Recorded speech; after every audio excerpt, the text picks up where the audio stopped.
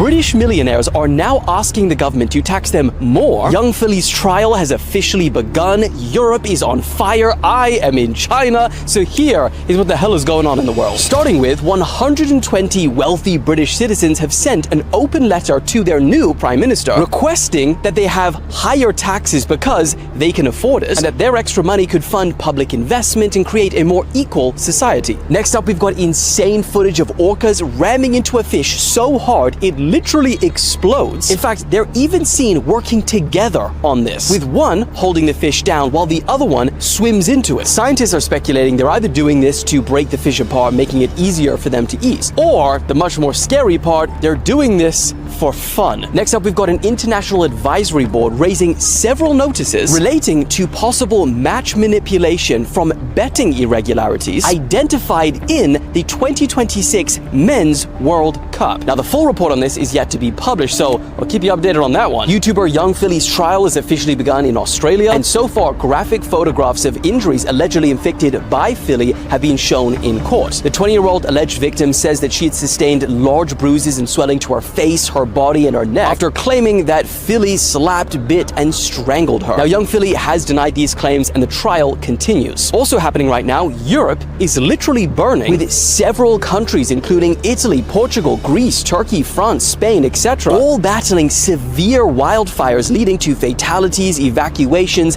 and states of emergencies being declared. Another crazy video of an animal was captured as well in the last couple of days, but this one is of a bear which managed to climb to the top of a power pole in New Mexico. That is not something you see every day. Now, unfortunately, we are hearing that the bear was electrocuted and died after rescuers said that there was nothing that they could do.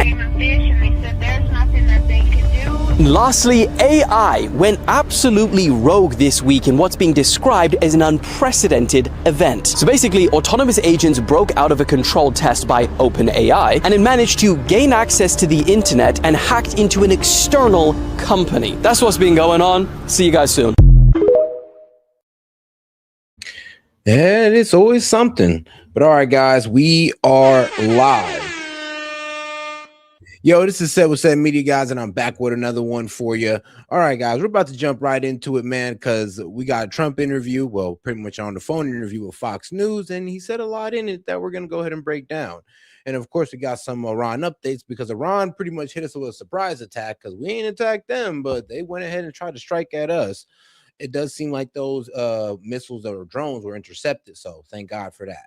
So we're going to go ahead and jump right into it with Trump on Fox News, guys, and make sure to double tap that screen, like the video, and also make sure to super chat in for any question, comment, jokes, or disagreements you want answered or read out loud. On this Tuesday morning, we are joined by phone with our President of the United States, Donald J. Trump. Mr. President, thank you so much for coming on. We know that you're meeting with Netanyahu and with Zelenskyy this morning. We saw them flying in yesterday. They're here because of Lindsey Graham's funeral. And Lindsey was your friend. He's a critical piece of our country for many reasons, but mainly for his relationship with world leaders. How are you feeling about losing your friend? And where do we go from here? Well, he was a great guy. He was a great politician, actually. People don't understand. He really was. He was able to bring people. It was crazy. He's like, look, I don't like speaking ill of the dead. So what I've heard that Lindsey Graham was actually a pretty good guy. But, bro, that man's foreign policy, that man's politics was atrocious. It cost about millions of people to die. But regardless, R.I.P. Lindsey Graham. Together. If I needed a Democrat, he could usually produce that Democrat if I had to have him in an emergency. He was a great politician and a great gentleman, and I got along. You know, we started off a little bit on the rough side because he was campaigning in 2016 for the presidency, and we started a little bit rough. But then it got... Imagine, like, bro, you was a Dem coming in, meeting Lindsey Graham, and you're just like, you serious? And then Trump hitting you with the... Well, Lindsey Graham hitting you with that. Now, let me tell you how we should bomb the brown babies, how we should kill all the Muslims. It's like, oh my God. Closer and closer. It really ended up being a great friendship, and it's very hard. He's like, he really became like a member of the family in a sense, and he was just somebody that was very special. You don't have people like that. You don't see him often. Yeah, and Mr. President, I know that after that rough patch where you were loggerheads with each other, trying to become the next president. You eventually started patching things up by going golfing. Yeah. Do you have a story to tell us a little bit about what it was like when it was just the two of you driving around a golf course alone? Well, he loved golf. Well, I tell you, we drive around, me and Trump, and we just talk about how we just need to bomb Iran, kill those brown babies, man. You got to take out the Muslims. And I pressed Trump, and eventually he gave in. Oh, sure he did. It's like, bruh, I'm pretty sure that's how it went.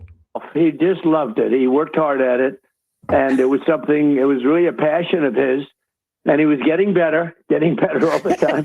But he was. Were you teaching him? Were you teaching him how to play golf? Let me put it this way: he loved it, but he wasn't born to be a golfer. Okay, he was born to be a politician, but not a golfer. But he loved it, and it was great. And we'd talk about mostly politics and talk about things they're doing. I bet you. And a very powerful force when he got behind something.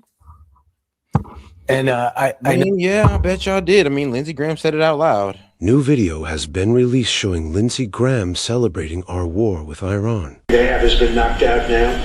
Their missile count is going way down. No. Amazingly, they're hitting countries that Look what we've done here. I know. I almost cried. Yeah. I mean, like, how long have we been pushing this? Well, I mean, you've been pushing this for years, right? Right. It's here. I talked to Trump this morning. Literally. Oh, he's Jack. Yeah. It's the best thing I've ever done. He loves blowing stuff up. So, you know, there are a lot of people inside didn't want to do it. So I've had my challenges. But President Trump, when he gets into the zone, he listens, he asks good questions, you know, no tweeting. He has done he hadn't tweeted much at all, no drama. He's been a great wartime president. I said last night that Trump and Bibi are like Roosevelt and Churchill. Ain't that crazy, Ben? Ain't that crazy? Bro got his death wish before we got our election promises. I know, right?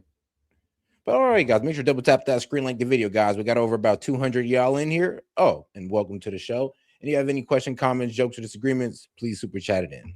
No, he thought golfing with you, it was the most intriguing, fun thing that he could ever do. And he would also mix the perfect things he loved so much. And that was work and fun and being with somebody with great influence like yourself. And I know that on the top of his mind was the war in Iran.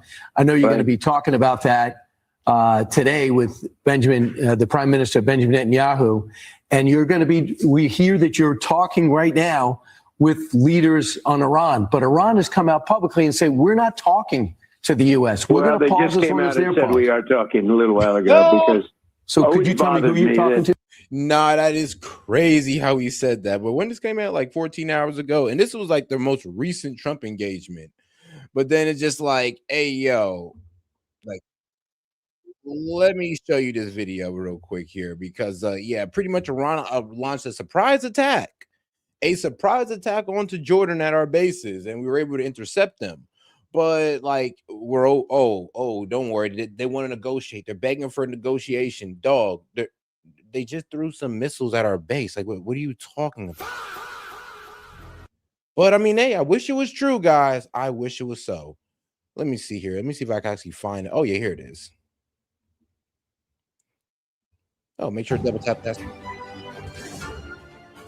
You're watching Al Jazeera. We have some breaking news for you. It is Iranian state media saying that a number of missiles have been launched from the center of the country toward Jordan. Jordanian sources say explosions have been seen in the skies over the country. Now, don't forget, on the 17th of July, 3 U.S. military personnel were killed at the Saudi Air Base in Jordan. We'll have more on this story, but at the moment we have the U.S. military saying that at 5:45 p.m. Eastern time. Can you imagine that? So Trump does this interview 14 hours ago, guys. And then so pretty much like 9 hours later, Ron's like, oh, okay, you think we're talking? Yep, we're about to go and fire off these missiles. Crazy. And here's the thing, I'm pretty sure they're pissed off because it's like, yo, Ukraine just struck us in the Caspian Sea. You ain't chastised them about that. You actually pretty much celebrated it, or you're pretty much not even like pressing them about it. Then you got Bibi over here like trying to juice you up into going back into the war. You literally said it on Fox News out loud 9 hours before the strike. Yes, Donald Trump said on Fox News out loud, hey, yeah, Trump, like, Bibi wants me to get back into it. While Iran is realizing that, damn, and Israel isn't pulling out of Lebanon. I mean, hold on. Yeah, let's just keep firing missiles at this point. And that's where their head's at, sadly.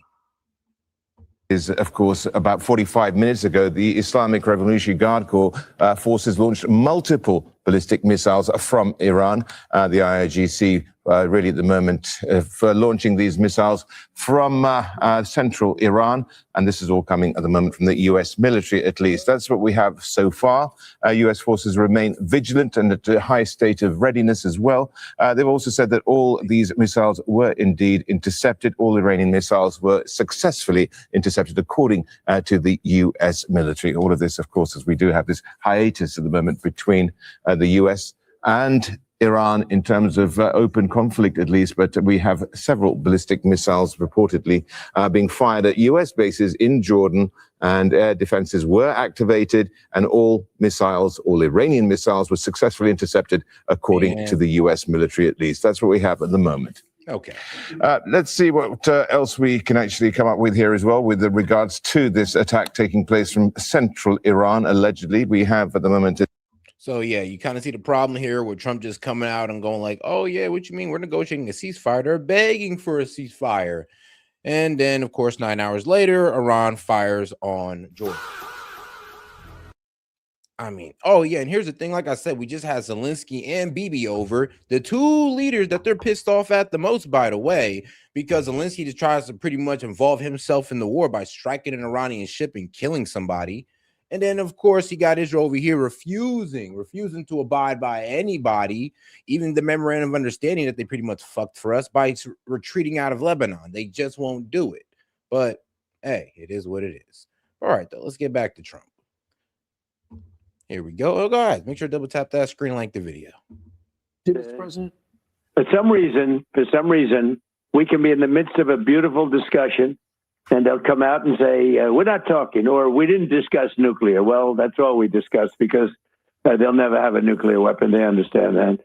And we have had some very good talks, and very interesting with Lindsey. He was very much a hawk, as you would say, on Iran. And over the last few weeks, I would say that he became like, if you could make a deal, it's better making a deal in this case than just destroying the rest of the country. We've destroyed most of it, frankly, but he was somebody that said it's a good time to make a deal. Nice time to make a deal. What does a good deal look like? Now, I wouldn't say this. Trump. Come on, Trump. You know that is not true. I'm gonna be so real with you. That don't even sound like Lindsey, bro. Even in Lindsey's last speaking engagement, he was talking about, oh, yo, we can't trust the Iranians. We can't trust them inside or outside of a deal. Trump needs to finish the job. He was one of the main pushers of finishing the job. So what do you mean? He was like, oh, all of a sudden, Lindsey was actually being reasonable with Iran. He was like, you know what? Maybe we should stop. Maybe we should stop trying to kill all the brown babies. Maybe we should stop trying to kill all the Muslims for once, Trump, because it's not working. I doubt Lindsey Graham did that. I'm be so honest with you. Necessarily, he feels that way about Ukraine. He's very militant about. I mean, Lindsey liked war, to be honest with you. Okay, I said, you're a nice guy. How come you like war so much? He was a guy that liked war. I jokingly say, and there's nothing funny about it, but he's never seen a war that he didn't like. He was very much. Bro, this man Trump is hilarious. This man is being so accidentally honest. He's kind of reminding us why we should not like Lindsey Graham while trying to mourn Lindsey Graham. Thank you for reminding us, Trump, that yes, he was a warmonger. He did drag us into a lot of wars, and his main concern for dragging us into those wars was Israel. Whoops. Not, the U.S. He didn't do it for U.S. interests. He did it for Israeli interests. So let's never forget Lindsey Graham, the best politician ever for Israel. Not America, most definitely for Israel. into that. And, for good reason. He felt that way. Some other people feel that way. But he was very strong on the military. And I built a great military, and he helped me. We built it during my first term, and we use it now. But I built a great military. His sister Darlene was interviewed recently. You probably saw that with Sean Hannity. And she said he didn't love war. He loved peace and he loved the end of war. But sometimes war is necessary. You say that Iran will not have a nuclear weapon. There are reports now that Netanyahu is going to talk to you about ongoing excavation at Pickaxe Mountain, construction vehicles entering and exiting tunnels, paving new access roads. Satellite imagery and intel indicates that Iran is actively constructing and fortifying Pickaxe Mountain. How will we respond? Well, I don't need Bibi to tell me. I mean, it's already like it's meters underground. Like bro, it's pretty far underground, guys. Hundreds of feet underground, solidified by concrete and granite. And it's like, let's be real. We're not even sure if a bunker buster can destroy this. This is like literally coming from our military. We're literally telling ourselves, like, yeah, I don't know if we can do this, guys. Like, yeah, we can hit it and we'll hit it hard and it'll be a pretty big explosion. But I'm not sure if that's going to destroy the facility. I mean, look at Mount Fordo. All we managed to do was close an exit.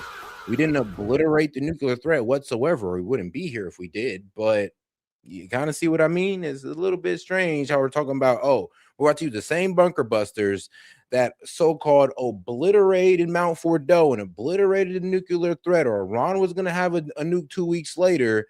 But then here we are using the same bunker busters to bomb the same nuclear threat that Iran was about to use 2 weeks ago if they didn't bomb them. I mean, come on now. That Bibi's telling me that because he wants me to stay involved. I mean, I don't necessarily. We have the finest because it's. Nah, I love this man sometimes. I'm not even going to lie to you, bro. Trump do be pissing me off, but he be so honest. He be honest on accident, and it's a beautiful thing, guys. You really got to think about it. He just said it out loud. He's like, look, man, the only reason Bibi here is because he wanted to try to get me into this war. I mean, look, ignore Bibi. We all know Bibi is a warmonger. We know Lindsey's a warmonger. All they want to do is kill people. Look, we all get this, guys. Look, can we just talk about the reflecting pool? Can we talk about the ballroom, please? Like, please. But all right, then let's go back to this. I got to hear it again. Exiting tunnels, paving new access roads. Satellite imagery and intel indicates that Iran is actively constructing and fortifying Pickaxe Mountain. How will we respond? Well, I don't need Bibi to tell me that. Bibi's telling me that because he wants me to stay involved. I mean, I don't necessarily. We have the finest because of Space Force. We have the greatest cameras in the world focused on. We know exactly what's going on.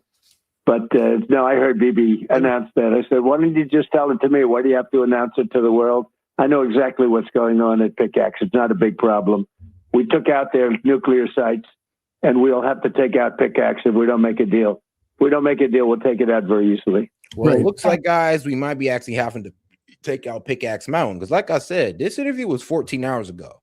Iran Iran pretty much tried to strike Jordan, one of our bases. And it does seem like we intercepted all of them. So shout out. But yeah, and they tried to strike them 5 hours ago, guys. So what does that say about what Trump is saying? It's like, it's like nothing is controlled, nothing is handled. Iran's not begging for a ceasefire, and they're getting pretty belligerent at this point. Pickaxe, it's not a big problem. We took out their nuclear sites, and we'll have to take out Pickaxe if we don't make a deal. If we don't make a deal, we'll take it out very easily. Right. And so, Mr. President, Netanyahu, as you said, you know exactly what he's going to say. Mr. President, we got to keep this war going. At the same time, I know that there are Republican officials in Washington, D.C. who have an eye on November, and they're going, Mr. President, you got to wrap it up. So you got two different messages. Wrap it up, keep going. Wrap it up, keep going. Well, I have a third message because I have many Republicans that want me to keep going and do it. I mean, we pounded the hell out of them. They have no Navy. They have no Air Force. Their army's been really badly mortified. So many other, you look at their defense, their air defense, it's gone. All of their radar is gone. Most of their weaponry is gone. Most of their manufacturing is gone. I mean, bro, and that's just not true. One, most of their manufacturing is now happening underground. They're still building missiles and drones underground. And if all of their military was destroyed, then why are they still lobbing missiles and drones at all of our bases and allies and overwhelming missile defense systems, like, and making us low-key waste more munition? Like, do you understand how crazy this sounds? Pretty much like, oh yeah, well, we did this, that, and the third. Well, okay, great. Well, what did this, that, and the third? What is all of these military hits that you're talking about? Like, what did it do for us? Is there a regime change? No. Is the straight open? Nope. So what did it do that was like, you know, going to help us out or further, I guess, the Trump administration's agenda?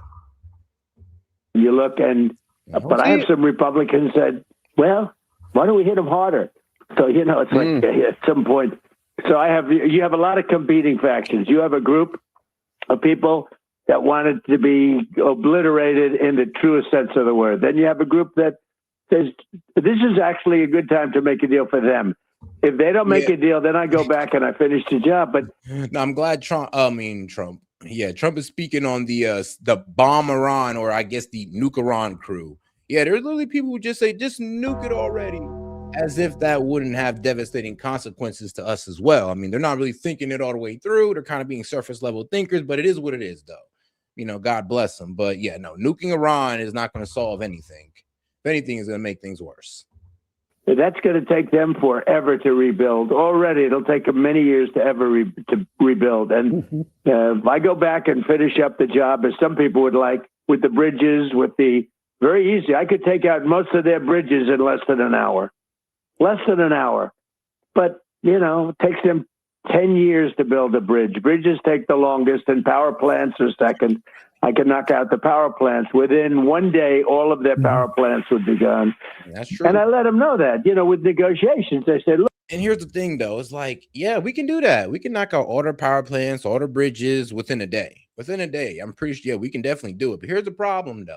If we do that, then Iran is going to commit to taking out power plants, bridges, water desalination centers, or plants, water desalination plants throughout the Middle East. And that's going to be devastating. That's going to be something that, is going to make these places unlivable. I mean, Kuwait's already struggling with power, and they're already kind of struggling with water as well. And I'm sorry, but if the water desalinations go for some of these countries, they're cooked. I mean, no drinking water, no bathing water. I mean, you just can't bathe with salt water. Lord knows that ain't happening. So, yeah. And this is why what kind of disturbs me about this war is that we're kind of carrying it on the backs of our allies, aka we're really only like pushing it this far, or we're able to push it this far because Iran's not able to directly attack us. And thank God, by the way, because if we were, trust me, we'd be pumping the brakes a lot faster. But since they're doing it to our allies in the Gulf region, we're kind of just riding on the backs of them, and seeing how much they can suffer and how bad it is going to hit the economy. Which you would think that the leadership would understand this fully, but I mean, look, they want Iran so gone that they're kind of like not even really like seeing what they're doing here or what they're walking into, which is a global economic collapse and possibly our currency as well, and a complete destruction of the Middle East, because they'll be ever thrown into civil war because there'll be a famine set in because there's no water desalination centers. All of this oil infrastructure has been destroyed, and I mean, it's just going to be crazy. It's going to be complete civil war in the Middle East. And then that's when Israel pop off his Greater Israel Project and just start collectively taking all their land. Yep, and we'll support it. Look, people want me to do that. I think I get almost the same thing out of it as doing it, but the problem is they'll never be able to, I think about 91 million people without power, without bridges, would have to live. And it's a very, very delicate balance. Yeah. So I think we have a very strong position right now. They know I'm going to do that if they don't make a deal. The bridges are going to be gone. Literally in less than, I would say in 2 hours, most of the bridges, the major bridges will all be gone. And the power plants in one day. And, if I can avoid doing that, I'd like to do that. The hardest thing to build is a power plant. The longest thing to build is a bridge. Takes a long time to rebuild and build bridges. And that's what I used to do for a living, construction. It takes years to build these things, and and knock them out in 1 hour, and it takes many years. it really decimates a country. So those are the two big things. And then there's always the desalinization plants. And who am I hurting there? I'm hurting the people. So I'm not looking to do that. All right, well, I'm glad he said it out loud. It's like, thank God, because let's be real. It does sound kind of fucked up when you start talking about, oh, yeah, I'm going to take out your water desalination plants. But here's the thing, though, and this is what a lot of people got to understand. That's not really the flex you think it is. Like Iran, they get 5 to 7% of their water from water desalination plants. Like they got freshwater rivers and all that good stuff. Yeah, in this so-called desert wasteland of Iran. Like, yes, they got rivers and all that good stuff. So they really only rely on 5 to 7% of water underwater desalination plants. Now, that's not the same for the Gulf. The Gulf region relies between 40 to 99%, depending on the country, especially Northern Africa. But yes, they depend on 99 to 100% of their water coming from these water desalination plants. If they do not get that, it is going to be terrible out there. I mean, literally war all over the place. People are going to be fighting over water, fighting over food, fighting over land all over again as governments face economic collapse. Just one, very simply, they cannot have a nuclear weapon. Very simple. And they've agreed to that, essentially. We have to get them to, make it formal. Right. But they've agreed to it. How do you and feel why about wouldn't they? Tell me, why wouldn't they? Well, look, no one can figure out the Iranians. It's been 50 years. So pickaxe. Well, 50 years, you're right about that. And for 50 years, other presidents should have done this job, and they never did anything. Obama actually paid them billions of dollars, the opposite. He thought he could bribe. Yeah, but here's the thing, Trump. It's like, it's not that you were brave enough. The thing is, you were gullible enough to let Bibi trick you into this. Like the other presidents, like Bush, Obama, and Biden, they all understood that, if you go to war with Iran, they're going to close the strait. They're going to attack our bases in the region. It's going to disrupt the global economy. Yeah, we all knew this was going to happen. Like even Bush tried to get pushed into Iran, and he said, nah, we can't even do that.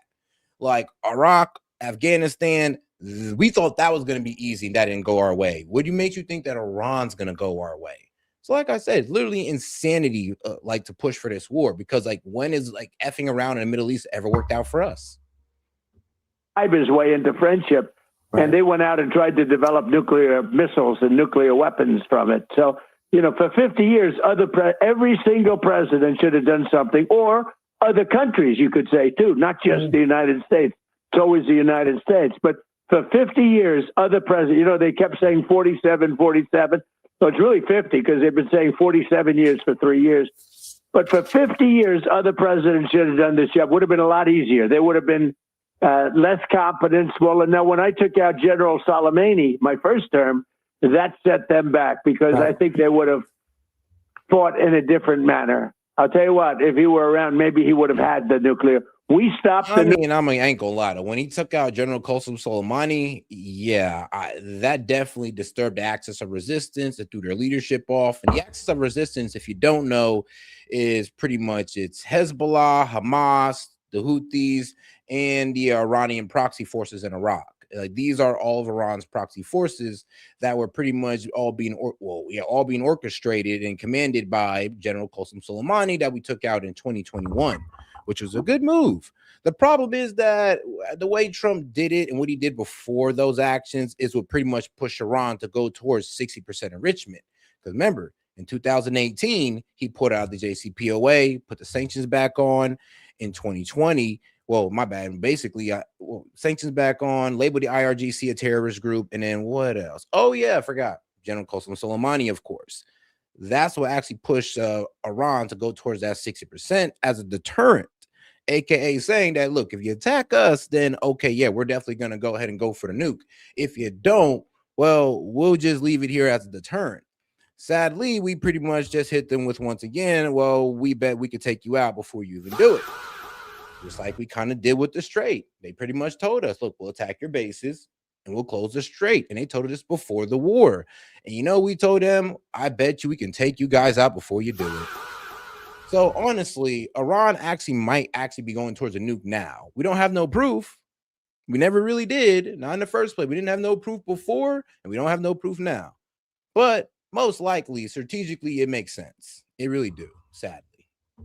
Nuclear with the B-2. And I stopped it also when I terminated that horrible deal made by Obama, they call it the Iran nuclear deal. It was the worst, dumbest deal. It was a road to a nuclear weapon. No. And if they had a nuclear Trump, what you're doing is a road to a nuclear weapon. Like, as you see, the more aggressive you are on Iran, the more they enrich. Like, that's the whole reason they're at 60% because of our aggression.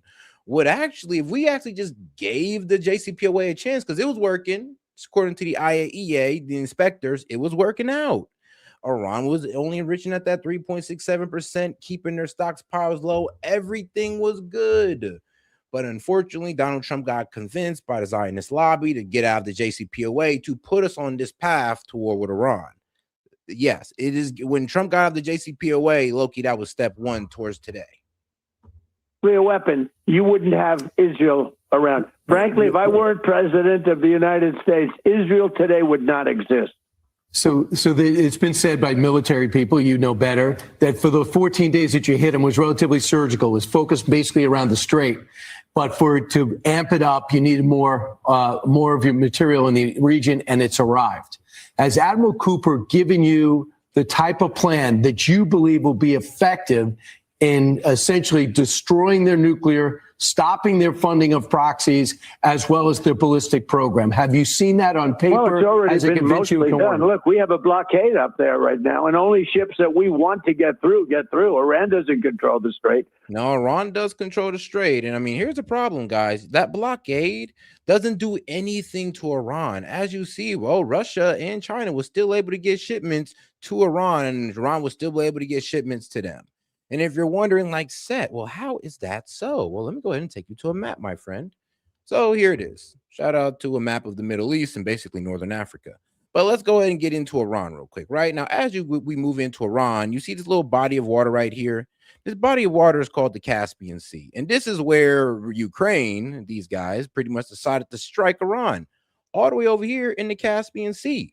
And what is linked to the Caspian Sea? Russia is linked to the Caspian Sea.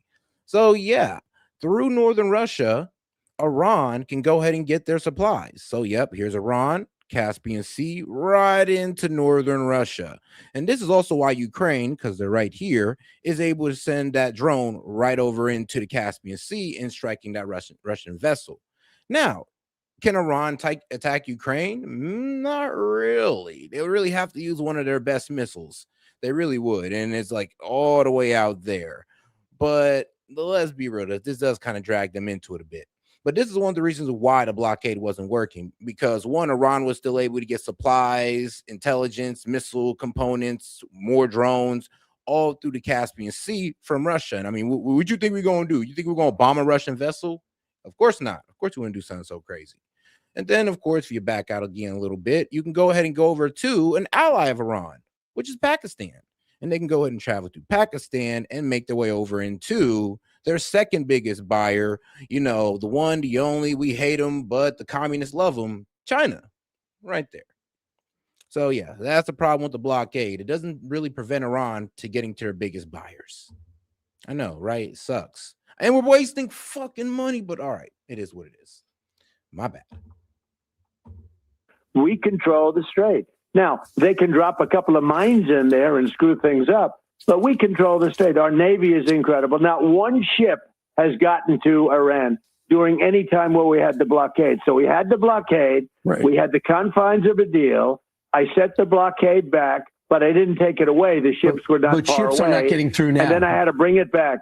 But no, this is done with the Admiral. He's great. This is all done with the Admiral. He's a great guy. General Raising Kane. Mr. President, are we right that the no merchant ships are getting through right now? Maybe 3 or 4 a day when you need about 100? The only ones that get through are the ones that we want to get through. So only 3 or 4 the only ships that get through, Brian. We have a... So how do we control the strait if we're only getting 3 or 4 through? It kind of sounds like we're sneaking these vessels through, and we're pretty much getting what we can get through. Remember, it went from, we got through 20 boats, guys. Then we got through 8. Now we're talking about like what, 2 or 4? Do you see the problem here? Yes, Iran controls the strait. Because if Iran says the strait is open, you're going to have like 80 to 100 of these mugs moving through. But if they say it's closed, well, as you see, yeah, you start seeing things dwindle down. to what, 28 to now 2-4, that for some reason Trump wants to brag about. For whatever reason, I do not understand.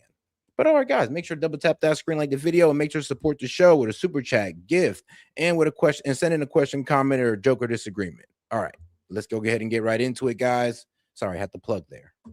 Blockade that's so powerful that nobody can get through. They tried, 3 or 4 of them tried over the last week. But, you know, we opened the blockade because we had the confines of a deal. So we did it. And then we put it back because they broke the deal. They break the deal. We cannot have them break deals anymore. Mr. President, let's talk. Well, let's be real here. If you look at the memorandum of understanding, actually, we broke the deal because we couldn't get Israel out of Lebanon. And yes, the clause 1, basically the first goddamn paragraph in the memorandum of understanding is pretty much stating that all fighting shall stop on all fronts, including Lebanon. Yeah, Bibi told us to F off on that note. Yeah, literally. He told us to F off, not moving out of Lebanon. Actually, I want to create a military bunker in Lebanon. And actually, I think I want to start settling there as well. I mean, why else would you start, you know, recklessly destroying, you know, villages and cities and displacing 1.2 million Lebanese people? So, yeah, that's kind of the problem. And because Israel's persistent on this pretty much takeover of Lebanon, yeah, that's one of the reasons why we really couldn't keep up the memorandum of understanding. Like, we couldn't even get that done with Israel. And then, of course, if we couldn't get that done, then Iran was going to close the strait anyway. So pretty much the goal was to see if we could sneak something through the strait, because we can't get Iran, well, their number one thing on the memorandum of understanding, which is a ceasefire in Lebanon and a retreat from Israel out of Lebanon, which we know Bibi ain't doing. So because we couldn't complete clause 1, we said, fuck, we might as well go ahead and violate clause 2. And because we violated clause 2 by trying to open up the southern side of the Strait of Hormuz, which is the Yemenian side, that's when Iran decided to strike them, basically sinking 1, hitting 2 with drones, and they've sunk a couple with some mines as well. And now we decided to pop off this entire war. Why? Because we couldn't pretty much seal the deal with Lebanon, and we also couldn't pretty much have Iran controlling the strait. Because, guys, you know, through that ceasefire, Iran was literally leading people through the strait, and they were paying that fee as well. They were definitely paying the fee. About the Fauci diaries, Senator Rand Paul released more than 1,000 pages of this private typed diary entries, many of them of Dr. Anthony Fauci during COVID. He was saying one thing in his diary entry, saying something else publicly. For instance, the origin of COVID. He was saying it was from the wet market, not the Wuhan lab. He was writing something different. He was saying he never talked about closing schools. He's writing that he talked to Cuomo and he talked to Gavin Newsom about closing schools in New York and in California. So a tale of 2 different things. And he's going to be in front of Congress tomorrow testifying. Oh, guys, make sure to double tap that screen, like the video, guys. Let's get more people on the conversation by double tapping that screen or smashing that like button, depending on how you're watching. And like I said, any question, comment, jokes, or disagreements, you can go ahead and super chat that in. I'd be happy to engage with it. What is your reaction to this? What is your takeaway? Well, if you remember early on when it first came, I always said it came from the Wuhan labs. I never changed my tune on that. I think he said something different. He was a much bigger player in the Biden administration. I grew tired of him. He was, you remember that, you know, he wanted to close everything down. I allowed it to be up to the governors, and most or many of the Republican governors didn't want to close. And I, you know, being somewhat of a federalist, the federalist theory is let the governors make the decision, and we let them. The blue states were mostly closed, and the red states were open, or they started to open very fast. So the Republicans actually did a very, very good job having to do with that, and we did a great job with Operation Warp Speed. No, you did not, Trump. Operation Warp Speed was a disaster. Your COVID spending was atrocious, and and sadly, because Biden put on top of that, that led to the crazy inflation that we had to deal with. But no, shutting down the economy wasn't the right move. DeSantis proved that that wasn't the right move, and he was kind of salty at him because he was proving that, yo, if we can keep Florida's economy open, then we can definitely keep the entire United States. Like, oh, you capitulated to the globalists that wanted to shut down the economy. But that's tough, though. It is what it is. Got the credit that we should have gotten. I got a lot of credit for a lot of things, to be honest. The military, the rebuilding, all the things we've done. The economy, with the best economy in the history of our country in my first term. This is going to be better. As soon as this, little situation gets worked out, I believe it's going to be better. It already is better. We're hitting, just today, we're hitting new stock market highs every single day. We're up to almost 80 of them, 80 days in a year and a half. 80 days hit new stock market highs. 401ks are the highest they've ever been. So, I mean, we have an amazing economy. And frankly, when this gets done, there'll be nothing to compete. We had the best economy of any president ever in my first term. I believe this is going to blow it away. Mr. President, you also get credit for Operation Warp Speed, which got a lot of critical stuff that we needed at the time to the American people. In this, thank you, Steve, for that. Oh, Steve, absolutely. Thank you.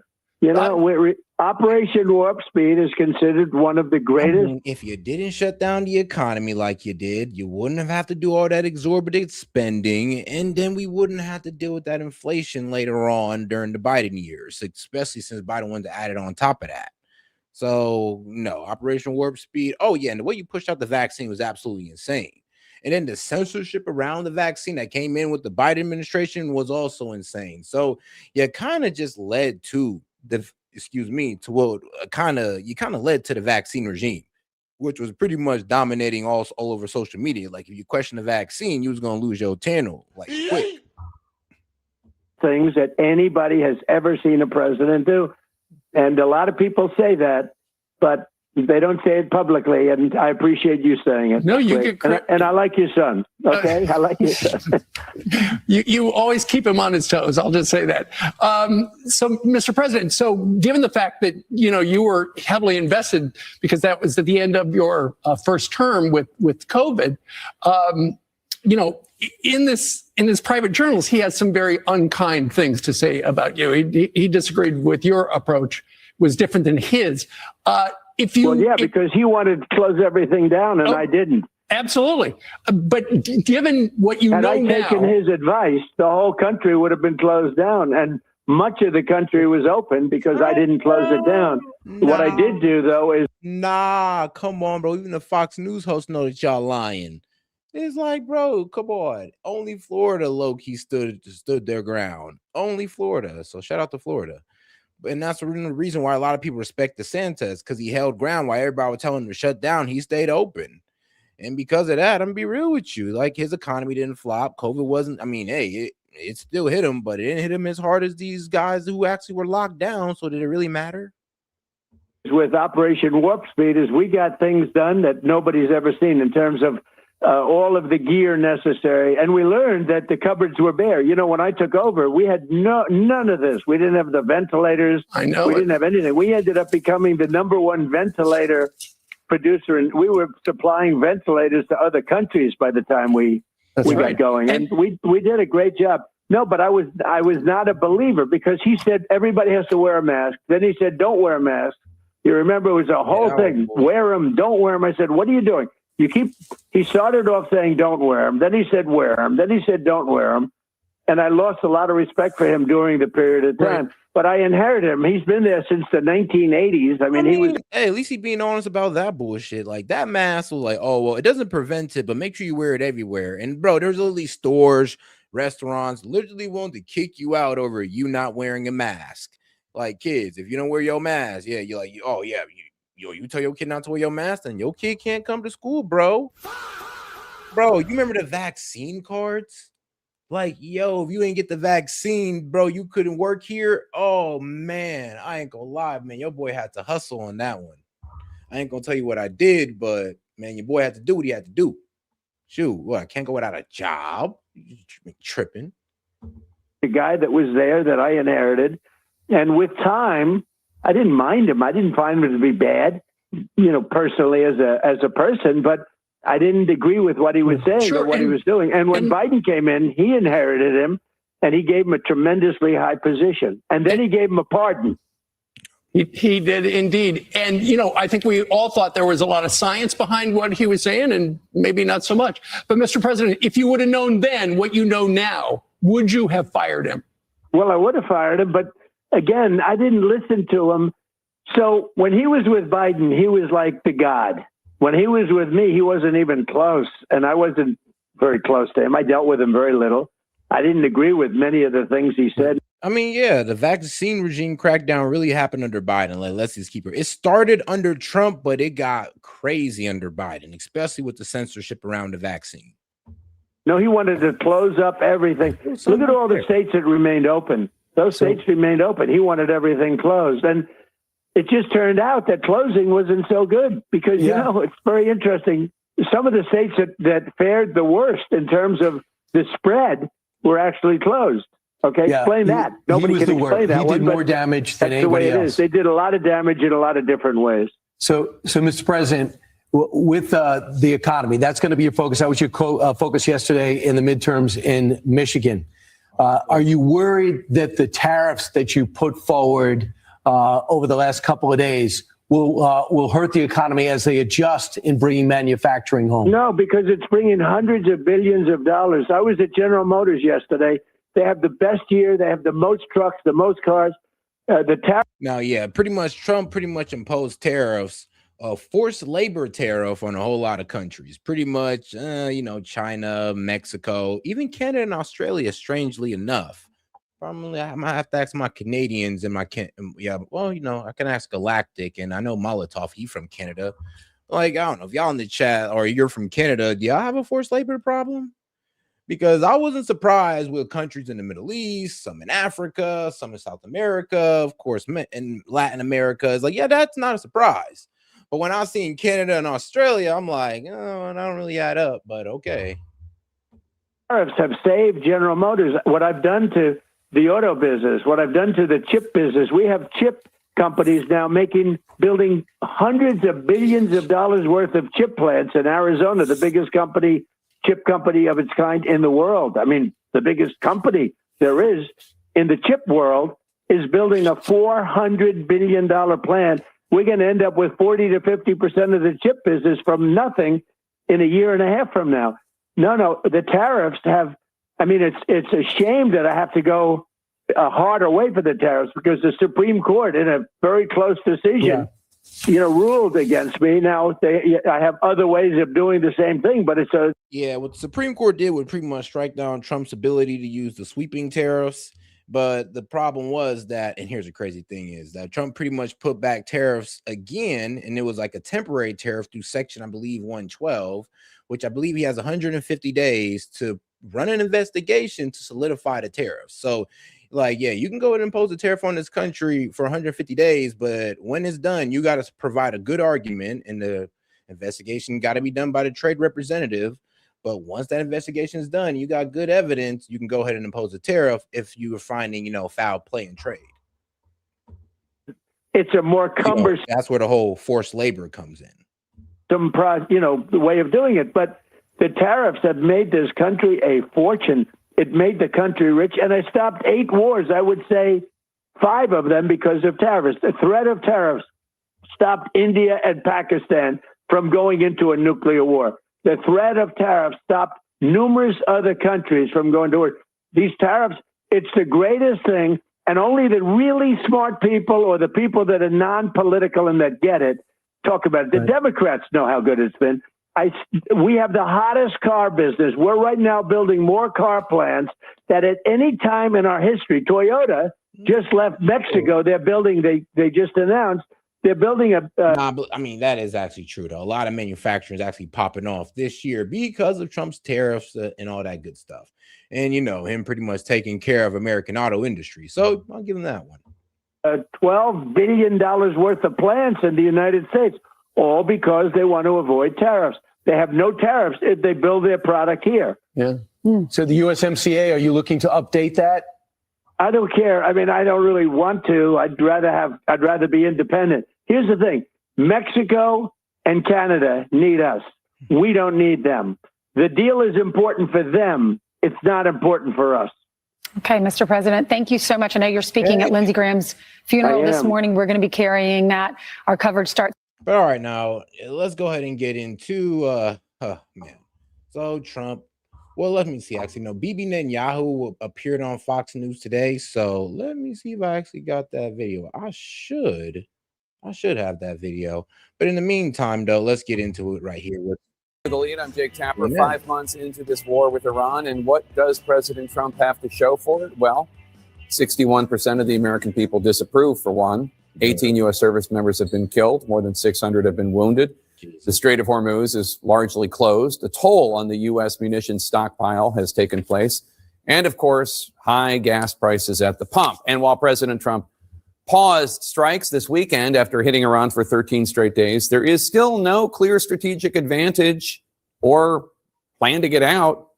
Now, 5 months might be way too soon to declare this a quagmire, but it does not seem as though President Trump knows a clear way out of this. Oh, and that nuclear sites, those nuclear sites that Trump claimed that the U.S. obliterated last year, there are now satellite images showing Iran might be rebuilding them, including one called Pickaxe Mountain. All this comes. Yeah, that's what I'm saying. It's like we struck them, but it only seemed like we just closed an entrance. Like we didn't actually destroy the facility that's deep underground. I mean, that's the thing, though. These deep underground facilities that Iran's able to pop out of, fire missiles, go back into. Yeah, we can't reach them with conventional missiles. I mean, bro, we can't even really reach them with our bunker busters. The best we can do is close an exit and close an entrance. That's it. And that's not really doing much in terms of, pretty much stopping their missile capability. I mean, you could trap a whole bunch of missiles down there through blowing up the entrances, but when they dig it out, then what? So, yeah, this is the problem here. I mean, one, Iran's underground facilities, and two, the fact that they're reinforcing them to where we're not really sure if we can hit it with a bunker buster and it'll succeed.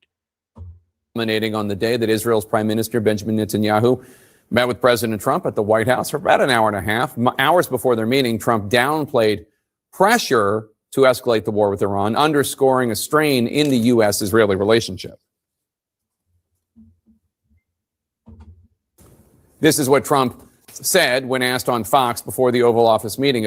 All right, we'll get back to this, but let's go ahead and get into BB on Fox News, though. Because, like I said, he took a trip to the United States, took a trip to the White House just to try to push us into war. I mean, like I said, talking to the president like Trump, we got to kill those brown babies. We got to finish them off. We got to kill the Muslims. And that's what's killing me, guys, because, well, not really. My bad. That was my Lindsey Graham impression. Well, BB, he's pulling up pretty much just like Trump. We need to go ahead and take out the Muslim invasion. We need to stop the Muslim invasion. Trump, we need to take out the Iranian threat. You must understand they are 2 weeks away from a nuke. Trump is like, okay, BB, okay, but I mean, we're bombing them and nothing's really happening. Oh yeah, and BB, like, well, why are you standing on the side? Your financial minister was talking real spicy and talking about how, oh yeah, they're happy that we're taking care of everything for them, like Hezbollah and Iran, and y'all just gonna sit on the side. So, I mean, if Iran's this great threat to America and this great threat in Israel, we're protecting you. How are you protecting us by sitting on the sideline while we're taking care of the threat? I mean, that's y'all whole narrative, right? What's going on with that? But, all right. Of this moment. Nobody was able to bring people together quite like my friend, the late Senator Lindsey Graham. Today was no exception. After today's service, I sat with someone who flew from the Middle East to be here, the Israeli Prime Minister, Benjamin Netanyahu. Mr. Prime Minister, great to see you again, my friend. Good to see you. I mentioned today during Lindsey's eulogy, we have known each other for 30 years. I can't believe it's been that long. You were reminding me of a steak dinner we once had many, many years ago. Huh. I remember that. And like good wine, you've improved with age. But I have to say, the president gave an amazing speech. You gave an amazing speech. Oh, guys, make sure to double tap that screen, like the video, subscribe to the channel if you've been watching longer than 10 minutes, because you might as well. Oh, and make sure to super chat in or just send in a gift to support the show or a Venmo, guys. Because if you send in a Venmo, that's double support. So we can get the call-in line open and we can have some of you guys up on here. And it was so moving in the Washington Cathedral because Lindsey Graham was a great American patriot, a great champion of the American-Israel alliance. And let me tell you, we lost a dear, dear friend. And he was, I bet, as you and the president described him, he was just gloriously. Bro, Lindsey Graham pushed for every war that you pushed for. You pushed for war with Iran. He pushed for war with Iran. You wanted to push us into Iraq and Afghanistan. He pushed us into Iraq and Afghanistan. Like, whatever war you champion, BB, Lindsey Graham championed, and he loved Israel that much to where, apparently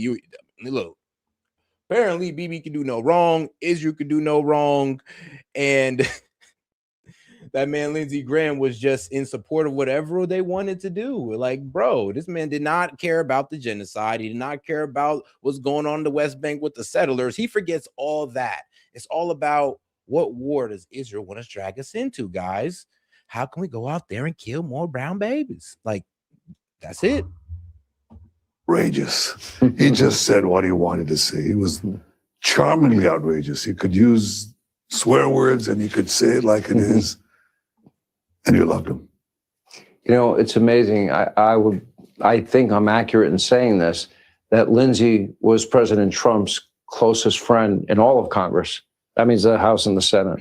They played golf together. They talked together. They argued together. They had meals together. And they had a very special relationship. And it was open and it was honest. You know, the one thing that I said about Lindsey, and it's true, he was a staunch supporter of yours, a staunch supporter of Israel, a staunch supporter of the people of Israel. But he knew that evil exists in our time. And you know what was so sick about it? Like, if Israel wasn't such a war hawk, if Israel wasn't pushing for us to be such war hawks in the Middle East, bro, Israel would never be pushing that. That's the sad reality of it. Lindsey Graham. Lindsey Graham only pushed that pro war hawk like stand, that pro war hawk ideology, because he was also pro Israel, and Israel's interest is to drag us into war in the Middle East. So, what's Lindsey Graham's interest going to be, since he's just such this big supporter of Israel, and, you know, basically a Zionist? Like, what do you think is going to happen? And he and the president talked a lot about how to confront the evil of this moment. Well, I can tell you that he spoke about it with me many times, and he was absolutely unapologetic and unabashed in supporting the American-Israel alliance, because he believed that Israel's security and America's security were intertwined.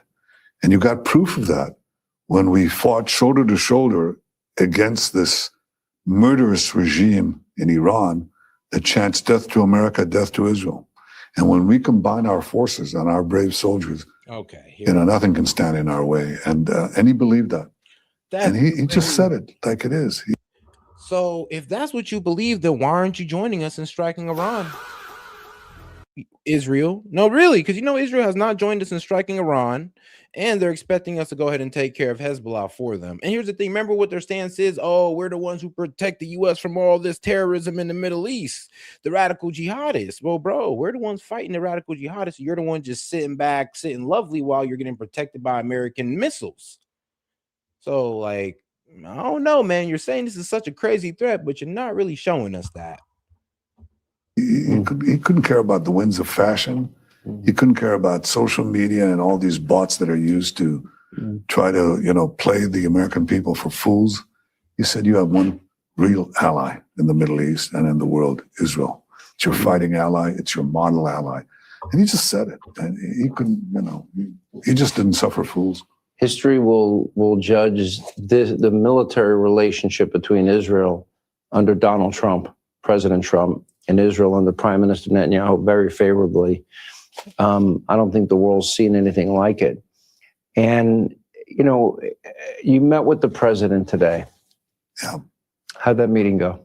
It was great. It was one of the best meetings that we've had. And I always hate to disappoint our would-be critics who are trying to find, cracks in our alliance. And what they find, like today, is a wall of granite, because the president is so clear. I mean, we have a common commitment. We don't want to see this fanatic regime in Tehran have nuclear weapons to threaten every American and to threaten the peace of the world and to threaten the existence of Israel. So we have a common goal, and it's going to be achieved either through diplomatic means or other means. But we're both committed to that, and that's the main headline that I would tell you from this. I mean, bro, can you imagine sitting here trying to sell to us that, yeah, I'm very committed to taking care of the Irani threat. then why aren't Israeli boots on the ground? Why aren't Israeli jets flying over Iran bombing them? Why are you leaving everything up to us? I mean, like I said, and he kind of started off with the combined power of the U.S. Nothing can stop us. Okay, great. I'm glad you think like that. Go ahead and jump in with us then. Do you believe that there are warring factions? Do you have hardliners and former loyalists to Ali Khamenei, the former supreme leader? And do you have more moderates? Do you believe there are moderates that would like a deal and a better Iran? Well, I'm skeptical about the deal, and I say it openly, but the only way it would be achieved is if Iran understood these various factions. I think they're not ideological factions as much as they differ on the assessment of how tough we are. That's it. You know, those who think that the president is very tough, and they should, they say, let's not confront this guy. And those who think, no, we can play America, they tend to be more demanding. But I think in the end, I mean, brother, you played America by dragging us into this war. I ain't gonna lie to you. It's like the only person that playing America right now is Israeli politicians talking about how, oh no, we're helping protect the terrorists from you. We're helping protect the radical Muslims from, we're helping them protect them from attacking you guys. Like, come on, guys, we're the Holy Land. We love you. But, now that you guys popped off this problem in Lebanon and then you drug us into Iran, now you're just sitting back chilling. Like, guys, and they're also expecting us to take care of Hezbollah for them, like to start training insurgencies and putting boots on the ground in Lebanon to help take care of Hezbollah, which I hope we literally tell them to kick rocks on. But isn't it a bit insane how, like I said, they're just sitting over here on the sideline while also trying to say they're our greatest ally? I mean, shoot, is you at least willing to help us open the strait? Oh, yeah, you guys claim you don't need the strait, so it's not really your business. But, oh, yeah, they're our greatest ally. It's our resolve. It's our common resolve to make sure that Iran doesn't get nuclear bombs to threaten every American with. And I think the president is absolutely straight on this. And I really deeply respect him for that. It seems like every time a deal seems somewhat imminent, those hardliners come in and they want to muddy up those waters and prevent that deal from ever happening. They'll attack ships in the Strait of Hormuz. They'll attack other countries in your region of the world, in the Middle East. They'll just find some way to muddy the waters. While I believe that the Iranian regime and the hardliners are evil, I don't believe they're stupid. They know you have an election. They know we have a midterm election. Why do I believe in my heart that they factor that in? Well, if they do or not, they should know that if we are attacked, we'll respond with. Because I ain't gonna lie, American politics is low-key a global phenomenon. Like guys, like remember, what do we call the president? The leader of the free world. Like, and we mean that shit. So a lot of the entire world pays attention to our politics and our president because, like, as they say, the United States of America, the United States, or the president is basically the leader of the free world. Or basically the corporate controlled or World Bank controlled world. But man, I digress. Terrific force. They left you out of the last round of attacks. Yeah. Any reason, any theory why? Because of what I just said. Because of what I've just said. But I'll tell you one other thing. Look at this regime today. It's attacking everybody in sight. It's attacking Saudi Arabia. Bro, because you attack them. Isn't that crazy? You attack them. Even during the 12-day war, Israel attacked them first. Even now, we attack them first. And if we'd have never attacked them, the strait wouldn't have been closed, and our allies wouldn't be getting hit, and our bases wouldn't be getting destroyed if we'd have never would have attacked Iran, and we'd have just took that diplomatic route. Like, that's insane for this man to say that, but hold on, bro. I gotta hear the BS one more time. Because of what I've just said, but I'll tell you one other thing. Look at this regime today. It's attacking everybody in sight. It's attacking Saudi Arabia. It's attacking Kuwait. It's attacking Bahrain. It's attacking the UAE and others.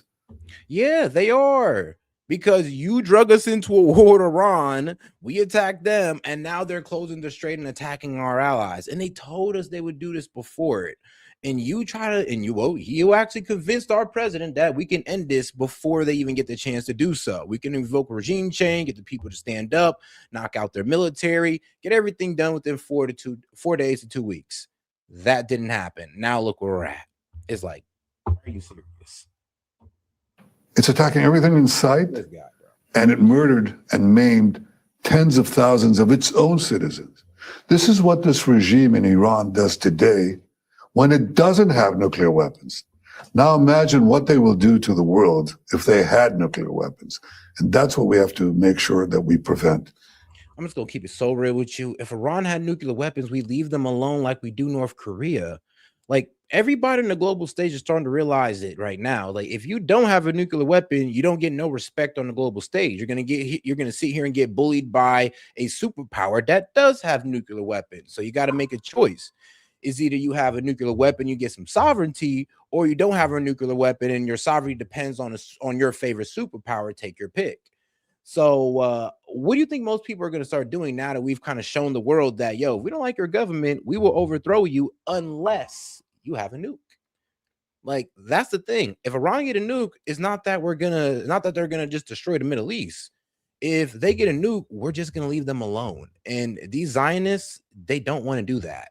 Like, it's kind of crazy. Yes, Iran getting a nuke would pretty much make us retreat, and it would make them have to leave them the fuck alone. But I mean, you kind of see how it is right here. They don't want Iran to get a nuke because they want to constantly fuck with Iran. They want to constantly have a reason to attack it. And they want to be able to feel safe with it without Iran having the retaliation of causing total destruction.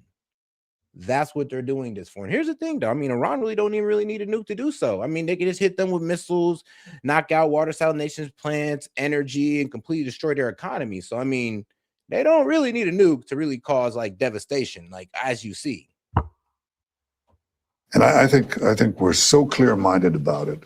And I just respect our alliance and the common cause that we pursue. And I had to disappoint people who are looking for, who are looking for divisions among us, because the president and I see this eye to eye very strongly. Sounds like a good meeting today. It was. I'm going to skip around a little bit because I'm going to tape a little bit more for the podcast. The International Criminal Court, you don't recognize it. We don't recognize it. Personally, I find a lot of these international organizations to be useless. The UN, I think, has been historically anti-American and anti-Semitic. I don't believe in the WEF. I'm not a fan of the Paris Accords, any of these globalist organizations. And they don't. Oh, guys, like I said, if you have any question, comment, jokes, or disagreements, please super chat it in, especially the disagreeers, bro. Put your money where your mouth is, if that's the case. And also, excuse me, guys, the energy drink is hitting me. Also, double tap that screen, like the video, guys, and also subscribe to the channel if you've been watching longer than 10 minutes. Appreciate the support, guys. Let's get right back into it.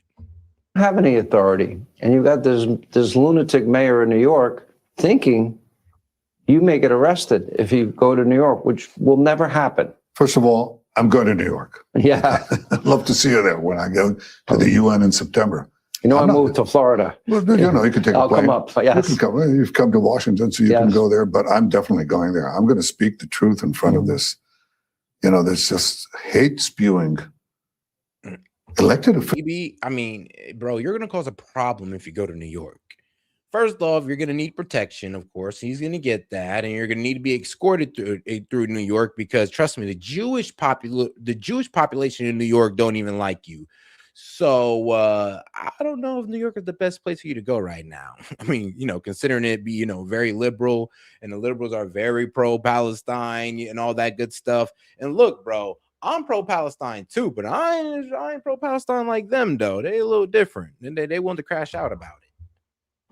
Official who's pitting one group of New Yorkers against the others. He's turning them against New York Jews. I mean, what are we in the 1930s? What is this? So much hate, so many lies. And the big lie is about the. Yeah, I don't think he's gonna go to New York. Now, I mean, it would be stupid. Like, somebody's gonna try something. We got to give this man the meanest security.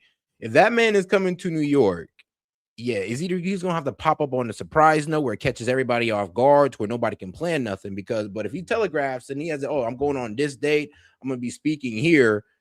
I'm gonna be real with you. Somebody gonna try something. The ICC, the International Criminal Court, so-called, that's a corrupt, evil organization.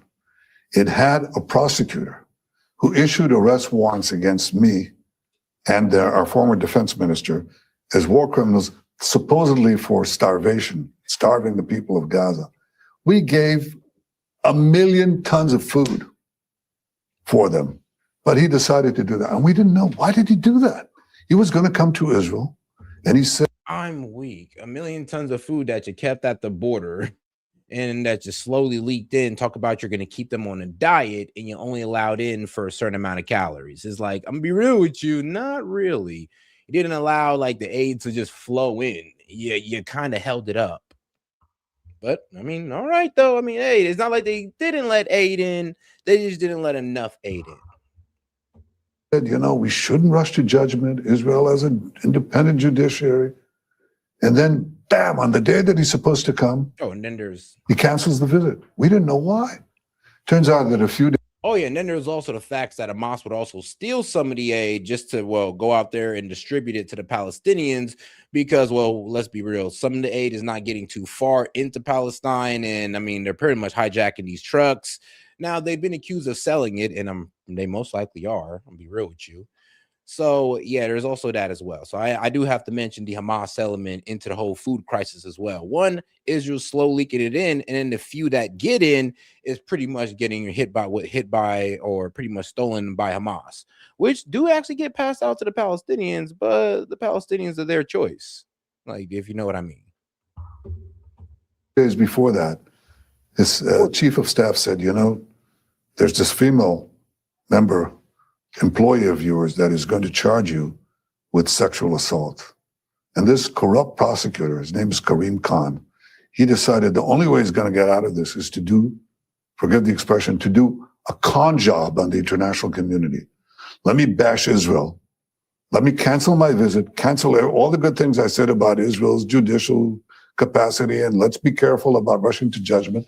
Rush to judgment, accuse the prime minister of Israel with war crimes, and that way I'll be protected by the anti-Israel crowd that populates the international. I mean, but you have committed war crimes, dog. You've bombed school, hospitals, civilian homes. You've destroyed 70 to 80% of Gaza.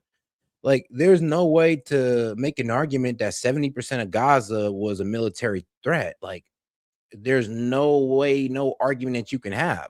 You can even have the tunnel argument. And I'm gonna be like, dog, all right, well, you're gonna have to prove that, or else we are gonna have to try you for these war crimes, because 70% of Gaza is unreasonable. I'm all about taking out the terrorists in Hamas, but taking out 70% of Gaza and about 85,000 Palestinians, though, yeah, you went a bit too far there, and nobody's gonna be okay with that.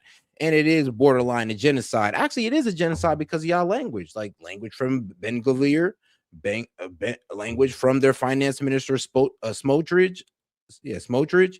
So I really don't know what to tell these guys or these pro-Israelis guys when they sit there and say it was not a genocide. I mean, bro, you got the politicians in Israel pretty much stating how they don't give a fuck about Palestinian life. They consider them dogs, and Bibi over here referring them to Amalek, which pretty much says, oh yeah, it's okay to exterminate them, you know, women, child, cattle, and all, which they pretty much do through the carpet bombing. So I mean, they are acting it out. In a lot of these international institutions. Well, guess what happened? Another female employee came out, also charged him with sexual assault, and he's been removed. He's been fired. So he thought, you know, if I issue these charges, I'll be safe. Well, he issued the charges and he's not safe. But it still shows you how corrupt, it's corrupt. How corrupt and how vile this international court is. But it scares me in this sense for you, bro. You travel. I mean, here's the thing, though. You know, it's so crazy. People will say, well, why don't they talk about Hamas? And actually, that's a good question. I'm going to tell you why they don't talk about Hamas. Well, Hamas, according to, well, I believe it's humanitarian law and UN law, well, they're a resistance group, and they're fighting their oppressors in their argument, of course, guys. So Understand? I'm not taking a side on this. I'm just telling you, what the argument is on why Hamas will not get hit with war crimes, because the way the world see it, Hamas is resisting their oppressors, and you have a right to resist your oppressors. And Israel, sadly, is an oppressor. It's an occupier, and Hamas is resisting that. Israel's committing war crimes to quell that resistance, though. That's just the reality of the situation. Internationally. Yep. God forbid you had a medical emergency and you need to land. And you're about to land in a country that recognizes the ICC. It could complicate things. Do you worry about that? Yeah, I think about it. We have have special forces around. I served them for 5 years. No, the IDF is pretty tough. They have a very tough. Let's give them a new task. Yeah, of course. Look, hey guys, like I said, if you have any questions, comments, jokes, or disagreements, you can go ahead and send in a super chat. I'll be happy to engage with it. And if you want to be a disagree or impress me about sources, then go ahead and super chat in. Trust me, I'll have the sources ready for you, because I'm pretty much know most of y'all arguments. I'm not even gonna lie. But all right, let's get right back into it. And like I said, hey, if you're so confident about it, super chat it in. It's the corruption of the international system. It's an unelected bureaucracy that sits in The Hague that could arrest American soldiers because you don't recognize this corrupt body any more than we do. And they could say that the president of the United States is a war criminal, that American soldiers valiantly fighting next to us, shoulder to shoulder against the tyranny in Tehran, that they're war criminals. They could pick them up. The 45,000. No, BB. No. See, that's the problem. You see, he's trying to fuse our problems, honestly, our issues with his. The thing is that the ICC is kind of meant for countries who don't hold their leader accountable for war crimes. It's meant for those guys. We hold our leaders accountable for war crimes. Like if Trump is out here committing war crimes and our Congress agrees with it, then yeah, they're gonna hold him up on it. But here's the thing, though: Israel, they don't have that. They don't at all. And he's committing war crimes with impunity, and he's committing war crimes with the support of his government. So high officials in his government are in support of these war crimes and preaching genocidal statements towards the Palestinians. I mean, it's also one of the reasons why it's considered a genocide, because of the language, the intention with shooting children and all this crazy stuff. Is like, yeah, it's the intentions that they're like, wow, of how they're killing the Palestinians. And of course, the language, that's kind of what's leading it to be a genocide, guys. Be real with you. But hold on here. Kind of got lost in the thought right there. And they could say that the president of the United States is a war criminal. Yeah, that's what I was pretty much trying to say. All right, yeah, no. This is about holding you accountable for your war crimes, not the president. Like Trump, nobody's trying to bring Trump in. We're trying to the world is trying to get us to hold you accountable for your war crimes. This is not about Trump. This is not about U.S. soldiers. This is about you and your war crimes that most of the world agree that you've committed. It has nothing to do with Trump. Us helping the ICC or us being a signature of the ICC means that they get to lock your ass up. Not Trump, not our soldiers, you. That American soldiers valiantly fighting next to us, shoulder to shoulder against the tyranny in Tehran, that they're war criminals. They could pick them up. The 45,000 dead Iranians that were killed by the Iranian leadership, were they ever charged? No, of course not.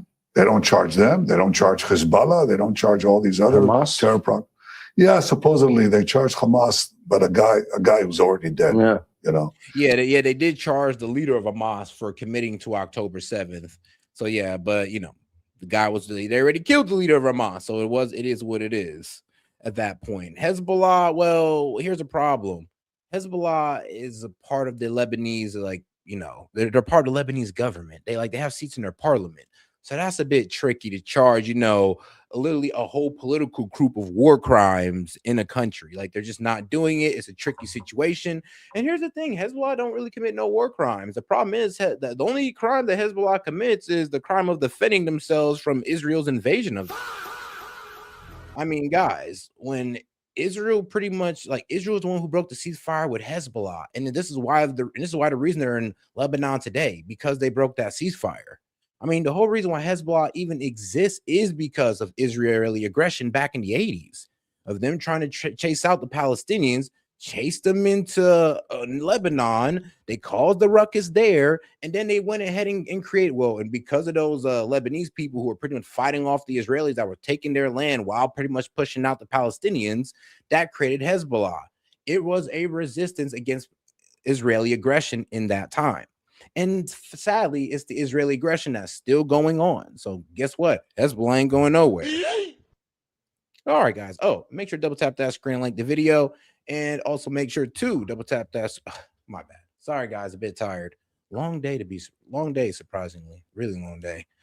Oh, and if you have any questions, comments, jokes, disagreements, make sure to super chat it in or send in a gift just to show some support.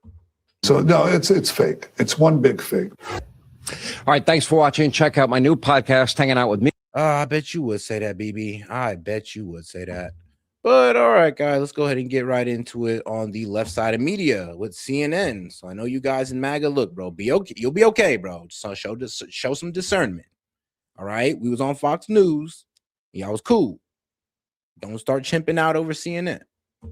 We have video just in of air defense crews targeting incoming fire from Iran. A statement from Central Command says it happened a bit more than 2 hours ago. Multiple ballistic missiles aimed, CENTCOM says, at U.S. forces in the Middle East. Now, where in the Middle East was left unsaid, but Barak Ravid from Axios says it was a U.S. base in Jordan. Now, this comes about 10 hours after the president spoke positively about negotiations that he said. No, and that's so hilarious. Like I said, like that interview we just listened to with Trump happened about 14 to 15 hours ago. 9 hours after that interview, Iran decides to start throwing rockets at Jordan, at our bases, which were all intercepted. Thank God, by the way. But yeah, you're telling me 9 hours after Trump says, oh yeah, no, it's going well, they're begging for a ceasefire, Iran decides to start throwing missiles at Jordan? Something's not adding up. We're underway with Tehran, which Iran was denying. We hear that you're talking right now with leaders on Iran, but Iran has come out publicly and said, we're not talking to the U.S. We're going to pause as long as they're paused. We are talking a little while ago because. So could you tell me who you're talking to, Mr. President? For some reason, we can be in the midst of a beautiful discussion and they'll come out and say, we're not talking, or we didn't discuss nuclear. Well, that's all we discussed because they'll never have a nuclear weapon. They understand that. Now, during that same interview, the president also renewed his threats against Iranian infrastructure if talks went nowhere. If they don't make a deal, then I go back and I finish the job. But that's going to take them forever to rebuild. If I go back and finish up the job, as some people would like, with the bridges, very easy. I could take out most of their bridges in less than an hour. Less than an hour. But, it takes them 10 years to build a bridge. And that would be an escalation trap right there, because once we start taking out power plants and bridges, Iran's going to start attacking power plants, bridges, water desalination centers, oil rigs, oil vessels, all throughout the Middle East. Like, that's going to be like the result of us attacking their power plants and their bridges, because that's not going to stop these guys from throwing missiles, sadly, and drones. Take the longest, and power plants are second. I can knock out the power plants. Within one day, all of their power plants would be gone. And I let them know that, with negotiations. I said, look, people want me to do that. So tonight, he has an answer from Iran. Is this their final word? That's one question. The more pressing one tonight is, what will the president do about it? CNN's Caitlin Collins, chief White House correspondent, anchor of The Source. Well, I mean, he's now got a bomb pickaxe mountain, or he's going to be called Taco Truck. So he's got a bomb pickaxe mountain. Then we're going to see if we can actually get through those underground facilities with our bunker busters. And if we can't, bro, we got a huge problem there. Huge problem. Because, I mean, the only way to really solve Iran's military threat of their missiles and drones and their nuclear storage would be to put boots on the ground to access those underground facilities. And award-winning journalist joins us tonight. Caitlin, what are you hearing from the administration on this tonight? You know, John, we're still waiting to see reaction from the president himself, because obviously CENTCOM has confirmed that, yes, Iran fired these missiles at Jordan. CENTCOM says they were successfully intercepted and hailed that obviously as a success. But it does speak to the broader conflict that is very much still underway here, as we've heard varying message from the president himself about whether or not talks are happening, whether he believes that they could be fruitful, or whether or not there is a chance of a return to all-out war here. And I thought it was interesting today that he was talking about hitting those desalination plants and others in Iran, and was saying that that is something that would affect the civilians there. And he did not want to take that step of doing so, even though he himself has previously threatened to do so.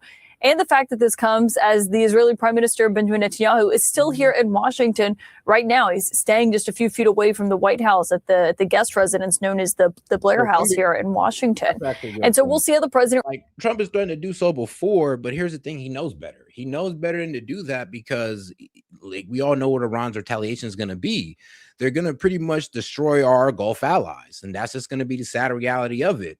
And Trump doesn't pretty much want to just keep on riding on the back of how much damage our Gulf allies can take to continue this war. It's kind of fucked up, to be real with you. Responds. Sometimes he is quite angry with a move like this by Iran. Sometimes he dismisses it as action in the region while the two sides are trying to work things out and talk.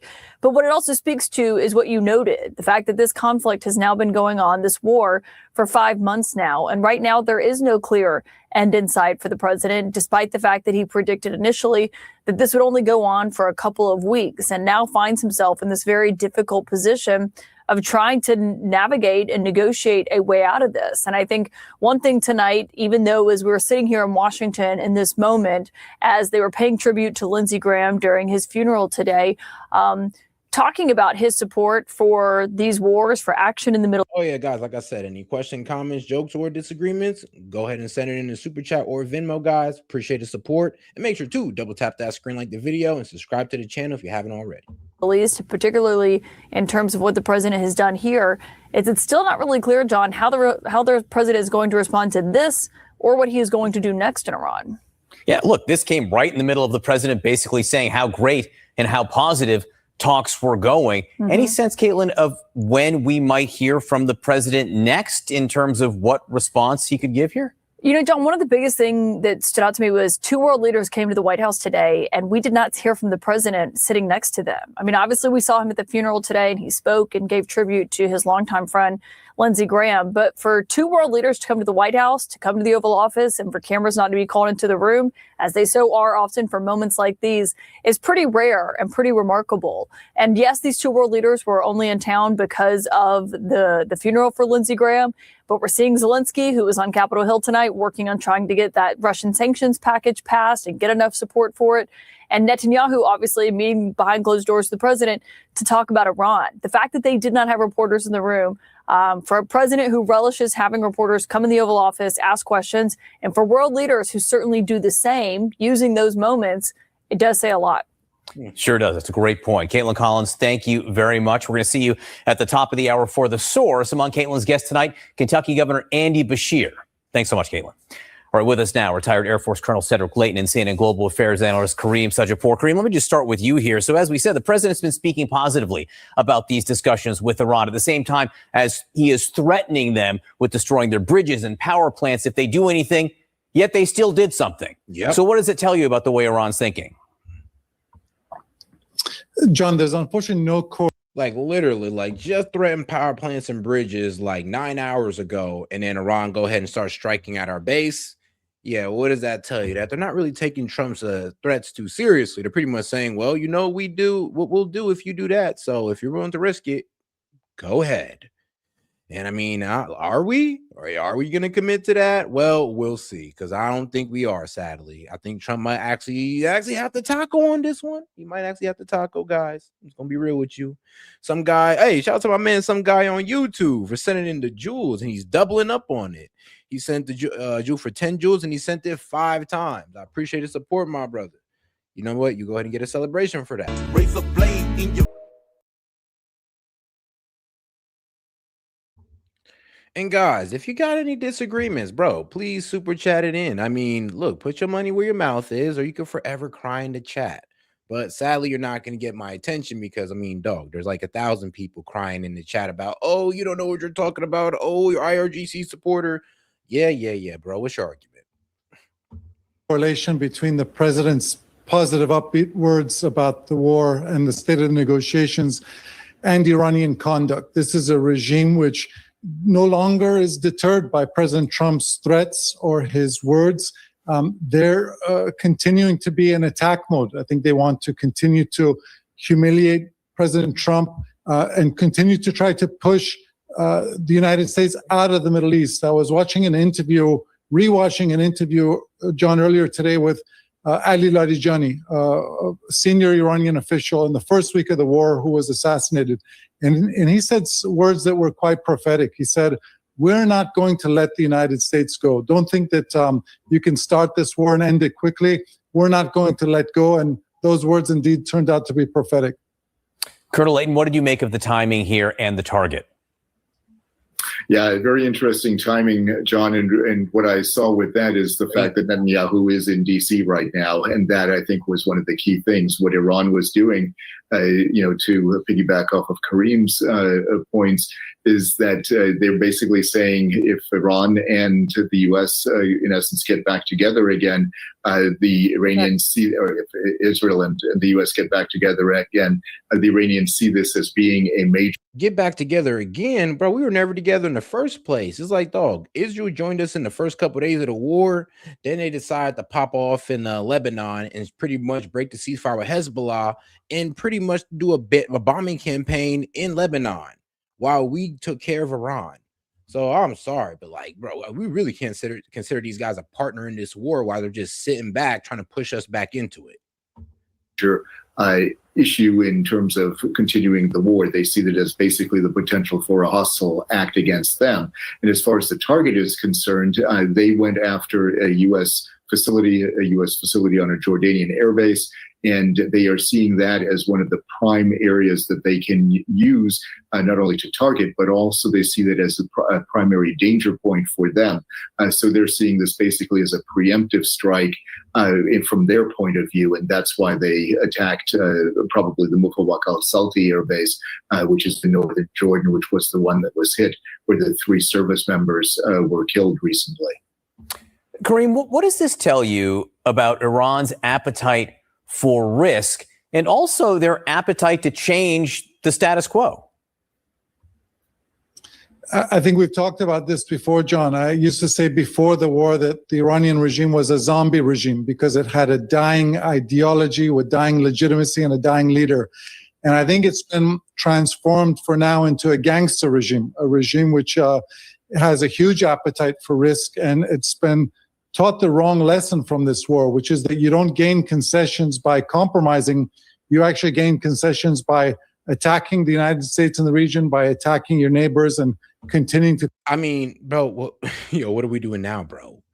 It's like, dog, didn't we attack them to get them to have concessions on our negotiations? We were mad because Iran wasn't giving away not only their missiles, but their proxies. So we bombed them. So yes, we also do the same thing. We attacked Iran to try to get concessions. And that's the whole reason why we're even in this war. It's like, that's just a sad reality. I mean, bro, even with the 12-day war, we was about to get a deal with Iran. Like, we was about to solve that nuclear problem. But for some reason, we want to include missiles and their proxies, and that just threw everything off course. I mean, like, dog, if we actually want to sit here and actually have like good faith negotiations, how about not, putting poison pills in negotiations and then bombing them behind their back, trying to get them to, concede to our demands, our maximalist demands. It's like United States, bro. Like, we'll give you these maximalist demands. You'll look at us crazy and you'll tell us no. And then we're going to bomb the shit out of you. So when next time we see you, you tell us yes. And here's the thing. That is not working out in this situation with Iran. Close the Strait of Hormuz. And I think that is Iran's new mode. That's the new era we're in right now with this Iranian regime. Doesn't sound like, Kareem, you think there's any appetite for them to change anything anytime soon. In other words, reach some kind of a deal. I don't see any correlation as of now between the negotiations and Vice President Vance and some of the U.S. negotiating team and President Trump, of course, have said those negotiations are going positively, and the conduct of the regime, which remains very aggressive. Cedric, what do you think the likely response is for the United States? What are the range of options here? And also just the fact that Iran continues to strike at U.S. targets with ballistic missiles, which President Trump has more or less said have been destroyed. Yeah, well, they obviously haven't been destroyed, John, as we can see for ourselves here. So I think the range of options that the U.S. has include doing nothing or going after several sets of targets. The standard response so far has been to go after targets in the southern part of Iran along the coastline of the Persian Gulf. What they may do in this particular case, depending on how they judge this particular.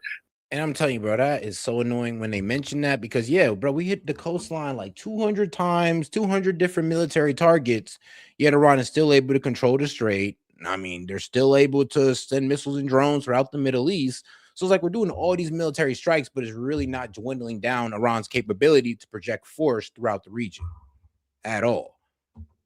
Bit irritating, but I mean, well, we got ourselves into this irritating ass war. Well, 61% of the American. Welcome to The Lead. I'm Jake Tapper. 5 months into this war with Iran. And what does President Trump have to show for it? Well, 61% of the American people disapprove, for one. 18 U.S. service members have been killed. More than 600 have been wounded. The Strait of Hormuz is largely closed. A toll on the U.S. munitions stockpile has taken place. And, of course, high gas. I mean, bro, you want to know what they're not talking about? Our strategic oil reserves.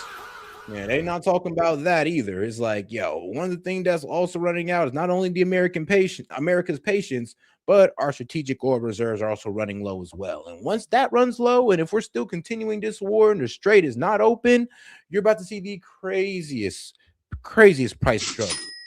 The price jump is going to be so extreme. It's probably going to go somewhere from like $4 to $8.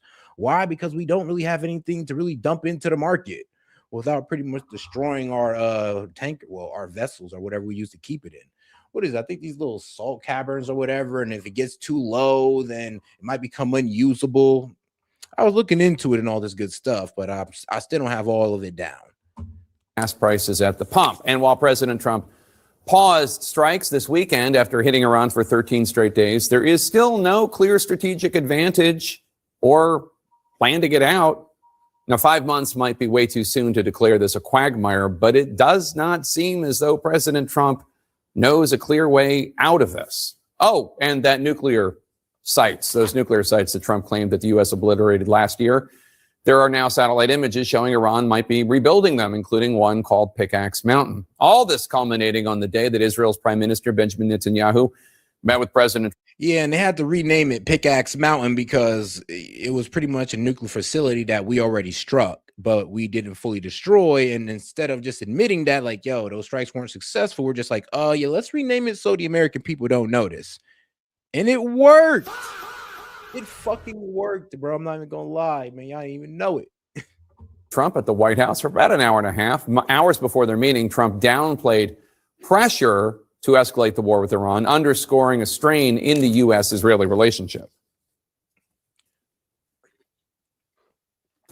This is what Trump said when asked on Fox before the Oval Office meeting about reports of Netanyahu's plan to share intelligence about Iran. I don't need Bibi to tell me that. Bibi's telling me that because he wants me to stay involved. We know exactly what's going on. But no, I heard Bibi announce that. I said, why don't you just tell it to me? Why do you have to announce it to the world? I know exactly what's going on at Pickaxe. It's not a big problem. We took out their nuclear sites, and we'll have to take out Pickaxe if we don't make a deal. If we don't make a deal, we'll take it out very easily. Trump also threatened again to destroy Iranian bridges and power plants if no deal is made. They know I'm going to do that if they don't make a deal. The bridges are going to be gone.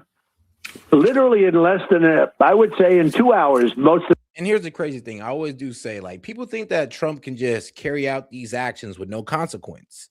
I mean, guys, how much time you guys got to be wrong to understand that that's just not how it works out here? Think about it. We thought we was going to be able to strike Iran and not face the consequence of having the strait closed and our bases attacked.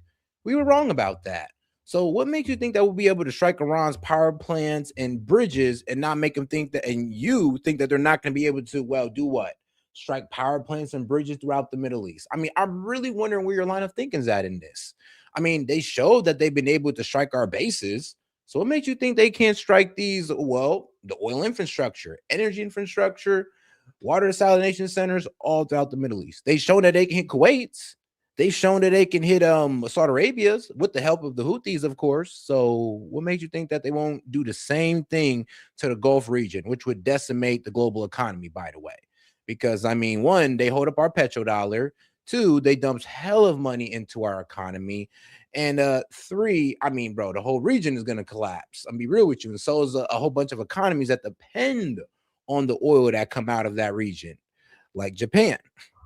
But Japan already going through enough, guys. Like, keep them in your prayers, because just like Venezuela, they also went through an earthquake recently. And it's like, when is Japan not going through an earthquake? Like, God. The bridges, the major bridges will all be gone. And the power plants in one day. And, you know, if I can avoid doing that, I'd like to do that.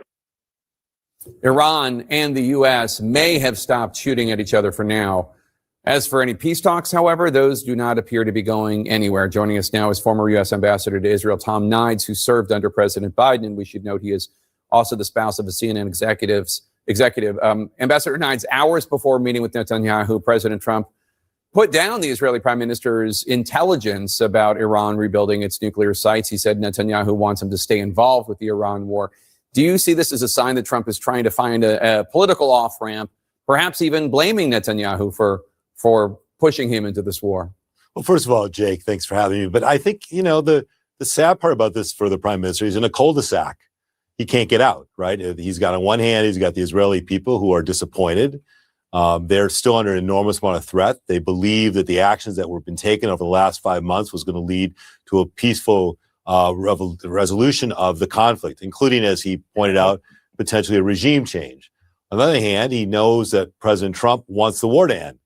President Trump has been a great friend of the state of Israel, and he understands that President Trump wants this over. So does the Iranians. So we're in a very complicated place. And it's hard to imagine that 5 months ago, the Straits of Hormuz was actually open, and now we're fighting to reopen it. So again, the prime minister and oh, by the way, the prime minister has an election coming up in October. The complications here are immense. At the end of the day, I think all of us would like to have a peaceful resolution of this as quickly as possible. Netanyahu described the meeting he had with Trump as one of the best conversations they've had. How much does Netanyahu need the U.S. to help fight Israel's battles? 100%. Yeah. I mean, we are the most important ally. The state of dog, they can't take Iran on by themselves. If they could, they would. They can't take Lebanon or the Hezbollah on by themselves. If they could, they would. That's why they're trying to drag us into that too.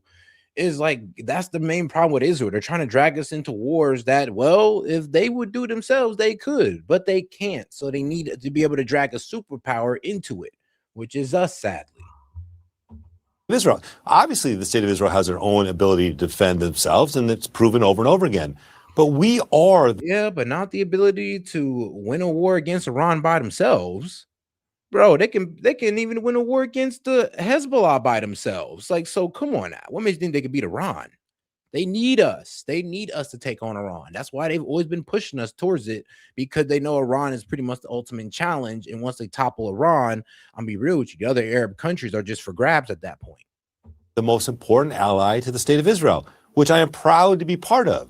But that said, at the end of the day, that comes with a price. And the price is obviously you're working with President Trump. And when President Trump is making decisions for good or for bad or for right or for wrong, the prime minister is going to have to listen to those decisions. The war with Iran recently renewed fighting between Yemen's Tehran-backed Houthi rebels and Saudi Arabia. Shipping through the Bab al-Mandab Strait is now threatened, putting even more stress on the global economy. What are the risks if this truly becomes a whole new full-bore front to this U.S. war with Iran, except through proxies? Well, listen, Jake, I think none of us want to see that happen. Listen, I think at the end of the day, it reminds me as I hearken back, if a lot of people didn't like the JCPOA, the agreement that we and the Biden administration or the Obama administration were negotiating early on. But I bet you right now today, if the JCPOA was presented to Donald Trump as was written back then, I think everyone would be very pleased to sign it. Yeah. And, on the day of, Lindsey Graham's, funeral, listen, I had enormous. I mean, shit, it's better than the MOU he was about to get into, which, I mean, sounds way better than getting into a war. But I mean, look, it's like the MOU sounds way better than getting into this war. But you know what sounded better than the MOU? The JCPOA. Isn't that crazy? It's like he ripped up that deal to get into a worse deal. And it's ironic how he kind of like rounded himself back to this very moment in time where he's the one committing this war that he kind of put us on the path to ripping up the JCPOA. Boy, man, how God works. Respect for Senator Graham. I didn't agree with him on all things, but I had enormous respect. He was pushing, we were close to getting normalization with the Saudis and really creating a new paradigm in the region. Obviously, October 7th happened, and now we are where we are today. So a lot of decisions were made, and my hope is that this will, at some point, and I think President Trump wants to find an exit ramp here, that we get the Straits of Hormuz done, we can go after the nuclear, the systems and get a diplomatic answer to what needs to be resolved here. I have to ask you about a crisis in Israel, or in the West Bank, rather, that is just awful. Israel's now preparing a major military operation in the West Bank following a surge in violence. 2 Israeli soldiers, 4 Palestinians were recently killed. I mean, about damn time. Like, bro, there was an American citizen that was killed in the West Bank by Israeli settlers, but like, apparently, no, we never got anything back on that one. And like, here's the thing, this has been a problem. It's just that the fact that now the international community is noticing, and we're starting to see what's been going on in the West Bank for a while now. Like, they're breaking international law. That land was given to the Palestinians, and yet you got Israeli settlers over there pretty much harassing them, torturing them, and burning their crops, and literally burning down their houses and literally kicking them off their land. It's like, it's insane, and it violates international law and breaks all type of humanitarian law, but apparently they just don't give a shit about that. So it's kind of crazy now how Israel is now trying to do something about it. Here's the thing, are they sending forces in to stop the settlers or to help them? I'm curious about that. There's settler violence against Palestinians. Yair Lapid, the Israeli opposition leader, former prime minister, he referred to it as Jewish terrorists. I asked him how he would handle it. Take a listen.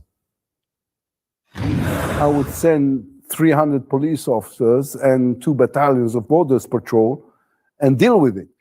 Deal with the settlers. With the settlers' violence. First of all, this is Jewish terror. This is a disgrace for Israel.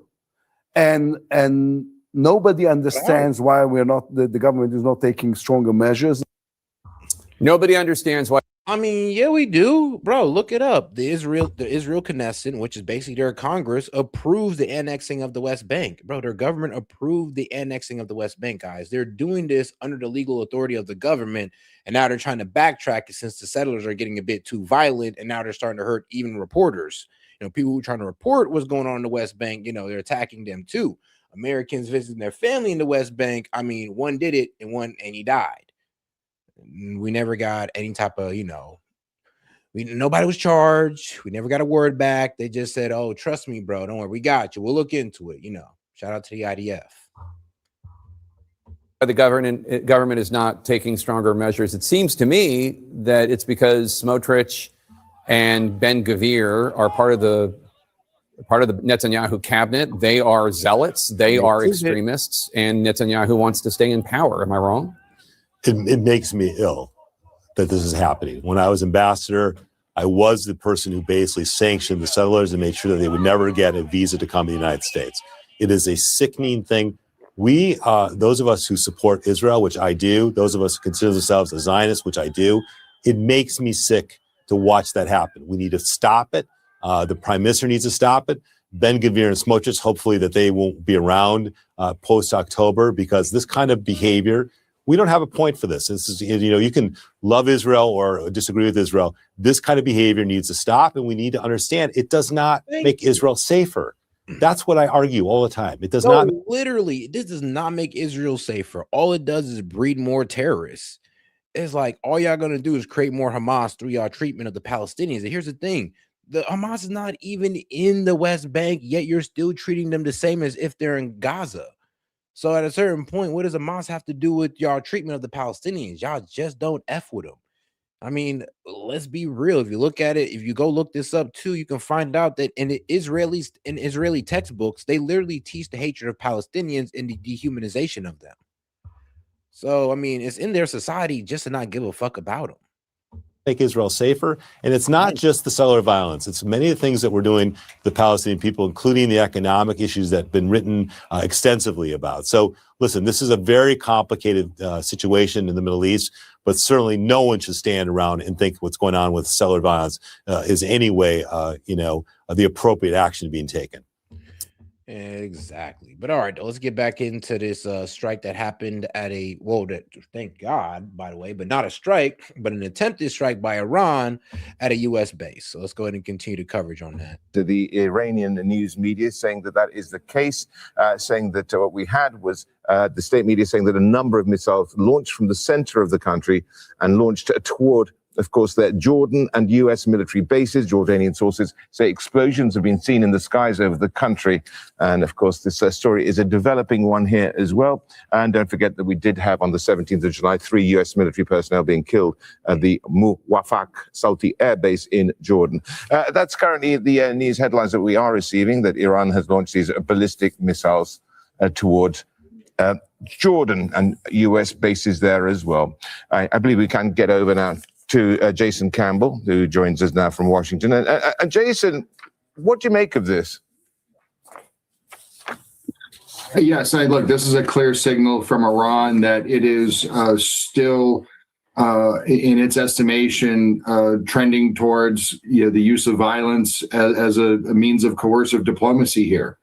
And this sends a very strong signal being launched at the same air base. They were able to strike a successful hit only a number of days ago. Not only that was reportedly able to evade U.S. Air defenses, but also strike with great precision on a number of housing units that would certainly target obviously U.S. forces. So the fact that they are striking now again at this base, we still need to obviously hear what types of missiles were utilized here. It sounds like the U.S. was successful in intercepting them, thankfully. But in the climate we're in now, where President Trump has continued to voice the possibility of the U.S. Escalating the war, I think the timing of this strike is meant to send a message that perhaps the United States should think twice. Yeah, so, I mean, this naturally begs the question here, Jason, does it not? That what were they hoping to achieve by this? Were they hoping to escalate things and have the U.S. retaliate? Well, I think it was honestly a message, and this is just my opinion, but yeah, I truly think that this was a message pretty much telling us that, yo, you guys are hosting Bibi. The whole reason why, we can't get no type of ceasefire or withdrawal out of Lebanon. You're hosting this guy. You're literally trying to allow him to talk you into this war with us again. And guys, remember, I'm thinking this from Iran's perspective. And then also, you had over Zelenskyy as well, who just got done striking a ship in the Caspian Sea and killing one of our sailors. If I was one of the generals from Iran or one of these guys, I'd be sitting there like, yeah, I'm not gonna lie, we just need to fire at them. What's the point of ceasing fire if they're literally telling us in our face that, yo, we're just gonna keep it going, and the people behind us are telling us to keep it going? Like, we got two world leaders over there at the White House, one who just attacked Iran and one who's preaching to attack Iran, and Trump is all buddy with them. Yep, send the missiles. Send the missiles, bro. I'd have done the same thing. I'm not even gonna lie to you. And here's the thing, though. Trump should have condemned Ukraine. He should have condemned Ukraine. Like, if he'd have condemned Ukraine, I honestly think that Iran would have made these strikes. But since there was no condemning of Ukraine, since he's having Bibi over, it's just like the biggest ultimate middle figure to Iran. Which, I mean, hey, man, it is what it is at that note, at that point. Because, I mean, Lord knows, we don't care about pissing off Iran. But let's be real, though. If pissing off Iran means, if pissing off Iran causes missile strikes, it might make people think twice, sadly. From the Iranian standpoint, my sense is that they feel that they've, thus far been able to endure an extreme amount of physical punishment from the United States, and feel that confident that they're able to endure, another round of strikes, be they along the Strait of Hormuz or at some of the targets that were not hit during Operation Epic Fury at the beginning of the war. I think right now, they're sending a message to the Trump administration. President Trump has gone on and said the Iranians are now asking for talks, and we found that not to be necessarily the case. And I think this definitively demonstrates that. And again, if the United States is going to threaten an escalation of the conflict, I think Iran is now demonstrating that it has the means to strike back. And again, we'll see what types of ballistic missiles have been used. But the more recent strikes have suggested that they're now going into their inventory of larger, more higher tech and more evasive missiles, which in and of itself is at the very least a micro escalation. Yeah, I can agree with that. But I mean, a micro escalation can turn into a big one because because of this micro escalation, now people are expecting Trump to start taking out power plants and bridges, which is a major escalation, big one. But all right, let's go ahead and get into the next video here because let's see here what to know about Pickaxe Mountain. Iran's Pickaxe Mountain came up this morning in his interview with Fox and Friends, which I happen to know a little bit about. It's another nuclear site, but it's bigger and harder to penetrate than anywhere else. They actually built it in the side of a mountain, 300 feet below the earth, solid granite surrounding it, just south of Iran's Natanz nuclear facility, which we hit already. That's what makes it so significant. Its depth has raised questions about whether even America's most powerful bunker busters could reach it. Joining us now. Ain't that crazy? Bro, I love when I say this stuff before Fox News. And when people hear it from me before Fox News, I'm anti-American, I'm IRGC supporter. No, bro, I'm just telling you before they tell you. And it's kind of funny to be the Fox News views that really be at my neck about that. I'm just like, bro, look, I promise you, when Fox News tell you, you're about to sit here looking real dumb. But like I said, we don't know if we can actually hit these targets. We don't know if we can actually reach it.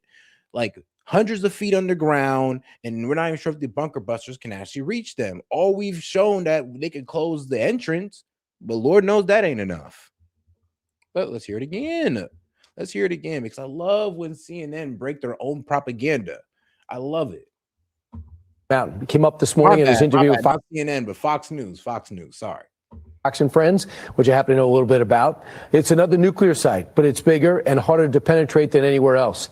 They actually built it in the side of a mountain, 300 feet below the earth, solid granite surrounding it, just south of Iran's Natanz nuclear facility, which we hit already.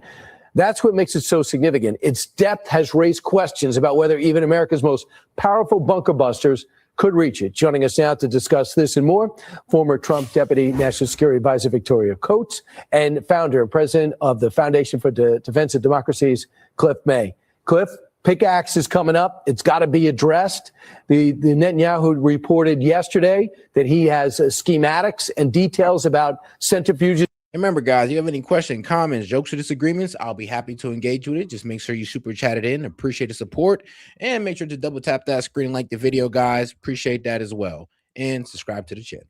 All right, guys, let's get back into it. Especially the disagreeers, guys. If you have a real disagreement, please put your money where your mouth is. If you have a question, just please go ahead and super chat it in. I appreciate the support, guys. Or you can send a gift just to show that you support the show. And I truly appreciate that as well. Is being moved in there, possibly with uranium. What should everyone know about it at home? Yeah, what you said, that it's a harder target than was Fordo. It's deeper under the mountain, but there are ways that this can be addressed. There's always an Achilles heel to these facilities. Ventilation shafts, although evidently Pickaxe has only one, Fordo had two. Our bombs went through the ventilation shaft, not through the rock. There's always the entrance as well. You can block up the entrance. Can they dig it out? Sure, but you can hit the bulldozers and the people operating them as well. So this can be addressed. I'm glad that whatever Mossad has learned and whatever Netanyahu. Hold on, guys. We do got a bit of breaking. Saudi Arabia carries out a strike on Iran-backed group in Iraq. So yeah, so pretty much Saudi Arabia attacked an Iran-backed group in Iraq. So let's get into it. The US and Saudi Arabia say they've carried out coordinated strikes against Iranian-backed groups in Iraq. In a social media post, US Central Command said precision strikes were carried out against Iran-aligned groups in Iraq, which the Islamic Revolutionary Guard Corps directed to attack US forces and Saudi energy infrastructure. US and Saudi fighter aircraft struck multiple logistics and weapon sites across eastern Iraq in a strong response to over 30 IRGC-directed aerial drone attacks in the last 24 hours. Our chief US correspondent, Alan Fisher, has more from the White House. No official reaction from the White House, from the State Department, or from the Pentagon. What we do have is a statement from CENTCOM saying that they managed to intercept a number of ballistic missiles that were headed to US bases in the Middle East.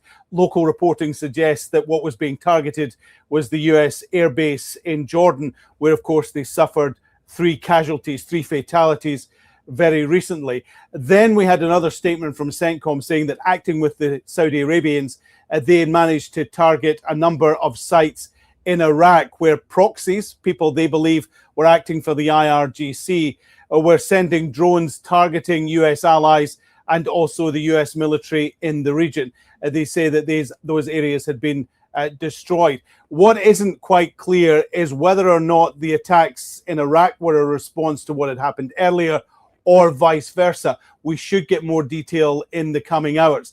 But what is clear is this is a major escalation by Iran and by the United States. We'd had essentially 5 days of no attacks between the two to allow peace talks to begin.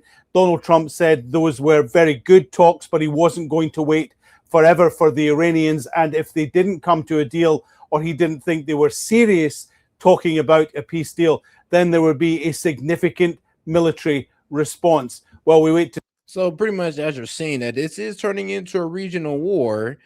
And I mean, sadly, thanks to the Houthis just walking right into this, just closing the Bab el-Mandeb Strait and trying to put a blockade on the Saudis. Yes, it's now turning into a regional war. And then we got Zelenskyy over here on the side trying to turn this into a world war. And we're going to go ahead and get right into that, because this bastard is irritating me. I'm not even going to lie to you. I mean, I really don't like this guy Zelenskyy. He really does not give a. He really don't care about his own people. He's willing to drag his people into a world war, as you see. He's not trying to just keep this between, just Ukraine and Russia. It's like, no, he's trying to bring fire upon his own people from Iran and Russia. It's like, do you really think that's the best idea while Russia's approaching on your land, taking it bit by bit, while we're over here cheerleading every time you strike in Moscow? Like, come on now. But all right, let's go ahead and get right into it, guys, because it is a bit weird what's going on here. But I mean, hey, people are trying to sit here and get on Ukraine's side, even though, and well, not people, but people on the right, MAGA, is now trying to get on Ukraine's side, pretty much because they're going against Iran now. When we were all pretty much against Ukraine, and we're like, oh no, we shouldn't be supporting them. They got Nazis fighting in their ranks. They're trying to drag us into war with Russia. We need to stop it because a proxy war is not getting us anywhere, but more land and more Ukrainians dead. More Ukrainian land taken and more Ukrainian land taken and more Ukrainians dead. Sorry, guys. But that's all we're getting from this. That's all we've gotten out of this proxy war with Ukraine is land loss and Ukrainians dead. Now, what did Russia lose? I mean, their economy got hit, but it's not completely toppled. They've lost plenty of soldiers, but I mean, shoot, they got a way bigger population than Ukraine, I'll tell you that. And I mean, let's be real here. If we push Russia too far, if we push them too far, they could just nuke Ukraine and just end all this right now. But who knows? Who knows? But all right, guys, let's go ahead and get into it with Ukraine pretty much trying to drag themselves into a war, or drag us into World War III.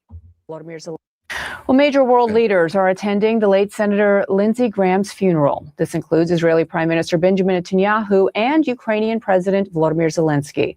Zelenskyy met with President Trump at the White House this morning. He has accused Russia of providing Iran with intelligence on U.S. military bases. On Monday, President Trump downplayed those claims, though the issue likely came back up in his meeting with Zelenskyy. Let's discuss all of this with Nick Payton-Walsh live from London. One would guess, Nick, that this was a much more cordial and friendly meeting than the one we saw about 15 months ago during Trump's first or second month in office, when President Zelenskyy was berated in the Oval Office. Now you have President Zelenskyy coming in, being an innovator that the world really is championing when it comes to drone technology, modern warfare. At the same time, there's a lot of vulnerability. Militarily, he had a change in leadership that led to mass protests on the streets, and still the need for missile defense programs. Just talk about what his asks are going into this meeting. Yeah, but I don't really what we should read into the fact that this was a closed meeting. Maybe it's two men who felt comfortable enough in each other's presence and the agenda that the president didn't feel the need to grandstand or broadcast any messages from it. Maybe there is some potential progress here in terms of the deal that Ukraine urgently needs to have to get the Interceptor Patriot technology that could potentially hold off what is recent nights been a record number of Russian ballistic missiles fired at it. Clearly, the readout from the president of Ukraine, Volodymyr Zelenskyy, is that the interceptors was high on the agenda, and that he brought with him some ideas that might potentially help. Look, it's a huge leap from the conceptual agreement we saw around the NATO meeting in Ankara, where President Trump said, look, you can have the licenses. Really one of the biggest concessions in terms of military technology the US could have offered to a country who a year ago they were berating for bringing nothing to the table, for having no cards, to actually taking that concept and materializing it on the ground in Ukraine by mass production of these. No, I'm be real with you. Their drone production, like, it is quite impressive, and so are their drones. The problem is that these strikes inside of Russia, these drone strikes inside of Russia, is not going to bring the victory. Excuse me.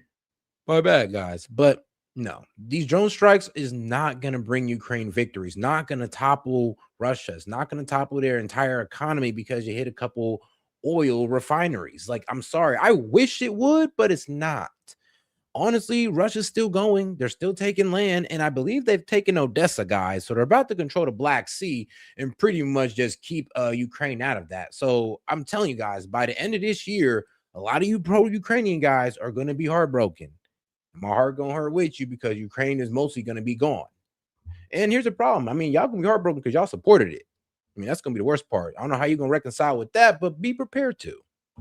Interceptors. That's a big ask, and Zelenskyy said he'd like to see it up and running by the end of the year, but there's a lot of work certainly indeed to do, but it's urgent and desperately needs to occur. There were suggestions too from President Zelenskyy that diplomacy was back on the table as well. Look, that's not just stalled. I mean, it was, frankly, some said, kind of do not resuscitate for much of the period of time during the Alaska meetings, where the Russians had specific goals the Ukrainians would never really latch onto, but they ultimately had to play along with it to keep the White House happy. It's certainly gone more than in a pause. Now, the Europeans briefly, it seemed, trying to start something up. There were suggestions they might be looking for some sort of process independently. Even, indeed, Russian President Vladimir Putin floating the former German Chancellor Gerhard Schroeder as a potential mediator in all of this. That's still stalled. But as you point out, the picture is not entirely rosy for Ukraine at this point. They have got extraordinary positive headlines through their long-range drone strikes inside of Russia, causing fuel queues, damage to refineries,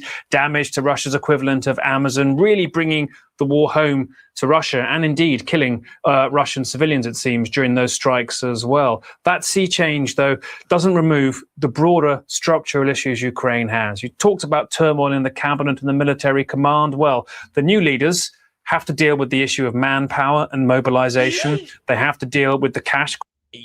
Well, at least he's being honest about this, about the manpower aspect of it. It's like, guys, you got to understand, like, both sides are all in. Like, the Ukrainian people are all in and the Russian people are all in. And trust me, they're especially all in after you start striking inside of their capital, and especially when a Ukrainian drone struck a girl's dormitory and killed, like 3 girls. I mean, you don't think they're going to be all in and have a rally around the flag of Finn after that? So, yes, both the Russians and Ukrainians are all in. And the Russians are all in to the point where, bro, boot camp to the front lines is about 2 to 10 weeks. AKA, you want to go out there and fight for Mother Russia? Well, we're going to go ahead and put you through boot camp for 10 weeks. Then you're right out there on the front line fighting for Mother Russia. I mean, Ukraine is a bit more savage. They don't got enough people. They're running at the bottom of the barrel. They're to the point where they got to bring in the radicals like Nazis and start grabbing people off the street, pretty much doing a forced draft. And like I said, we're talking about a country of 47 million versus a country of 150 million. I believe it's actually 40 million, 47 million, but hey, let's round up. Crunch they've faced. They've got European money coming in now, but it doesn't suddenly make things infinitely rosy overnight. And on the other side, too, the pendulum may well slowly swing back towards Russia's favor here. Many believe that Russian President Vladimir Putin has to launch some kind of mobilization in the coming months after elections in Russia. President Zelensky's hammered that point home. Zelensky's also talked about 30,000 North Korean troops he claims are on their way to the war. Oh, yeah. And I remember a lot of people who didn't want to hear this either, but yes, 30,000 Korean troops were sent what was it? I believe last year in the middle, well, not in the middle, but yeah, last year in this war with Ukraine and Russia. So 30K troops sent by North Korea that were fighting on the fight line that actually helped Russia take some territory. And now guess what? Guess what, guys? This man, Kim Jong-un, doing it again, bro. He's sending them more troops, most likely going to send them more weapons as well. And for some reason, North Korea is all in with Russia when it comes to this Ukraine war, guys. And this is what I mean by that Zelensky is trying to take us into a World War III, because by expanding his war into the Iran war, now this war includes Russia, North Korea, Ukraine, Iran, US, Saudi Arabia, Yemen. Is all those guys are going to be included if Zelensky successfully fuses these two battlefields or these two wars. That's what's going to happen. It's going to be the worst thing ever, but that's the goal. As well. And we have winter coming, where in the past we've seen Russia's air power launch devastating. Is come on, guys, starting to look like World War II, where everybody picking their sides. Devastating strikes on Ukrainian infrastructure, frozen winters too. Part of the cabinet reshuffle in Ukraine has been to put a new prime minister in who can potentially make the winter less freezing and horrific. It is possible in the months ahead, Russia regroups, begins to reclaim the narrative partially, despite the extraordinary issues Putin's currently having to weather at the moment. Oh, guys, make sure to double tap that screen, like the video, guys. And any question, comments, jokes, or disagreements, go ahead and super chat that in. But like I said, double tap that screen, like the video, subscribe to the channel if you haven't already. But I think in this meeting between Zelensky and Trump, Zelensky will want to see the practical realization of this promise of patriots now, not in months ahead, urgent actions. They can get this indeed going. But make no mistake, the relationship between these two men certainly. Well, here's a problem, though. It's North Korea apparently want to help Russia more than we want to help Ukraine. And I know what you're saying. Said, how can you say something like that? Dog, they're putting boots on the ground in Ukraine. They're putting 30,000 troops on the ground in Ukraine, bro. And that's North Korea. Out of their army of 1.2 million, they're sending 30,000 over there to help Russia take parts of Ukraine, guys. Yeah, they want it more than us. Because Lord knows that we'll send weapons, we'll send money, but we are not going to put boots on the ground in Ukraine to fight Russia. We're just not doing that. But guess who is willing to put boots on the ground so Russia can take land of Ukraine? North Korea. Sadly, they just want it more. And they got it. They got it. I don't want to deal with it. Has changed, but it may be because Trump senses Ukraine is a winner. When that stops, does it change back again? Yeah, he definitely has lauded some of the military gains and accomplishments that Ukraine has amassed over the past few months. Nick, how much should we read into this intelligence that President Zelensky reportedly shared with President Trump about Russia's involvement and aid to Iran in the war there?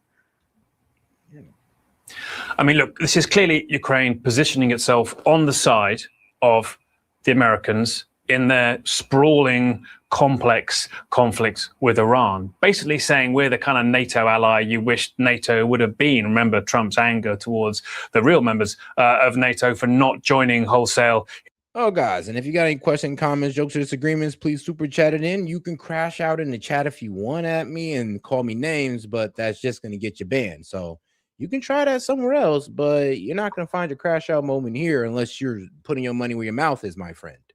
But If not, I mean, look, you can go somewhere else where somebody will crash out, or you can go talk to your parents and get that free attention. Yeah, hey, they haven't heard from a while, bro. So go there and tap in with them.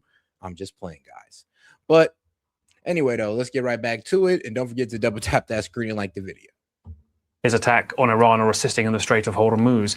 Ukraine doesn't have the extra bandwidth here to genuinely start another war with Iran, but also remember, Iran has been on Russia's side since the start, supplying the Shahid cheap drones that are had across the Gulf, but were earlier being tested and tried against Ukraine by Russia and are now built by Russia en masse. So Iran's I'm weak, but yeah, I know, Jet. Ain't that crazy, man? People ain't called their parents, ain't tapped in with their family members in weeks, but they want to crash out in my chat for my attention when you can go get that for free. Shame on you. Been in this war for some time, ultimately. They're not on the front lines. And I think the moment and the timing Zelensky seized upon by hitting an Iranian ship in the Caspian Sea that he said was bringing assistance to Russia, effectively making it, in Ukraine's eyes, a legitimate target, was to say to Trump, look, we understand the bind you're in, that Iran is a problem, and we also want to hit them too. Zelensky's also said that the Iranians have been sharing the Russians have been sharing top-end satellite imagery with the Iranians to assist targeting of Americans in the Gulf. That match. And the reason why, like, we can confirm that is because they was able to hit a CIA bases in Iraq and Saudi Arabia. In northern Iraq, Iran was able to hit a base. Like, yeah, I'm be real with you. The only people who got that type of intelligence would be China and Russia. And, you know, maybe the Mossad, but I mean, come on now. They working with us. Hopefully. Just CNN reporting in the past. And indeed, we've talked about how the Russians have been sharing advanced drone tactics too with the Iranians. That relationship clear. And I think it's the choice of Ukraine right now to emphasize it and to try and suggest to Trump that they are an ally that brings cards to the table. Remember that comment last year that Ukraine indeed had no cards. Well, now we see the United States sniffing around Ukrainian frontline drone technology to see what could potentially benefit them, seeing the Ukrainians on their feet again, and potentially inflicting real damage on Russia. As I say, though, look, you know, Trump is not just fickle. You know, he vacillates exceptionally quickly on this particular issue. And so we have to see if this newfound coziness, perhaps, between Trump and Zelensky, or indeed between the US and Ukraine, or the MAGA Republican part of the United States and Ukraine. Oh, no, the MAGA Republican part is starting to cozy up to Zelensky. I mean, Laura Loomer went out there and had an interview with him. She said, oh, no, I was wrong. I fell for Russian propaganda. No, you didn't, sweetheart. You just see that Zelensky's fighting against the people that you're so vociferous about going against, which is the IRGC, Iran. You know, she's, take out all the Muslims, just kill them all. You know, Laura Loomer, like, yes, crazy Laura Loomer. I mean, people like her, yeah. Sorry, I lost my train of thought on that one. We have to see if this newfound coziness, perhaps, between Trump and Zelensky, or indeed... Yes. Laura Loomer cozying up to Zelensky after talking all that shit about Zelensky, about, how he's a war criminal. Oh, he's just staying in power. He's a wartime dictator, or wartime dictator. All this wild stuff about Zelensky. And then all of a sudden, because Zelensky is pretty much showing opposition against Iran, oh, we love Zelensky now. Oh, Nazis fighting in his war. Good. No, we love that. Oh, yeah, striking civilians. Oh, good. Oh, yeah, we love that now. Yeah. Praise to Zelensky. Why? Because now he's against Iran. And he's showing us that. And that's all MAGA pretty much need, or Laura Loomer pretty much need, just to, turn sides. I mean, but then again, you know, Loomer, she gets her 7,000. Between the US and Ukraine, or the MAGA Republican part of the United States and Ukraine, if that sustains, or if it takes a few more phone calls from the Kremlin to President Trump to have him sounding more and more like someone familiar with Russia's talking points in the coming months ahead. Yeah, thus far, President Trump, at least publicly, has still been reluctant, despite all of this intelligence and reporting about how much Russia has been assisting the Iranians, to confront Vladimir Putin publicly. He says that he's been, downplaying it, and says that he will address it the next time the two men speak. Nick Payton-Walsh, thank you so much for that very comprehensive breakdown. Really appreciate it. The Zelensky meeting happened earlier today. We have not heard a readout from the president yet. This is what Zelensky himself put on X. He said a good meeting with President Trump at the Oval Office. Thank you for everything we do together to protect the lives of Ukrainians. He said they discussed licenses for Patriot interceptor production. And I'm sorry, but do you see how like that's gonna piss off, Iran? It's like this guy just attacked us, and he's having a meeting with the president. This dude be calling for the destruction of Iran, and you're having him over. And we're supposed to be talking about peace. We're supposed to be talking about a ceasefire, but you're having one guy that just fired on us, and another guy who's calling for the bombing of us. Yeah, that's a bit wild. I'm not gonna lie, that is a bit wild. But hey, it is what it is. I mean, like I said, I don't agree with Vladimir Zelensky pretty much getting himself involved in this conflict. I mean, he should pretty much stay over there and focus on Russia. I mean, they're taking your land. You haven't got back the 19 to 20% of your land that's been taken. So maybe you should focus on that. And then here's the thing. I mean, like we don't even have Patriot missiles we don't even have interceptor missiles to give this guy. So I don't know if you're doing this on the good grace of, oh yeah, they're going to give me some more support now. No, we're not. Like, dog, we're running low on munition. We don't got nothing to give you. Well, we don't got nothing to sell NATO either. So you're kind of cooked. Like, hopefully you didn't do this thinking that we were going to protect you. It's like, because you're kind of cooked right now. Several other ideas. They talk about diplomacy and saying that the diplomatic process be reinvigorated. And this is what Trump said last night on Air Force One about Ukraine. We have a lot of ammunition, different types. Biden gave a lot to Ukraine. And so we're building that up, but we have a lot. We have a lot of the mid-level stuff too. I mean, more than we could ever use, no matter what. But we have a lot. I'd like to have more, to be honest. But so much was given to Ukraine by Biden. But look, they've gotten so much criticism because there's tens of millions of dollars that have been approved by Congress, signed into law, that have not been spent to give to Ukraine by this administration. Also interesting that he says, I'd like to have more. That's Donald Trump's way of saying good, because the only reason why this war is continuing is because he's getting our continuous support. When the support for Zelensky stops, that's when the war ends. Okay, guys, sorry, but there is no beating Russia into submission. There's just stopping this bullshit. And stopping this bullshit with Zelensky and stop supporting him, and then leave him on his own for a little bit and watch this war end. Watch him come begging for a ceasefire. He's gonna stop all that crap about, oh no, it's Russia that doesn't want peace. No, dog, it's you that don't want peace. You're the one who don't want it, because you're not willing to concede land that sadly you have lost. And yeah, let's be real, you dragged your people into this and millions have died and a whole lot of land is lost because of your actions. I mean, I can see why he doesn't want to go back because of, think about it, look how much he lost. If he was to end it right now, I mean, 20% of land lost, millions of Ukrainian dead. You think he's going to survive the next day? Bro, they're going to hang this man in the streets. Boy, fighting for his life.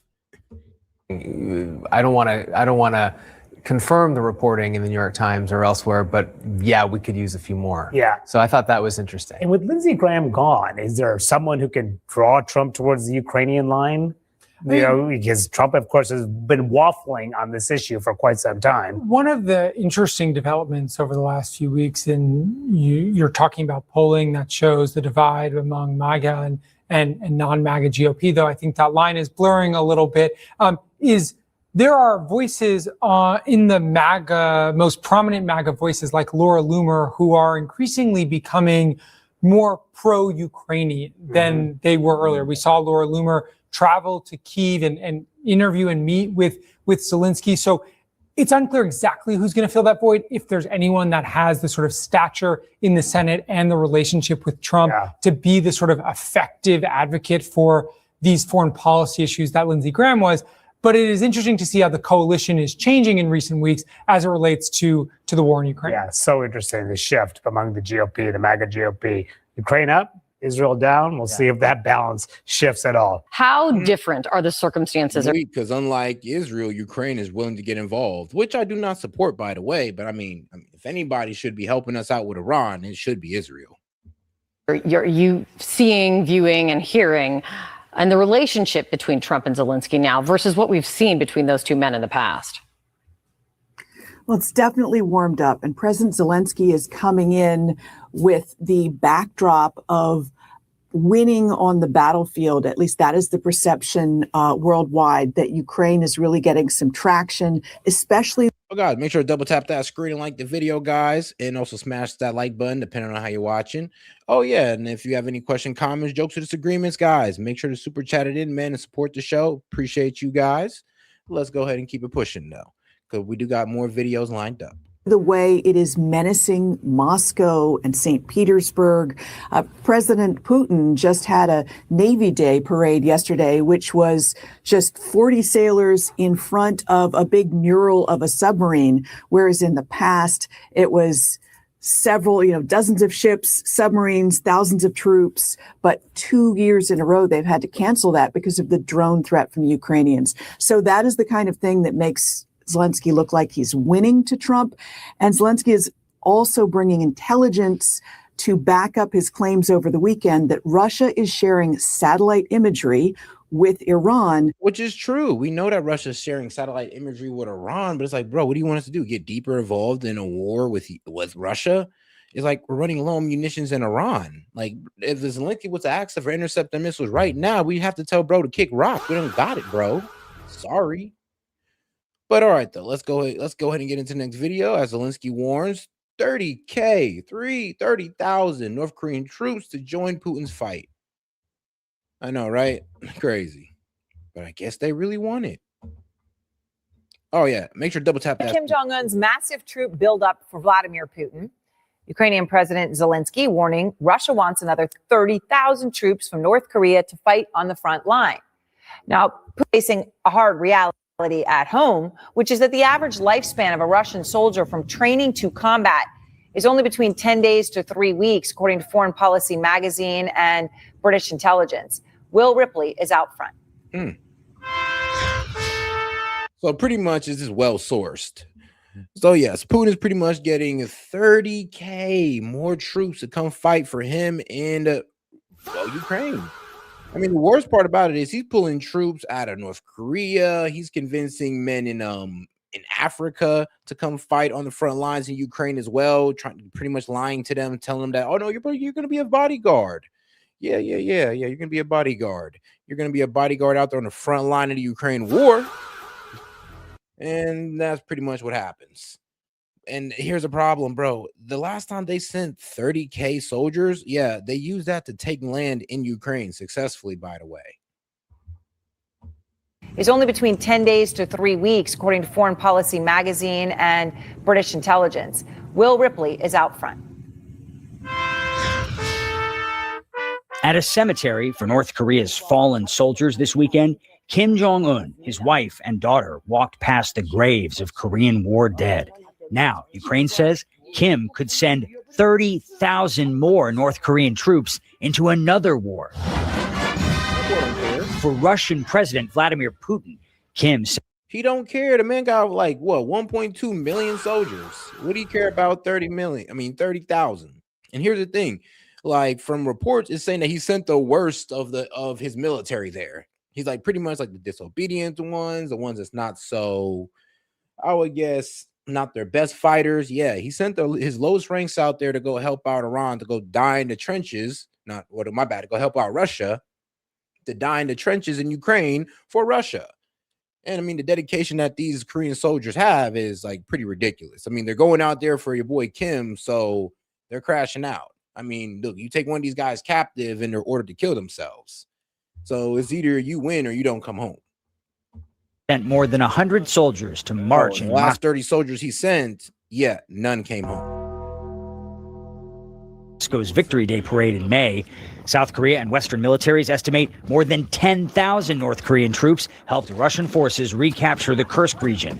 And soon, Putin may be getting something even bigger from his partner in Pyongyang. I ain't gonna lie, but the embrace low-key pissed me off. It tells you a lot about their relationship, low-key. It's man, good. Look, you over here helping me out with 30K soldiers. You putting boots on the ground with me. And this is what's irritating me, guys, because this shows you that Russia and North Korea want to win more than we do. They want to win this war more than we want Ukraine to win this war because they're putting boots on the ground over it. Are we sending 30K soldiers to go fight off Russia? Hell no, and I hope we never do so. But I'll tell you this, man, North Korea is ready to do so for Russia. Are we willing to do so for Ukraine? Nope. I don't even blame you for holding that opinion, my brother. I really don't. Region. I agree. And soon, Putin may be getting something even bigger from his partner in Pyongyang, says Ukraine's President Vladimir Zelenskyy, set to meet President Trump tomorrow in the Oval Office, a White House official says. Russia wants to bring in another 30,000 North Korean troops, Zelenskyy says, adding Ukraine's military has solid reports. Preparations are underway to receive them. He says they're headed to southwestern Russia, about 150 miles from Ukraine's border. Zelenskyy says Kim may also be sending several ballistic missile launchers. North Korean missiles are a lethal part of Putin's war machine. Ukraine says they're growing more accurate with every strike. Russia is helping North Korea learn how to wage war, improve its weapons, and gain real combat experience, Zelenskyy says. Kim built a new war memorial in Pyongyang with thousands of graves and space for many more. Ukraine's military estimates more than 6,000 North Koreans have already been injured or killed fighting. I told you, man. They sent 30,000 out there and 30,000 did not come back. They do not care, guys. They really don't. I mean, yeah, you already know Kim, guys, and you already know the type of leadership they got over there. I mean, they all worship this man. So if this man tells you to go out there and die for Russia, they're going to go out there and die for Russia and do it with honor. Do it with a dedication, sadly. For Russia, part of Putin and Kim's deepening anti-West, anti-U.S. alliance. A drastically different outcome than the vision of Kim's grandfather, North Korea's founder, Kim Il-sung, who once hosted former U.S. President Jimmy Carter. And I recall Kim Il-sung saying to me, we want to have good relations with the United States. That's all gone now. Former CNN Beijing bureau chief Mike Chinoy made 17 reporting trips to North Korea. He says after Trump's diplomacy collapsed, Kim made a hard pivot to Russia and never looked back. And I don't think he's interested anymore in having that kind of relationship because I don't think he trusts the United States. Instead, Ukraine says Kim is betting big on Moscow, a bet that could soon mean another 30,000 North Korean troops fighting for Russia. Crazy. And tonight, despite thousands of North Korean troops fighting for Russia, only two are known to have been captured alive, Aaron. Ukrainian officials say that's because North Korean soldiers are under orders to avoid capture at all costs. Yep. Kim Jong-un has even praised what state media called soldiers who self-blasted with grenades rather than surrender. Ukrainian forces say some... Literally, though, they honor them. It's like, oh, yeah, like, if you get captured, it's a dishonor to the North Koreans. Like, you got to low-key kill yourself. You got to blow yourself up, unalive yourself in the honor of Kim Jong-un, which is wild. It's wild. But it's crazy the dictatorships that we allow once they got a nuke. I know, right? North Korean soldiers have even shouted Kim's name before pulling the pin on those grenades, Aaron. Wow. Will Ripley, thank you very much. Joining me now is Evelyn Farkas, former Deputy Assistant Secretary of Defense for Russia, Ukraine, and Eurasia, currently Executive Director at the McCain Institute. Evelyn, good to have you back. Thank you, Jim. Likewise, it's great to be back. So first, the experience of North Korean soldiers on the Ukrainian front lines has not been good, based on CNN and others reporting that the casualty rate has been enormously high, much as it has been for Russian forces there. Is this strategically significant for North Korea if they were to send 30,000 troops? Do you see that changing the dynamic on the front line? Yeah, I mean, I just want to first add to what Mike Chinoy said, because I went to North Korea, including to Yongbyon, the nuclear facility, in 2008, when President George W. Bush was trying to make a deal with the North Koreans also to freeze their nuclear weapons program. So, unfortunately, we are way past that time. And North Korea really is clearly aligned now with Russia in a way that actually makes China somewhat uncomfortable. But the North Koreans, this providing 30,000 troops isn't going to change anything radically on the battlefield, between Ukraine. Here's the thing. North Korea kind of proved that, look, everybody remember when North Korea was just testing out their intercontinental ballistic missiles and we was fear-mongering them, saying, guys, if they get a nuke, they'll blow us up. They'll blow us up, guys. Well, North Korea got that nuke, and what happened? Did we get blown up? Exactly. Like, bro, my point is proven with North Korea. It's like, look, we're gonna sit there and try to tell you that, oh no, if they have a nuke, they'll bomb the world, they'll destroy us, New York will be obliterated. Well, that's not really true. No, actually, they build it so they can ensure the survival of their, well, dictatorship. I mean, North Korea, watch how he was acting all through the Middle East, and they looked at us and they were like, yeah, we need a nuke. And if we don't have a nuke, we don't get to keep our sovereignty. And they were correct. They were correct. In Russia. But what it does for North Korea, Jim, is it gets North Korea some deals. I mean, and we believe, we have reason to believe, based on reporting and sources in the U.S. intelligence community, that which were reported upon, that the North Koreans got some technology from Russia to improve their missile capabilities. So space, intellectual property pertaining to space, that they also are helping the North Koreans, that Russia is also helping the North Koreans with nuclear submarine technology. So these things are really valuable to Kim Jong-un. So I think he'll say, yeah, I'll keep sending the troops. So this is already an expansion of Russia's ongoing invasion of Ukraine to have North Korea, a fellow nuclear power, involved. Now you have Ukraine striking Iranian ships, bringing drones to Russia. And of course, those Iranian Shahed drones have had enormous deadly impact on Ukraine. And you also have, of course, the Houthis now threatening shipping in the Red Sea, just as you see a new. Yeah, so pretty much the Houthis, if you don't know, the Houthis, which are these guys which is a Iran-backed proxy group or militant proxy group in Yemen. So I guess we can go over here to the maritime maps for those who don't know where Yemen is at. Because a lot of people when they say, oh, yeah, you want to talk about the Iran war, but can you put Iran out on the map? Well, yes, I can. It's right here. And you want to talk about the Iran war, my friend, can you point Yemen out on the map? Well, don't worry. You don't got to. I got you.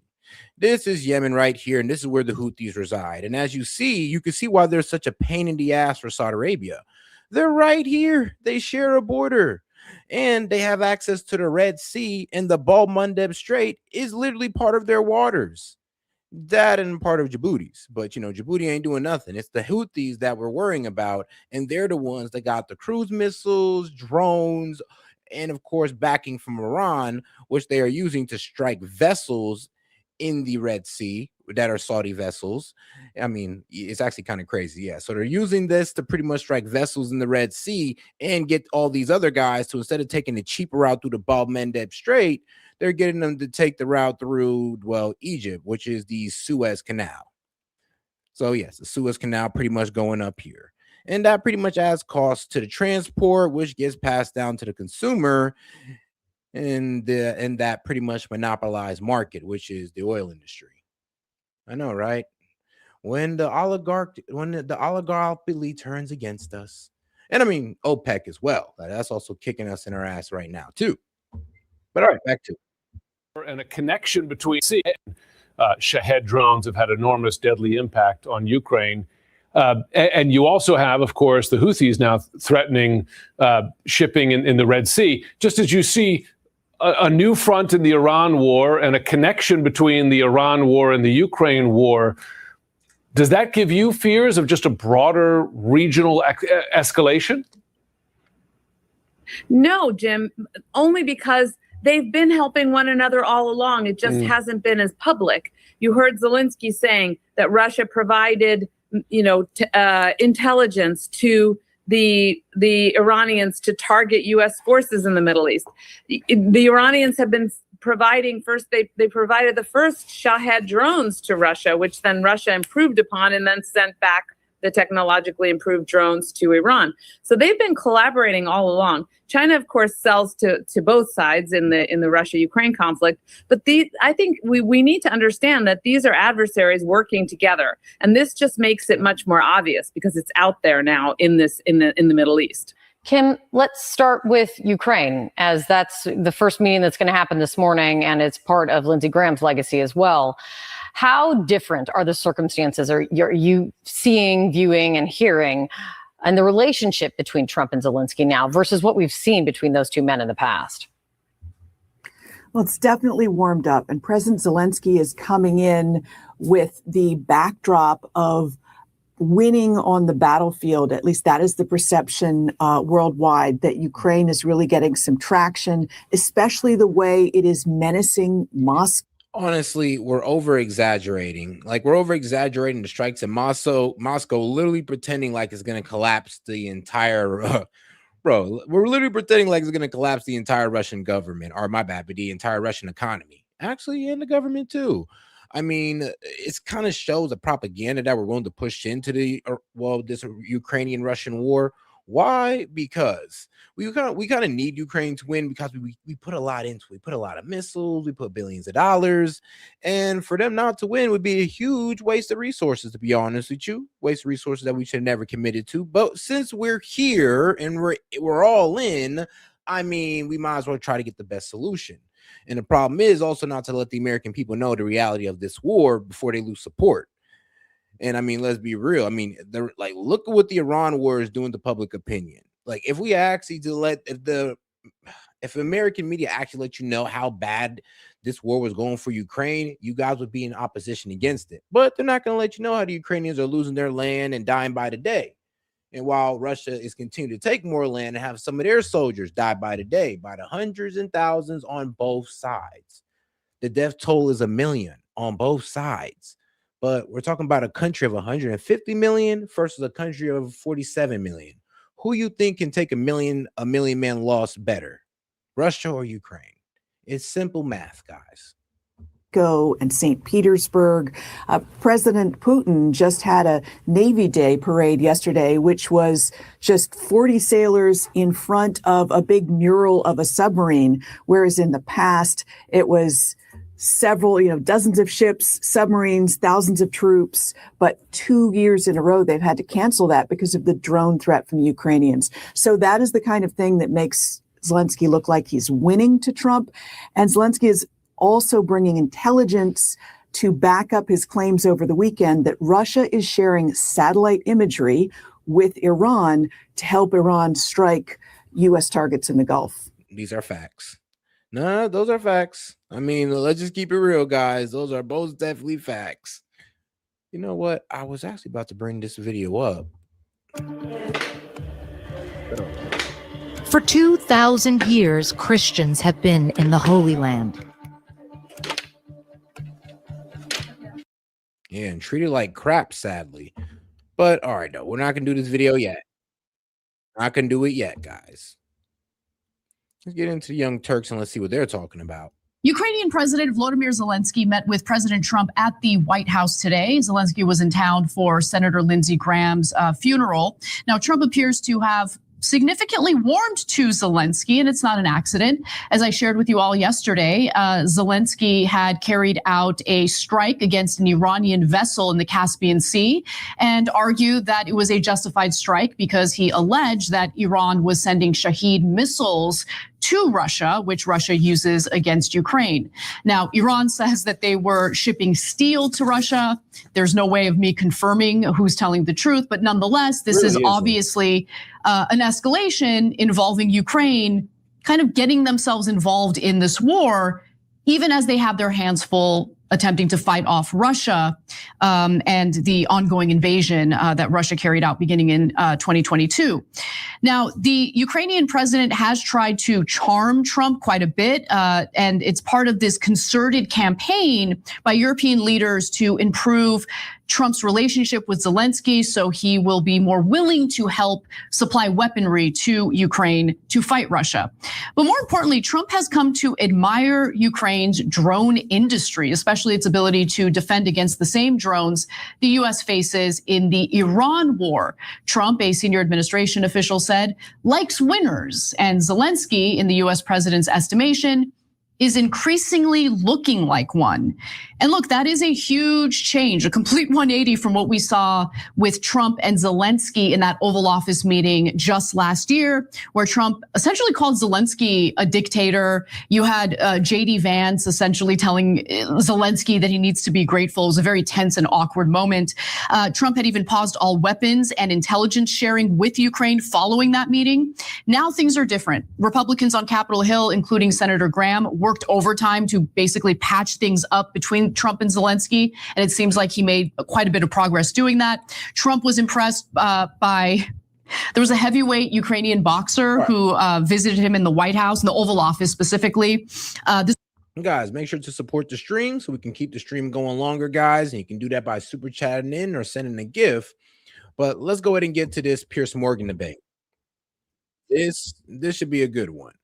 Get into this Piers Morgan debate, guys. And guys, like I said, make sure to support the stream and also and if you can't do that, double tap that screen and like the video and subscribe to the channel. And make sure to keep on watching. Hey, man, that helps out as well. Shout out to viewership.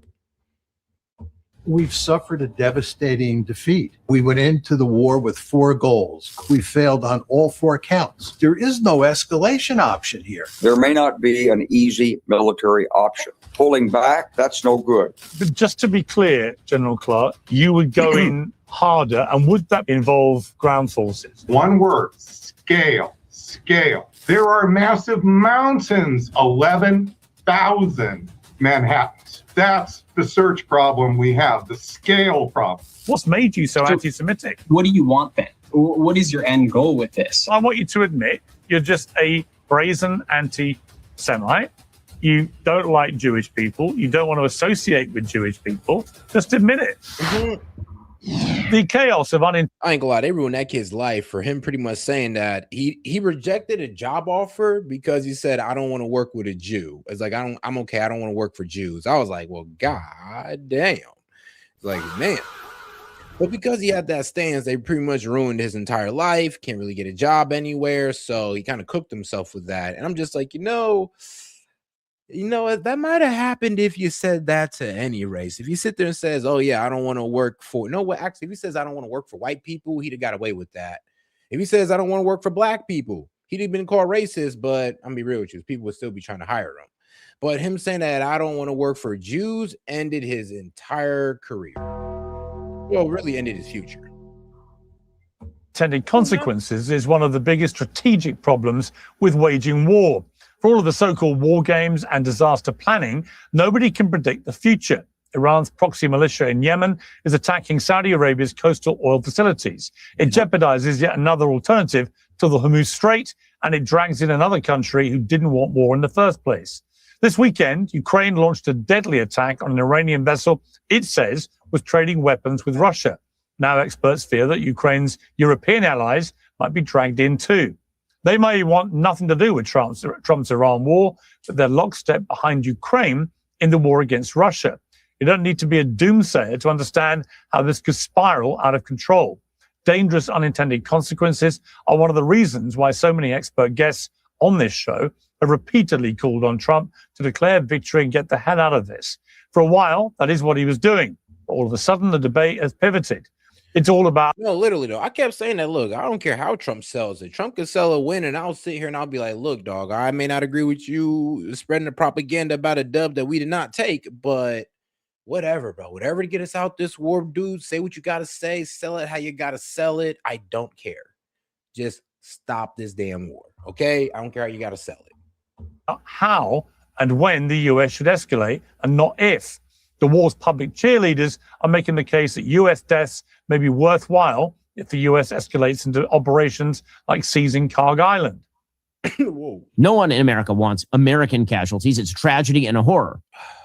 We do understand. I've seen this clip so many times because it went viral, but Ben Shapiro is pretty much going to hit us with the, oh, well, this is war, so you should expect casualties. And it's like, it completely went outside of his mind. He just can't comprehend the fact that most Americans did not agree to this war. They did not even give us a good propaganda campaign for this war, and we disagree with the continuing of this war.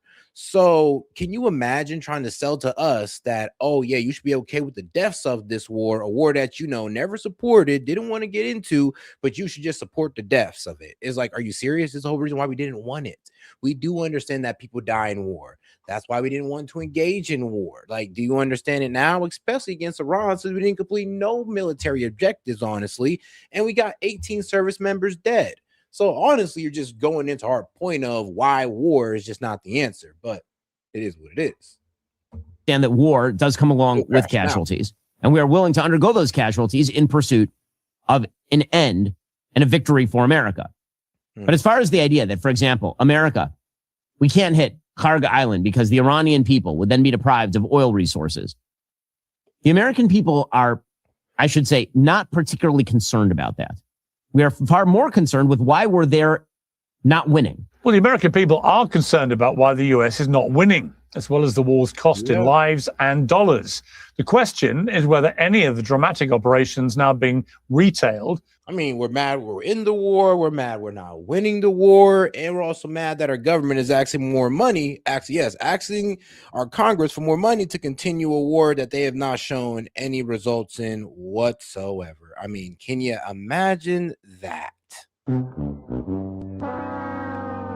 Bro, it's like you're a business. It's like you got a business. You go to your investors. They give you some money. You fuck the bag up. You don't get no investments back, but you go back to them pretty much saying, look, give me more money for the same task that I just lost y'all money on. Yes, for the same endeavor I just lost your money on. Give me more money for it. It's like, bro, are y'all? Like, y'all. All right. You got it. Or get them any closer to anything which could plausibly be called a victory. Why Trump has given up on giving up is unclear. The late Lindsey Graham had one prescient explanation in newly released documentary footage about his pro-war crusade. How long have we been pushing this? Well, you've been pushing this for years, right? Right. It's here. I talked to Trump this morning. I'm weak. I definitely showed you guys this at the beginning of the stream. And also, guys, like I said, make sure if you have any question, comments, jokes, disagreements, make sure to super chat it in, guys. And also double tap that screen, like the video. I do like how we're over 100 likes. So shout out to you guys for that one. Razor blade. Yeah, so appreciate those of you who like the video, guys, and make sure you subscribe to the channel as well, guys. And then, guys, if you want to catch the full live, because I do be unlisting the full live on YouTube, make sure to follow me on Rumble and Kick as well, and also Twitch. You can also see me streaming on Twitch, Kick, and Facebook. All right, that's all. Let's get back to it. It's literally. Oh, he's Jack. Yeah, it's the best thing I've said. How long have we been pushing this? Oh, you've been pushing this for years, right? Right. It's here. I talked to Trump this morning. It's literally. Oh, he's Jack. Yeah. It's the best thing I've ever done. He loves blowing stuff up. Well, whether or not Trump loves blowing stuff up, it seems inevitable that he's about to start doing it again. And the whole world is again braced for the unintended consequences.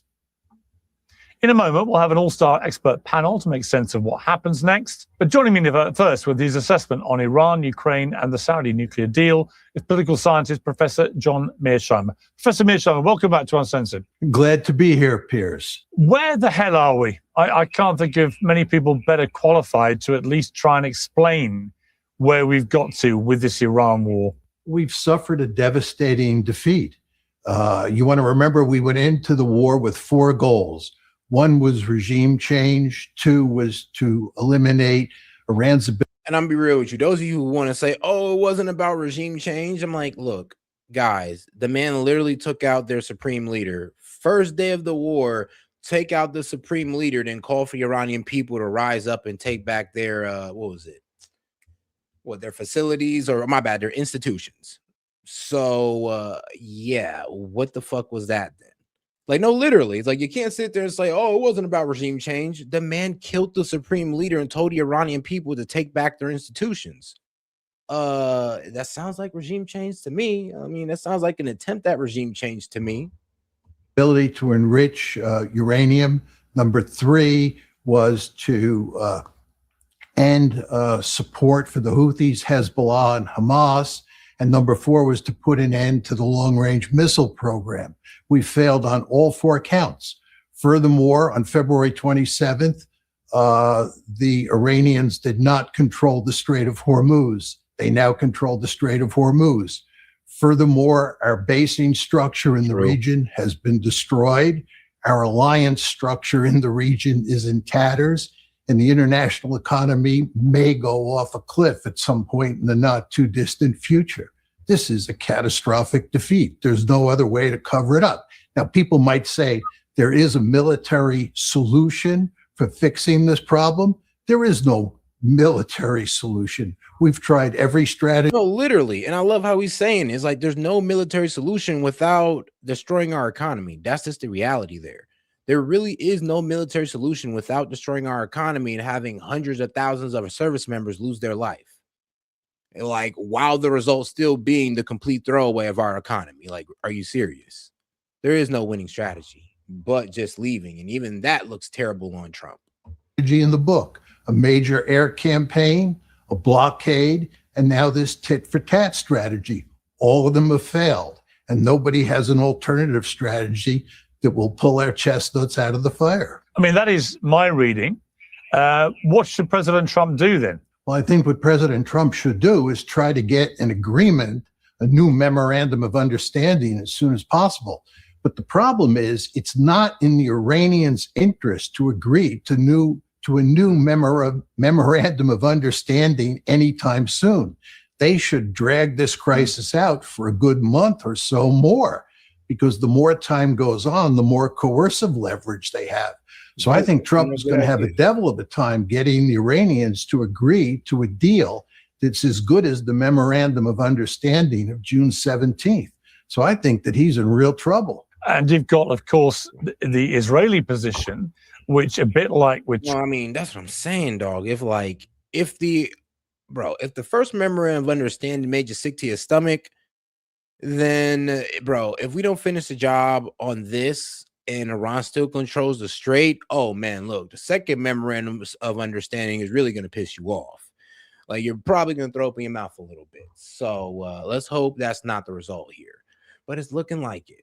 Trump's midterm elections coming in the fall. You've got the same in Israel. Netanyahu will know that if it looks like he's failed with this war, that will probably lead to him being booted out of office. So he has his own political imperative, perhaps, you could argue, to keep this thing going.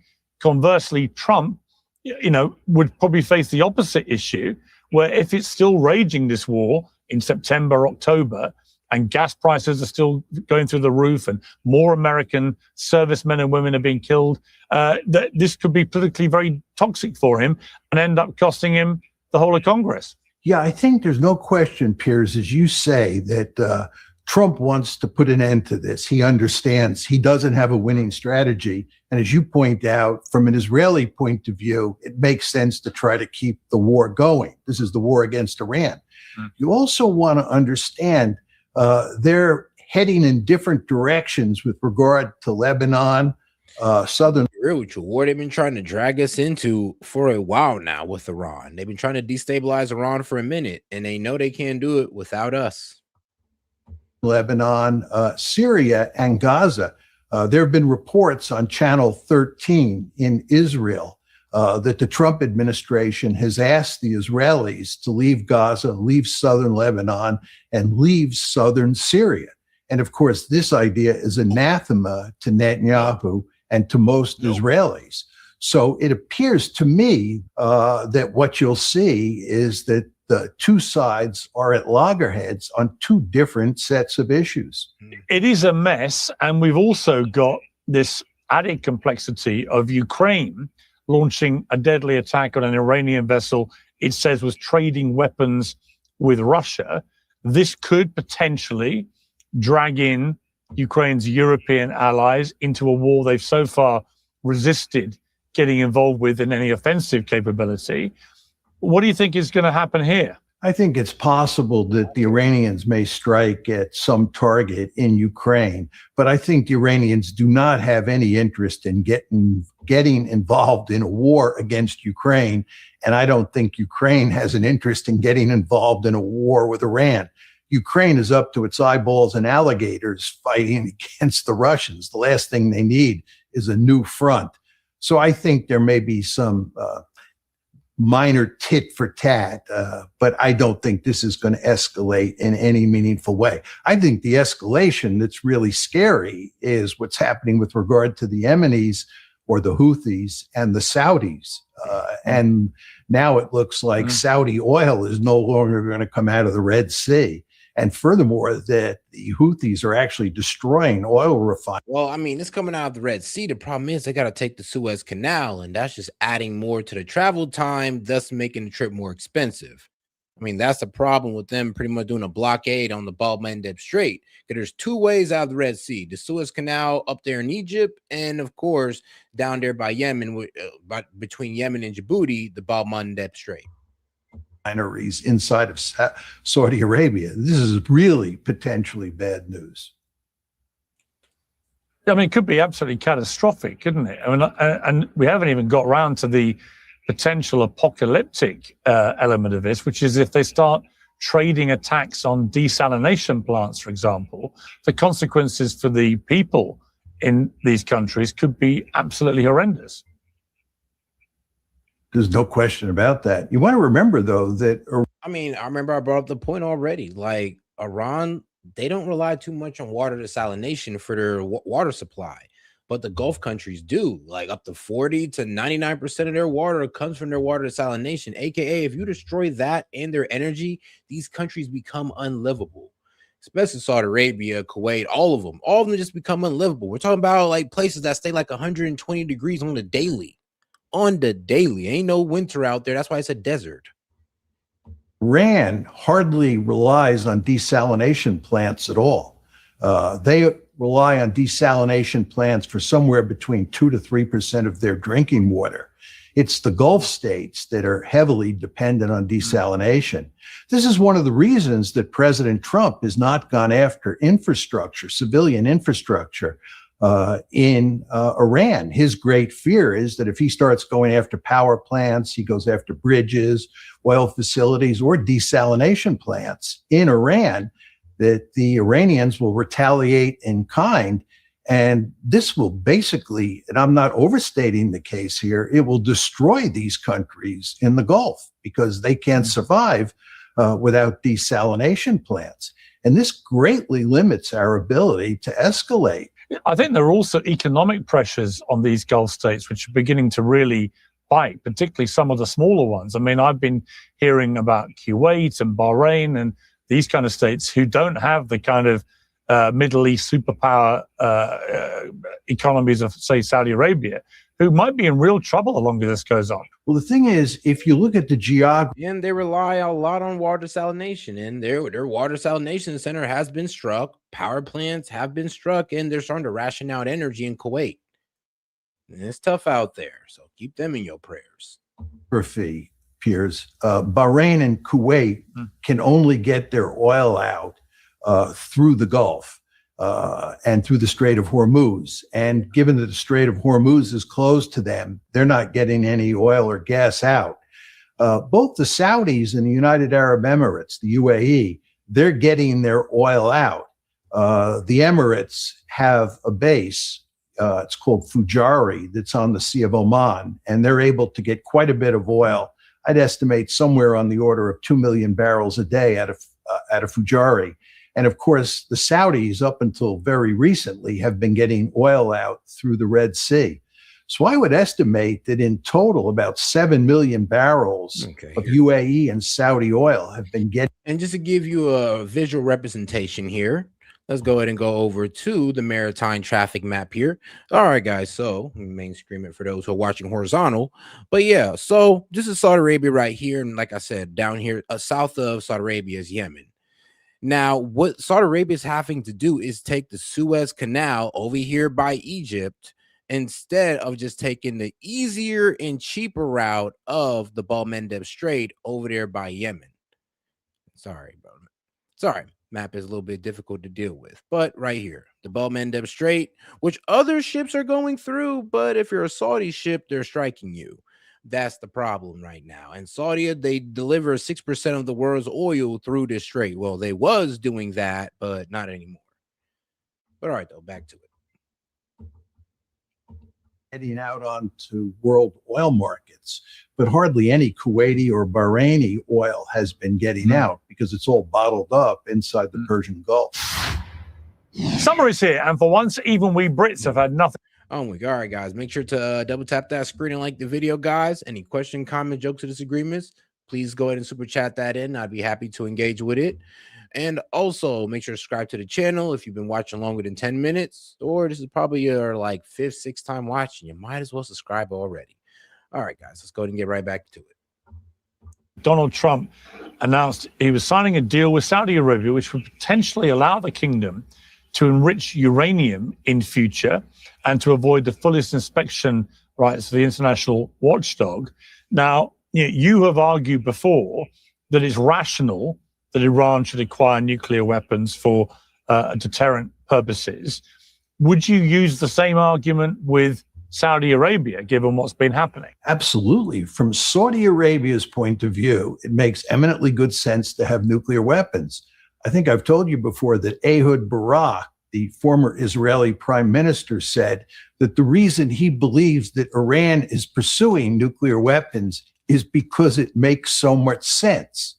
But the key, Piers, you always want to remember this, is that what's good for Iran or Saudi Arabia is not necessarily good for the United States. And in this case, it is absolutely not in our interest, not in America's interest or Europe's interest for that matter, to see either Saudi Arabia or Iran have nuclear weapons.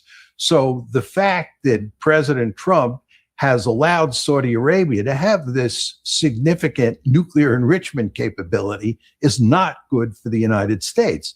But I think in this case, Trump felt that he had no alternative, that if he didn't provide the Saudis with some enrichment capability, they'd go on the nuclear market and they'd get that capability from another country, maybe China, maybe Russia, maybe Japan, or maybe Pakistan, who knows? But Trump, I think, concluded that they were going to get a nuclear enrichment capability, and it would be better from our point of view, both economically and strategically, for us to be in control, and that we would be able to prevent any move by the Saudis to use that nuclear enrichment capability to get a bomb. I mean, President Trump's made it clear the deal is contingent on the... And that's so funny, though, because it's like... Yeah, that's the problem with allowing Saudi Arabia to enrich uranium for civilian purposes. Like, how much times have we heard that? And it turned out to, oh no, look, they're actually enriching towards a nuke. And we can't really stop them without starting a regional conflict. Oh, great. Now they got a nuke and here we are. It's like, bro, it's going to be the same thing with North Korea. It's going to be the same thing with Pakistan and the rest of them if we allow them to start enriching. I mean, actually, it's going to be the same thing with Iran, too. I mean, anybody remember Atoms for Peace, where we gave Iran a nuclear reactor for, peaceful nuclear purposes, or to have a peaceful nuclear program? And how'd that work out for us? So here we are trying the same thing with Saudi Arabia. It's like insane. Like, come on now. It didn't work out for us all those other times. Why is it going to work out with Saudi Arabia? And they have all the intention in the world to. Saudis recognizing Israel and joining effectively the Abraham Accords. Can Saudi Arabia do that politically for its own reasons, given what is going on in the Middle East right now? No, and that's why the agreement that was signed last Wednesday made no mention of that. And it wasn't part of the negotiating process because the Saudis would have never agreed to that. The Saudis have made it unequivocally clear that they will only agree to an Abraham Accord with Israel if Israel gives the Palestinians a state of their own or makes significant movement in that direction. And that is the only way that Saudi Arabia is going to join the Abraham Accords. If there's a two-state solution, so the Palestinians pretty much get their own state, and of course Israel gets their own state, and everybody just be happy. The problem is that there's a lot of Israelis that don't want that to go down, and they'd rather just take all of Palestine. I mean, look what they're doing in Gaza, and look what they're doing in the West Bank. If anything, the Israelis are going in the opposite direction. As you and I have discussed on this show before, Israeli behavior in Gaza is, in my opinion, a genocide. And what they're interested in doing is cleansing Gaza. So the idea that they're going to give the Palestinians a state of their own in Gaza or even in the West Bank, if you look at the pogroms that the Israelis are conducting in the West Bank, that's even more evidence that the Palestinians are not going to get a state. And the Saudis say that as long as that is the case, there'll be no Abraham Accord. So I think that President Trump is whistling in the wind when he thinks that he's going to get the Saudis to agree now, after signing the agreement last Wednesday, to all of a sudden agree to an Abraham Accord. How does this all end? I mean, take me forward to the end of the year. Where do you think we'll be? If I had to guess, I think we're going to get another memorandum of understanding. You know, a lot of people talk about a forever war. There are really sort of two big options besides a peace agreement or a memorandum. I mean, here's the thing, though. Like, a lot of people do talk about a forever war, but I mean, I don't think that we can carry out a forever war. We can't carry out this war into perpetuity. Like, we can't carry it out all the way into the next year and the year after that, all the way out to Trump's end of his term. Why? Because we don't have the munitions to do so. We don't have the patience of the people either. Yeah. And of course, once again, our soldiers are getting tired. Like, there's no real result. So how long can we keep this up? Because we don't have all the money in the world. Like, Pete Hegseth is kind of getting a whole lot of pushback from Congress about getting it refunded. Now, you really got to think about all this stuff. Like, I know a lot of people want to sit there like, oh, set us forever war. But I mean, can we really do a forever war? I mean, our munitions is low. We don't really got enough money to keep it going. Like, how can we do a forever war? Like, tell me. What constitutes us a forever war? What, the first year? Because I don't think we're going to make it that far. Especially with our strategic oil reserves at where they're at. Of understanding. One is escalation, and the other is a forever war. We just go on with these tit for tat attacks against each other. I don't think that you can have a forever war because I think the economic consequences rule that out. I think the longer this war goes on, the closer we get to going off the cliff and ending up with a worldwide economic depression. So this war has to be shut down. And one of the incentives to escalate is because people recognize you can't have a forever war and that this has to be shut down. So they say, let's escalate. But as you and I both know well, Piers, there is no escalation option here. If there was an escalation option, we would do it, right? And in fact, if you look at the most significant like, guys, if there was a way to win this Iran war, get the Iranians to surrender, get regime change, take care of their missiles and proxies, we'd have done it by now. We'd have done all that. If there was a way to get Iran to release control of the Strait, we'd have done it by now. Like, why the hell would we dilly-dally about that? Military campaign that we've waged in this war. It was the 40-day strategic bombing campaign between February 28th and April 8th. And we ended it, and we never started it up again because it was not a campaign, an air campaign that could produce victory. It was just not in the cards.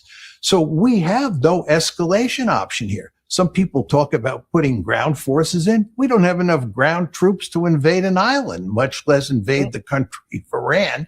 And furthermore, if we invaded Iran, the Iranians would win that conflict. And furthermore, yeah, because how much soldiers? I believe we got like maybe, I know we got 50,000 soldiers in the region alone in just stationed there in the Middle East. Maybe we got like 150,000 guys. It's going to take way more than 150,000 to beat the million-man army in Iran. Like, let's just keep it real. It's going to take way more than that. Even if we do outclass them. The American people have no interest in a ground war in Iran. So we have no military option here. And what's going to happen, I believe, I'm not 100% certain, but I believe that President Trump will sign another memorandum of understanding. And the terms from our point of view will be worse than the terms of the 17 June memorandum of understanding. But I think this war will come to an end by the end of the year. Just finally, Professor Mearsheimer, let's talk about Ukraine briefly. We had an extraordinary spectacle at the weekend where Laura Loomer, No, because I do hear his point. He's like, how are we going to do a forever war on low munitions? We're barely able to get funding for it. We've achieved no results on low munitions as well that we can't replace it for what?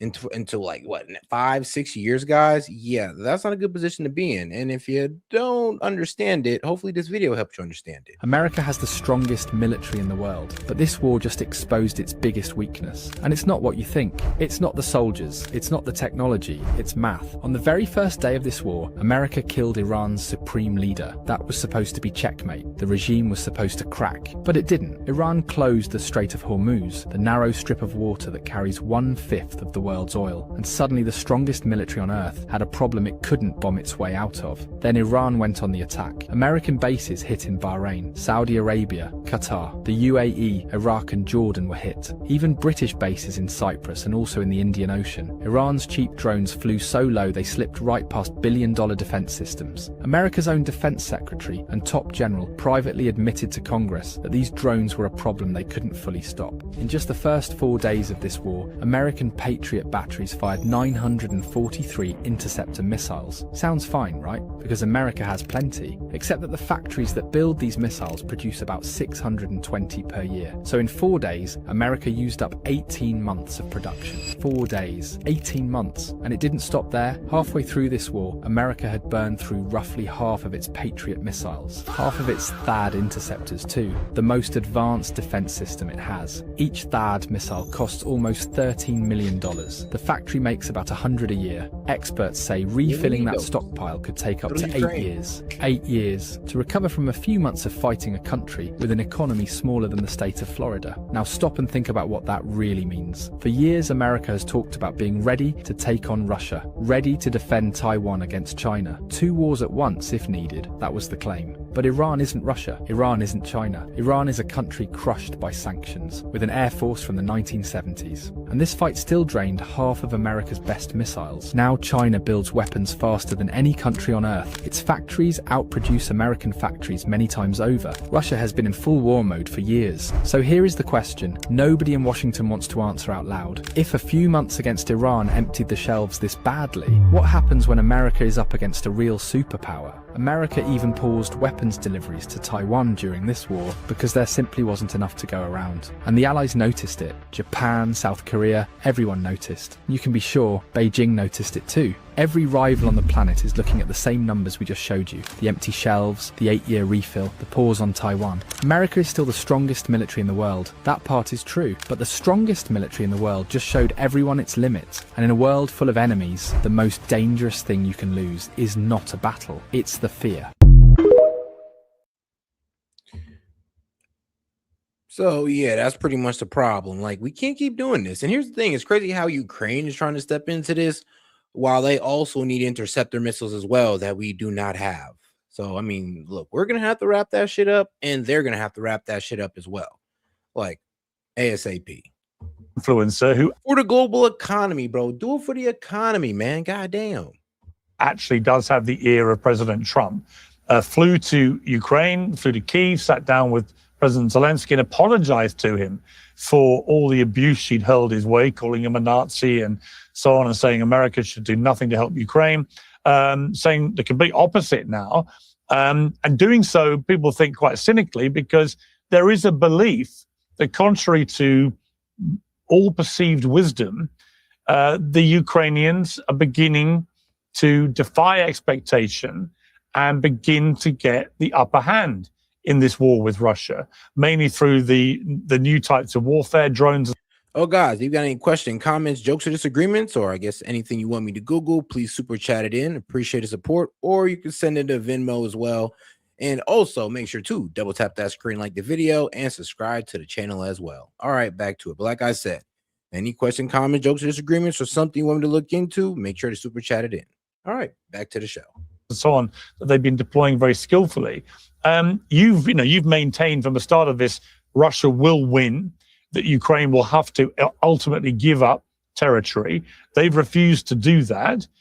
Is your position modifying at all? Are you seeing here on the ground perhaps a possibility that Russia may not get the victory that you thought was inevitable? No, on the contrary. I think the Russians are in the process of winning the war. First of I mean, yeah. I'm telling you, what they're not telling you is that Russia is about to take, if not already, they're about to take Odessa. They're about to control one of the main port in Ukraine to the Black Sea. Yo, that's going to cut them off from reshipment. That's going to come off from resupplying and all that. So, yeah, Ukraine is taking more land. And here's the thing. They're taking more land than mainstream media is willing to tell you. But don't worry, you'll find this out soon enough. all, if you look at what's happening on the battlefield, the Russians are moving forward slowly for sure, but moving forward steadily. Surely by the end of the year, they will control all of Donbass. And there's all sorts of evidence, given the huge manpower problems that the Ukrainians have. They have a significant desertion problem. They have a significant draft dodging problem. They have a much smaller population than Russia to begin with. They're suffering badly up on the. I mean, they are pulling people off the street. They're getting desperate, so they're inviting in radicals, aka Nazis. So it's getting pretty desperate in Ukraine, but we don't talk about it because we want to try to, and we don't talk about it here in America because we want to try to frame it as if Russia's losing the war, which they're not. We just over exaggerate every little success that Ukraine has and try to frame it as, oh no, they're breaking new ground, guys. This could really crumble Russia. Yet no. Front lines, the lines are beginning to buckle. These are the Ukrainian lines. But I think more importantly at the moment, if you look at the Russian bombing campaign against Odessa, they have basically cut off Odessa from Ukraine. Ukraine no longer has a port on the Black Sea. And this is having devastating consequences. And it certainly will have devastating consequences over the long term inside of Ukraine. Ukraine needs Odessa. It needs it to sell its wheat and to import all sorts of goods and weaponry, but that's no longer possible. So I think that the Russians are in the driver's seat here. And all this talk in the West about how the Ukrainians. Here's a problem, though. It's like not only is Russia winning the war, but, bro, they're willing to die about Ukraine, apparently. They're crashing out about Ukraine. I mean, and so is North Korea. So their ally, a close ally of Russia, is also putting boots on the ground in Ukraine. I mean, guys, they just want it more at a certain point. Like, guys, we're not going to put boots on the ground in Ukraine. I mean, let's just keep it real. But North Korea and Russia are doing so right now. And basically, it's a 2-on-1. Guys, we're talking about a country of, like, how much people does North Korea have? Because I know Russia got, like, what? About 50 million, 150 million. That's how much Russia has. But North Korea, I'm going to say about, 40 million? Man, I'm guessing, but I actually want to make sure, though. Let's see here. Well, what is it? 26. Never mind. I was way off. But yeah, a country of 26 million. So you damn near got to combine the two. It's 150 million people and plus 126 million people or Koreans. Yeah. So 150 million Russians and 126 million Koreans are pretty much putting boots on the ground in Ukraine. Not all of them, but you guys get what I'm saying here, though. It's a 2-on-1. And what I mean by a 2-on-1 is they're putting boots on the ground, and it's only Ukraine out there putting their boots on the ground.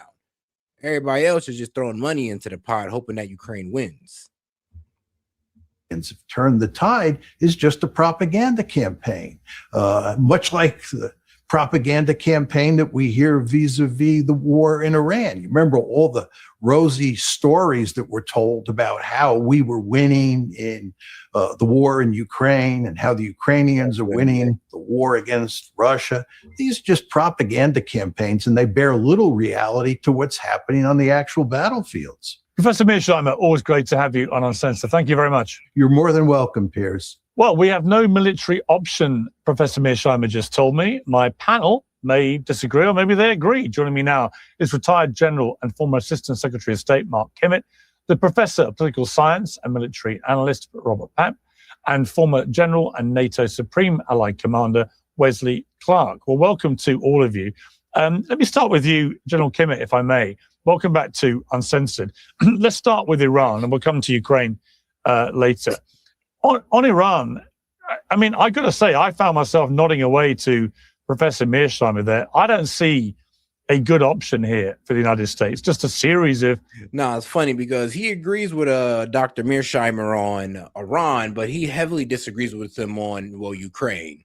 I mean, that's just, like I said, Pierce and the U.S., like the UK and the U.S. is blinded by the propaganda that we sell ourselves about, what's going on in Ukraine. Why? Because, like I said, we're all in. We wouldn't all in, not boots on the ground wise, but I mean, money and resources. Like, We didn't send weapons out there. We didn't send billions of dollars out there, taxpayer dollars. So what? We're going to tell them that we did it all for naught, just to sit there and tell them that, oh, yeah, well, sorry, guys, but not only is Russia pretty much taking over Ukraine, but 1 million Ukrainians have died. They're also losing their land, and Zelensky's about to be out of power, and they're never going to join NATO.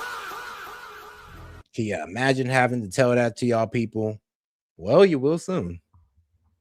Bad options. Do you see a way that the United States wins this war? Well, first of all, let me correct a couple of comments that he made that I would take issue with. Number one, it was never the U.S. objective for regime change. That was categorically stated a number of times by President Trump. Our basing structure in the Middle East is not in shambles, nor are our regional alliances. And for that matter, the Houthis have not destroyed any Saudi oil infrastructure. Now, just wanted to correct the record on his comments. Is there a way to... No, that is true. That is true, though. They haven't destroyed any Saudi infrastructure, but they have destroyed tankers. So, $400-500 million oil tankers. To win this? Well, look, I think the best way to do it is we continue to focus on the Strait of Hormuz. But if you look at the objectives that we did have for this war, slow down their nuclear program, help eliminate their missile program, go against their proxies. In many ways, we have achieved some level of success. The fact remains is there's a question about if there is any nuclear program left at all. Of course, it is in the minds of the nuclear scientists. But we've really set that nuclear program back considerably. The missile. All right, hold on, man. This man capping here. All right, he told a lie. Because and it was a little weird when he said it, but he pretty much said that the Houthis did not strike, Saudi Arabia's energy infrastructure, right? But I mean, we got the New York Times pretty much just snitching on them right here, pretty much saying right here, Saudi Arabia blames Iran-backed militia for attack on oil facilities. Sorry. Yeah, so the Yemen's Houthis also claim to have hit the kingdom's energy infrastructure. And they even got video right here of this strike. Like, goddamn. Yeah, satellite image shows smoke rising from an oil facility in Dabarak, Saudi Arabia. So, yes, it's an oil facility in Saudi Arabia that looked like it's been struck. So, what is he saying? So, no, the Houthis did actually strike them. Saudi Arabia said Monday it had intercepted a number of drones that Iran-backed militia in Iraq had launched at the kingdom's oil facility. So yeah, they're being attacked by Iraq and they're being attacked by the Houthis. But it looks like the Houthis is the one that landed. I mean, and that kind of explains why they attacked Iraq earlier today. Like, yes, I mean, Saudi Arabia did attack Iraq, an Iran-backed militia group in Iraq. So, like I said, I mean, the war is expanding, guys. Now even Iraq's involved because of the Iranian-backed militia groups in Iraq. It's turning into a regional war, guys. Because like I said, now we got Yemen fighting, Saudi Arabia fighting, Kuwait's involved. I mean, Bahrain's involved. And now you got what? Who was the last guy? Oh, yes, of course. You got Yemen involved. And then who was it, man? I just said it was the first people I was talking about. Oh, yeah, Iraq. Yes, now you got Iraq involved. Damn near everybody in the Middle East is involved. Guys, this is a regional war by definition. But, all right, let's go ahead and get right back to it, guys. And make sure to double tap that screen and like the video, guys. If you have any question, comment, jokes, or disagreements, feel free to super chat that in. Great way to support the show. Or also send in a gift as well. Let's keep it going. And the proxies. Now, the fact remains we could declare victory at this point, but not go home. We could declare victory and focus exclusively on the Strait of Hormuz. And I think if we get a good agreement out of the Strait of Hormuz, President Trump may not have achieved strategic victory, but you can bet he will declare victory in that process. Okay, General Clark, welcome to you back to Uncensored. I mean, the problem is, what's in it for the Iranians to do a deal here? I'm just like, I can't really trust what you're saying, bro. You didn't even know that the Houthis actually did strike an oil facility in Saudi Arabia. With the propaganda. Like, you know, bro, come on now. Like the propaganda is a bit too early, man. It's only been like 20 minutes into the video, and you already trying to hit us with the Hasbara. Crazy. You know, against all the predictions, particularly by the Israelis when they were in the White House with Donald Trump in the build-up to this war, nothing they predicted has happened. I mean, they said that if you take out the Ayatollah and the top people around him, then the IRGC collapses from within, the people rise up, there's natural revolution, everyone's too distracted to worry about the Strait of Hormuz, and so on. Well, none of that has happened, other than the Ayatollah got killed and his son took over. He seems to be more hardline. You know, I look at this and say, well, they've still got all their enriched uranium. I heard their General Chemist say we put back their nuclear program aspirations and so on. But we were, of course, assured only a year ago, after the 12-day war, that had been put back decades. So it's hard to know what to believe when it comes to where their nuclear program is, other than they've got all their enriched uranium, and the Americans and Israelis have got no apparent way of getting their hands on it, unless it's voluntarily handed over.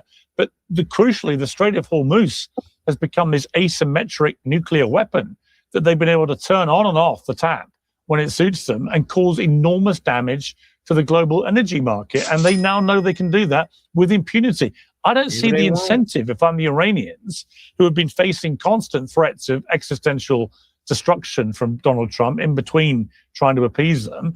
Where's the incentive to do a deal? Well, the Iranians believe they're winning because they've got the strait and because they've still got their missile cities. And Russia and China are just pouring in the resources, the technology, the rocket fuel, the motors for drones and other things. And you can't succeed militarily if you can't isolate the theater of operations. And so we have. I'm just being real with you. Why wouldn't they do that? It's like I said, it's like Russia's ultimate get back moment. And we put ourselves in the position to, well, have Russia get their get back. Oh, you want to drag us down in Ukraine by supporting Ukraine? Fantastic. We're going to drag you down in Iran by militarily supporting Iran, while also carrying out our military operation in Ukraine. So good luck selling that propaganda, talking about, oh, the war machine is collapsing. Bro, I wish. It don't look like that. We haven't done it. We haven't I mean, won it. low key though, y'all can't keep up the propaganda this long. You can't have it both ways. Russia can't be fighting basically or sending military equipment on two fronts, but then their whole economy is collapsing or their military is collapsing. I'm like, okay, if that's the truth, then how are they doing that? That don't sound like a collapsing military to me. To do it, and just like in Vietnam, we're up against the same issues of well, we'd like to win this war, but Russia and China are against us, and we got to be careful. There might be nuclear weapons. They might not like what we're saying, and so we're sort of hemmed in on this thing. But I do think that what Admiral Cooper was doing, going after the targets in the Strait, was very productive. That's the center of gravity of this operation right now. That's the near-term center of gravity. And the fact that he was effective is proved by the Iranian reaction. They didn't stand by a ticket. They went after the infrastructure of our allies because they know that we can drive them out of the Strait of Hormuz. Now, can you stop an errant drone missile or drone that's launched from 50 miles back or something? Maybe not. But you can certainly set up a system in which you can protect tankers going through. You can clear the minefields. You've got most of the strait cleared now. But one thing you can't do in these campaigns is you can't stop. Because by stopping right now, they're rebuilding everything we just attacked. And they're moving in. I mean, if that's your logic, then sure. But if you're saying you can't stop because, oh, you just got to finish the job, I mean, dog, at what cost? And do you understand the cost? But let's see if you do. Whatever the radars they can replace, they'll put in more patrol boats. They'll do everything they can to rebuild. So the idea of a bombing pause was really popular during Vietnam. Never worked. When I was running the operation in Kosovo, and Richard Holbrooke suggested to me, why don't we do a bombing pause? And I can't negotiate. I said, absolutely not. And here we are, pausing the operation again. Now, Mearsheimer may be right. This may end with an I don't know if using Vietnam is the best example, honestly. I think, bro, should look at Dr. Pate's face. He's like, did he really just use Vietnam as an example for his argument on why we should stop bombing? I mean, I'm be real with you. bro, Vietnam is the strongest reason on why we shouldn't even enter this war. But okay. But the truth is, this is a lot different than the war in Vietnam in terms of the consequences of American failure. And so there may not be an easy military option, but pulling back, that's no good. We've got a near-term problem, and that's the Strait of Hormuz. We've got a longer-term problem with Iranian nuclear weapons and possibly intercontinental ballistic missiles. And we have to face the fact that if we don't act, we will be facing a middle. I mean, god damn, bro. It's like the perfect warmongering like argument. It's like, well, look, man, it's a terrorist regime, and if it ain't gonna be about their nukes, it's gonna be about, oh no, one day they're gonna get an intercontinental ballistic missile. It's like, bro. So, and here's the thing, though, it kind of shows you that they're always gonna want beef with Iran. It's kind of like, bro, Iran can literally say, you know what, we're not gonna enrich, okay? Then we're gonna try to push them over. Okay, we can't have an intercontinental ballistic missile either. Actually, you can't have no missiles at all. And at that point, we lose them every trip. But that's kind of what we keep doing with them. It's like, yo, they promised to give up one thing, then we take it to the maximum. And then look at him here. He's pretty much saying, oh, yeah, well, they need to give up the right to not only enrich so that we don't have to ever worry about them making a nuke, but have to give the right to defend themselves by having missiles. Now, is having intercontinental ballistic missiles necessary? No, it's not. But I mean, you know, seeing that we're going to be a constant aggressor, you know, if they don't got a nuke, I mean, what you expect them to do? Superpower. And this is simply their aim. They've worked out 47 years. They don't care about their people, taking out their oil and taking out their energy and stuff. That's a near term. That's like a bite of a gnat. These people know what they're focused on. They're working, they're building their missiles right now. And the fact that we haven't stopped Chinese and Russian intervention in there and support is an indicator of where this is going. So this is a real break point for American foreign policy and the American national security peers. If we decide to pull out and get, as John Mearsheimer said, an MOU that's worse than the one we didn't have before, we're sacrificing our leadership globally. If we let Iran control the Strait of Hormuz, that's a knock on our global leadership, on our deterrence, on our ability to lead in Asia, on the security of Europe. So there are so many consequences right now, and we're actually at a decision point. But just to be clear, General Clark, if you were in charge here, making the big call, you would go in harder, and would that potentially, in that eventuality, involve ground forces? No, it wouldn't. I think you can define a box of operations, maybe 10, 15 kilometers deep off the Gulf. It might involve some new technology. I think you need steering, continuous ISR. Bro. So basically, you don't have like no way we can get this done now. You don't like, you're talking about, well, we know we got to get some new technology. Basically, we got to pull some new technology out of our ass to go ahead and beat Iran. Is that really what you're hitting us with, bro? Bro, just say that this war wasn't a good idea and we just don't have the military capability to keep it going, or to have to follow through. Just say that. Instead of giving up this bullshit about, oh, yeah, we can, but, if we engage nuclear technologies and we just pull that motherfucker right out of our ass, yeah, we could do that. Okay, you got it. And, hey, shout out to my man droning in the scenery, dog. Long time no see. He said nukes are controlled by AI already, will not launch. All right, well, shoot, hopefully you're right. Shout out, man.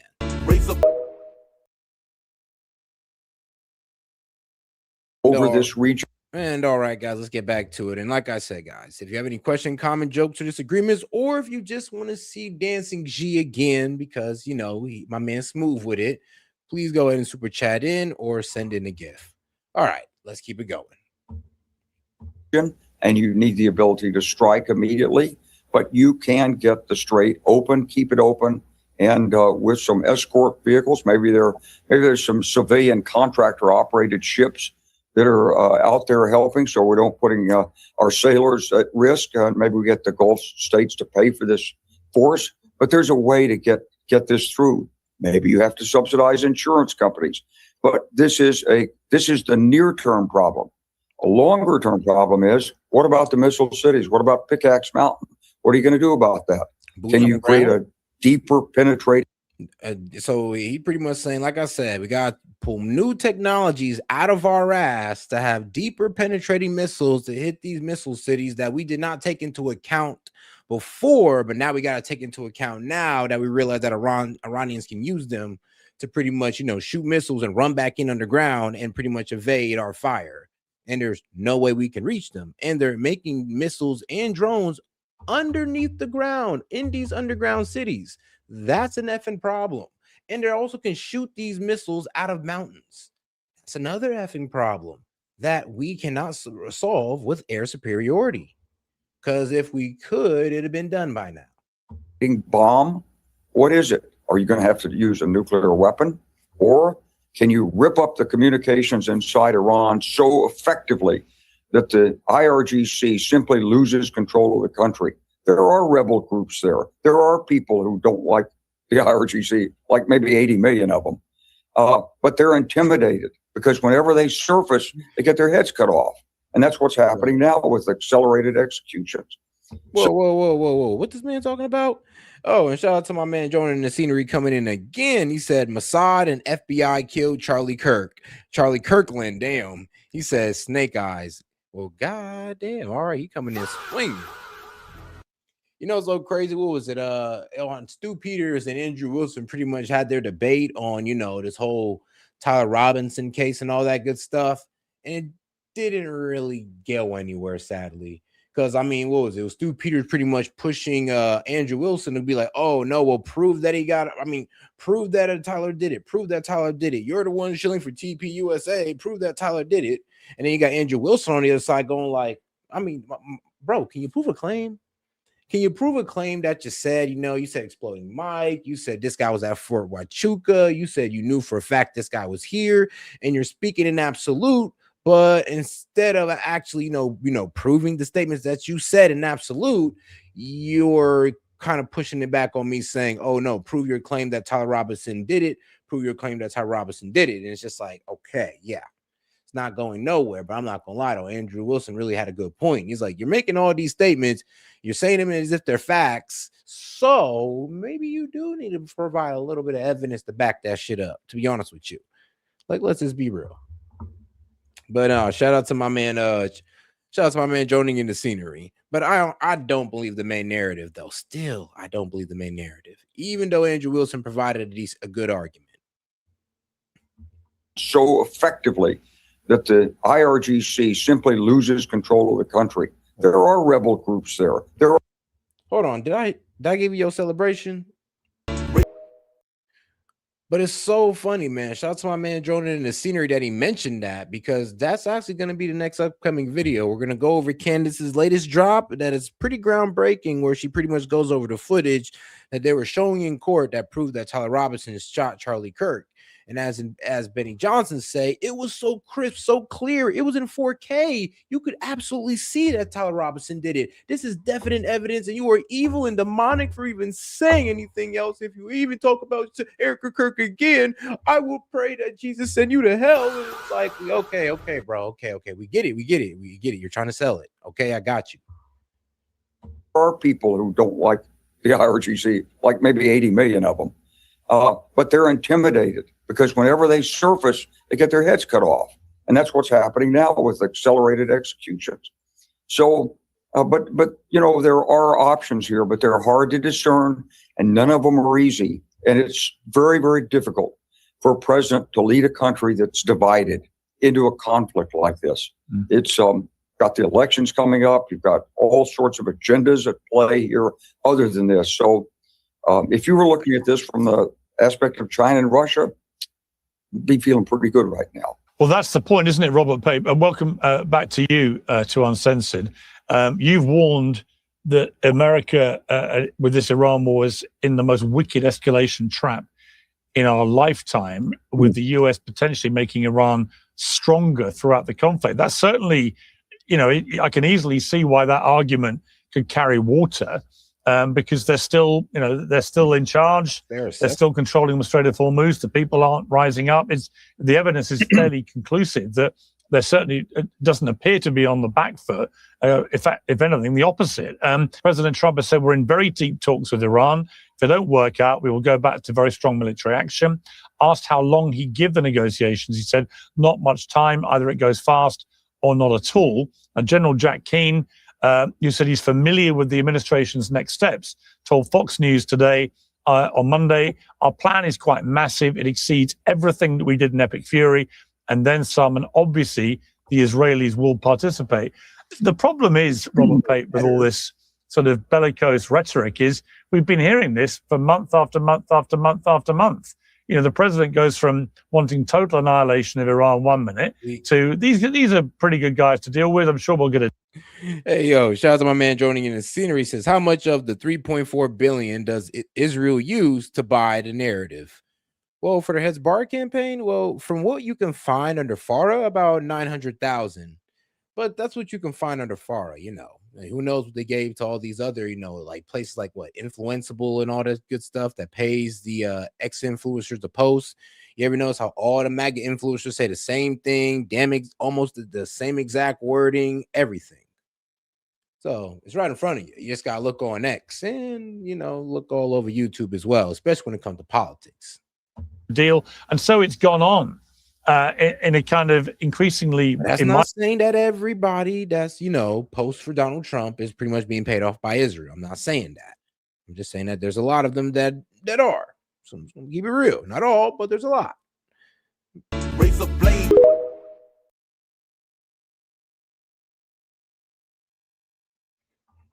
All right, man. Let's go ahead and get right back into it.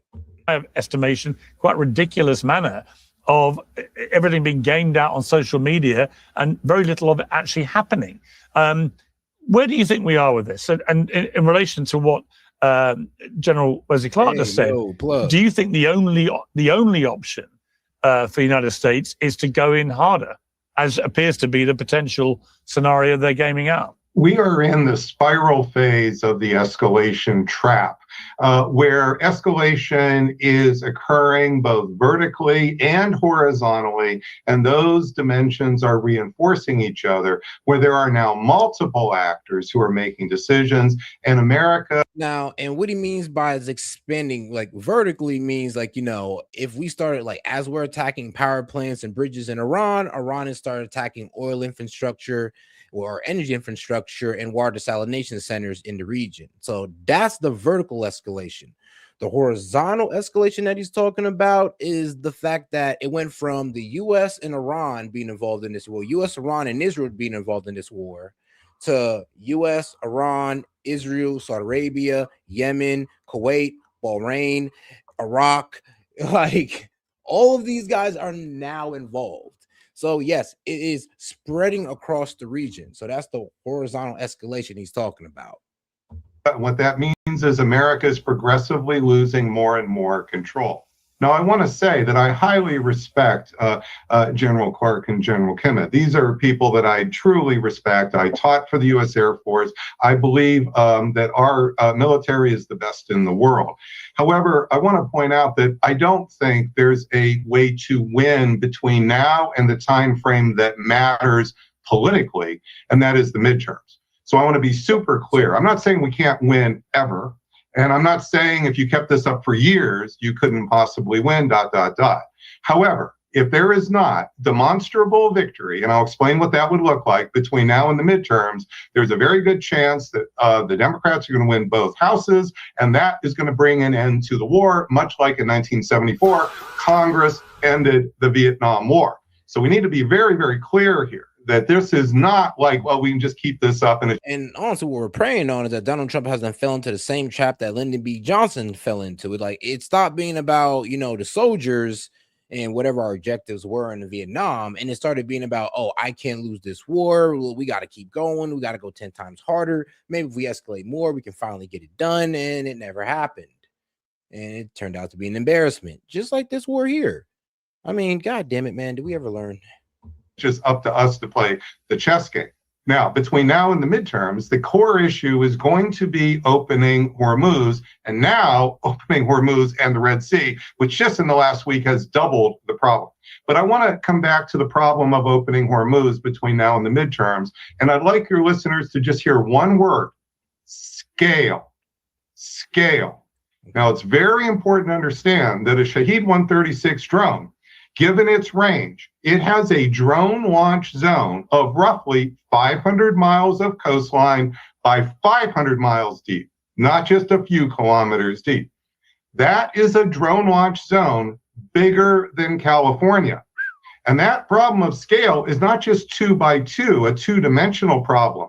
There are massive mountains in that 500 by 500 mile, the Zagros Mountains. Think about mountains as a skyscraper, where the drone, which is just a little bit bigger, heavier than a king-size mattress, could be on any crevice, anywhere. It could be deeply buried in the basement. It could be on 412. And the problem is, do you know how many Manhattans, Pierce, you can put in that zone launch area that I'm describing? 11,000 Manhattans. That's AKA, he's pretty much saying, yo, striking these targets is literally like finding a needle in a haystack. It's like, bro, it's literally the size. Oh yeah, southern Iran is literally bigger than California, literally damn near bigger than the entire like west side of the United States, damn near. And we're supposed to be finding all these targets in that mess, and then it's like this. It's like, bro, it's like us setting up in the Rocky Mountains and then the country trying to do a bombing campaign there. Like, bro, it's going to be incredibly hard, especially it being the Rocky Mountains. It's like all the places you could hide and stash things within these mountains. Now, dog, Iran got like 9,000 of these mountains to mess around with, and the smallest mountain is 9,000 feet.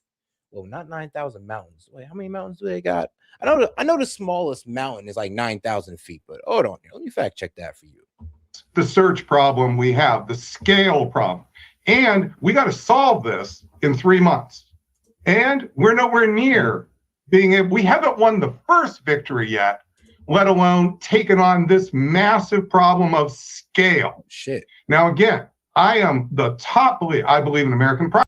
Okay, never mind. I was way off, way off. All right, Iran has about 41,788 named mountains, with over 55% of its total land area covered by mountain terrain. The country features thousands of high peaks, including nearly 600 summits that rise above 4,000 meters. Well, goddamn. I think the biggest ones is like the Zagros Mountain. I believe that's the one on the west. And I believe the Alborz Mountain is the one on the east that pretty much act. Well, no, I think it's the one on the north. Yeah, that pretty much act as like a fortress. So, yeah, they're like literally a natural mountain fortress. I mean, God just blessed them with that geography.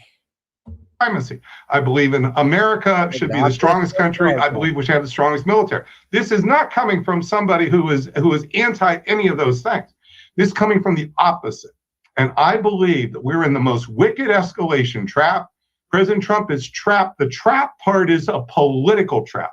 He is trying to reverse a defeat. He's trying to reverse it because if he doesn't, this will be the end of his presidency, and he will be the lamest of lame ducks going forward for years. So this is the trap of the escalation trap. We are likely going to escalate further. I think you're going to see multiple efforts here, but we're not alone. We're not alone. Iran is now initiating escalation. The Houthis are initiating escalation. The Saudis, which is actually crazy though, because when did this come out? Yeah, about 13 hours ago. So it came out before the Trump interview.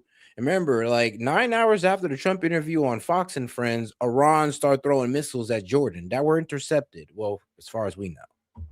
are initiating escalation. And notice, we've totally stopped talking about Israel initiating escalation, Hezbollah initiating escalation. We're not yet talking about the proxies in Iraq initiating. As this war has expanded, the escalation trap is in the spiral phase. And this is the crucial thing to understand. And in that spiral phase, this is not just a chess game like we're Gary Kasparov and we're 2,400 on the scale and we know better than the others.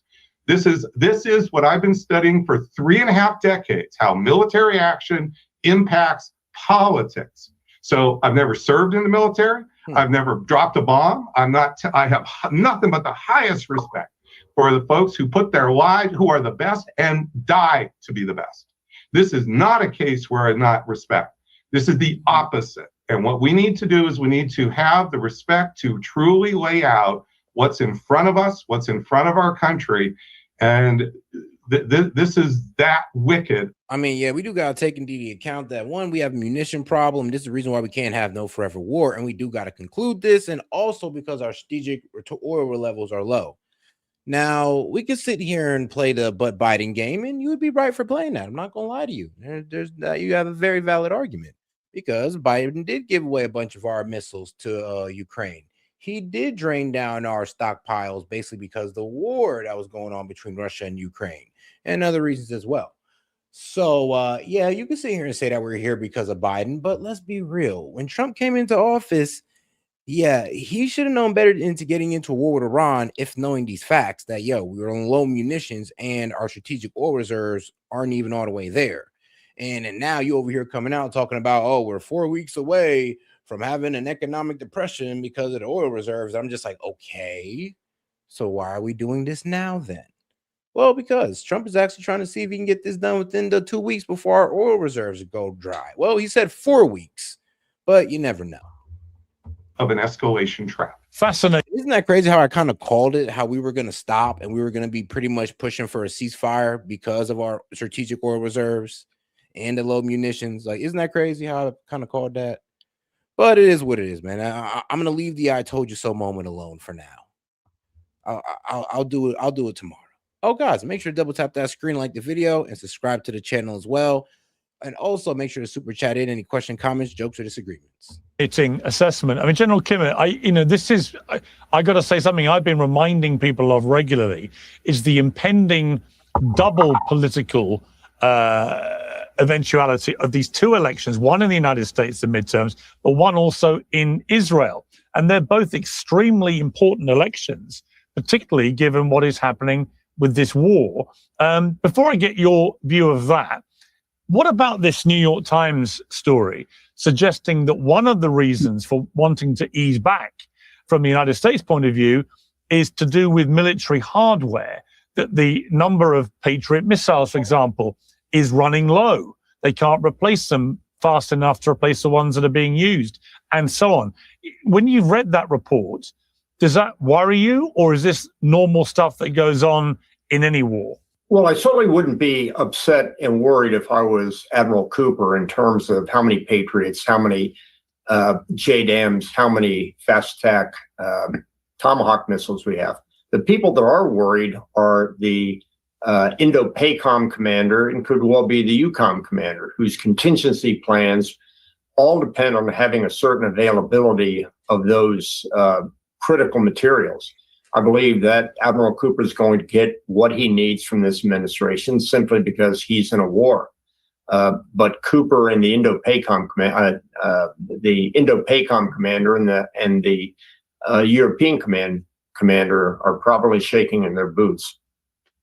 Look, one thing that wasn't mentioned, and I want to throw this in here because there is another dimension and there's another set of actors in all this, and that's the Europeans. The fact remains is we ran the tanker war in 1981 to 1988. The United States at that time was not a belligerent, and we were able to escort those Kuwaiti tankers through the Gulf for the simple reason that neither Iraq nor Iran wanted to take on the United States. The maritime discussions that have been going on among the Europeans rests on a simple process and a simple assumption. They are not belligerents to this war. Yes, the Americans couldn't join that coalition, but it is certainly the case that the EU already has a maritime mission in Dubai right now, and they could expand that. The question that would be faced by the Iranians would be, do we want to draw Europe into war? possibly do we want to draw China and India into this war if non-belligerents are escorting those ships? So I think that's a very simple logic that needs to be explored. And candidly, I also think that frozen assets from the Iranian accounts ought to be used to finance some of these options as well, such as reimbursing those tankers that do go through. I don't like this idea, guys, because like I said, I mean, like, if you guys use this money, there is really no turning back on that. It's like, and if we need to give Iran money and we just spent it on these destroyed oil tankers, then you actually are going to have to use taxpayer money to pay Iran. And do you really want to have to put yourselves in that position? Don't y'all want to keep that argument that we're not giving Iran taxpayer dollars? Because I'm just saying, I mean, if y'all do this, y'all better finish the job, because, I mean, then we're going to have to give them that money. So maybe we should just leave that alone. I would advise us to leave that alone.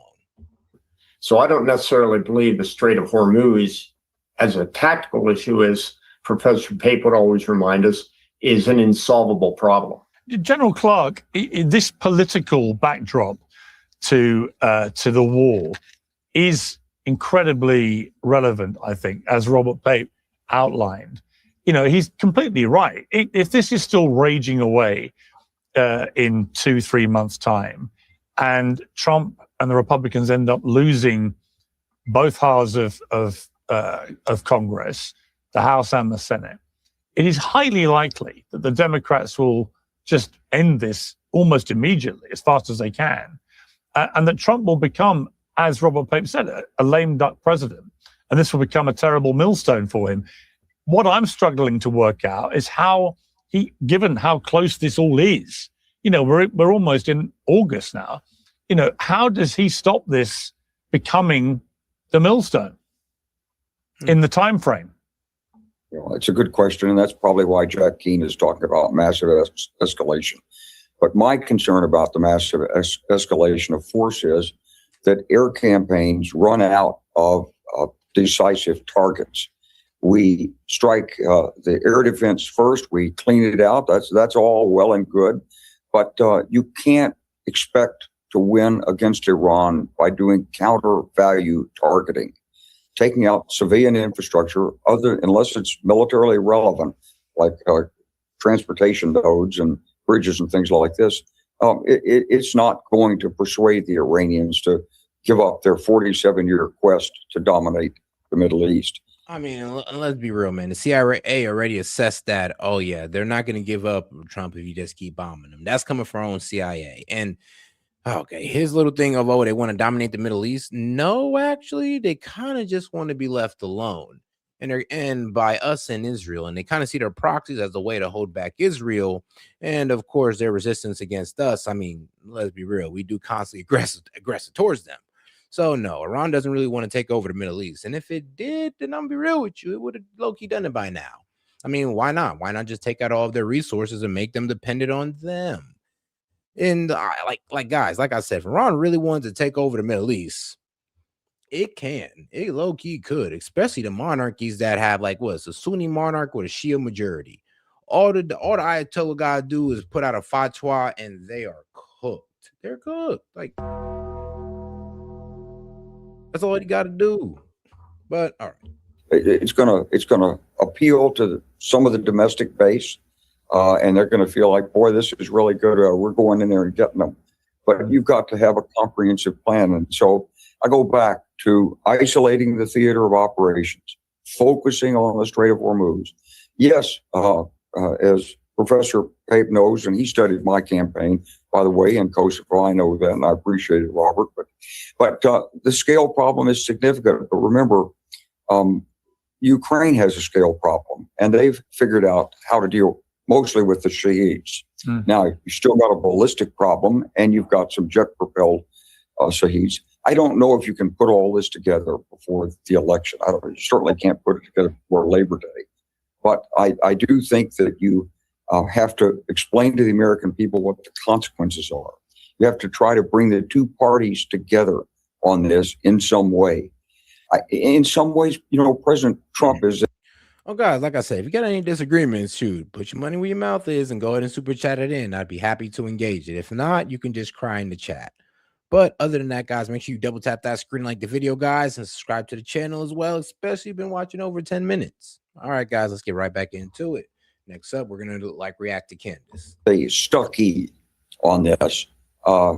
You can argue about whether you should have started this or not, but the fact is that the Iranians have spent 47 years developing the means with a strategy to go after Israel, and they call us the Great Satan.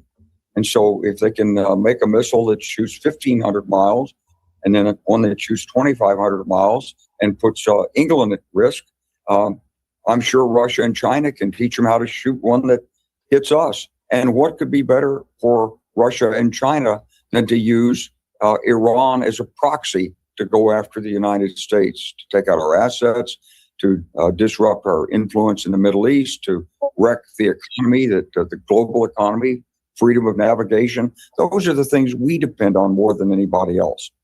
And so I think the president really has an obligation to come to the American people. Ain't that the truth? So when Trump was pretty much saying we don't need the Strait, I'm just like, yeah, we do. Oh, yes, we do. We definitely do need the Strait, especially when concerning oil prices and fertilizer as well. It's not just about oil, but that fertilizer, and our farmers are already hurting enough. So the increase in fertilizer price ain't doing them no good. You talk about the Democrats and what's going to happen after the election. I'm talking about military. And every president has tried to rally the American people, pull them together, and have a united country, at least in facing this imminent challenge. I hope he'll do that. And I hope we'll focus on the Strait. And I hope we won't do any more pauses to give the Iranians a chance to rearm and refit and repair their efforts in the Strait. We got to do better at protecting our... Yeah, he don't understand, dog. We got to pause because we're running low munitions. And if we're going to start hitting these targets, bro, they got to be consequential targets to where we're actually seeing some results. Because we just can't be doing it all willy-nilly just to show air supremacy. Friends in the Gulf. And we've got to isolate the theater of operations. And if we're not willing to do that, we're going to be in the same position we were in Vietnam, which is the American people saying 2 years from now, either get in or get out. We had that decision to make in 1964. We failed. And this is the decision point for the United States and our leadership. And peers, with all due respect, it really isn't about the congressional elections. It really is about the future of American global leadership. And it is about what's good for the American people as a whole. And that argument has to be made. And we've got to get the media. Yeah, this war is not good for the American people as a whole. And this was a war of choice that we got ourselves into that, yes, is threatening our power on the world stage. But like I said, we didn't have to do this. But I mean, we're in it. So I guess I understand his mentality on, I guess we got to follow all the way through.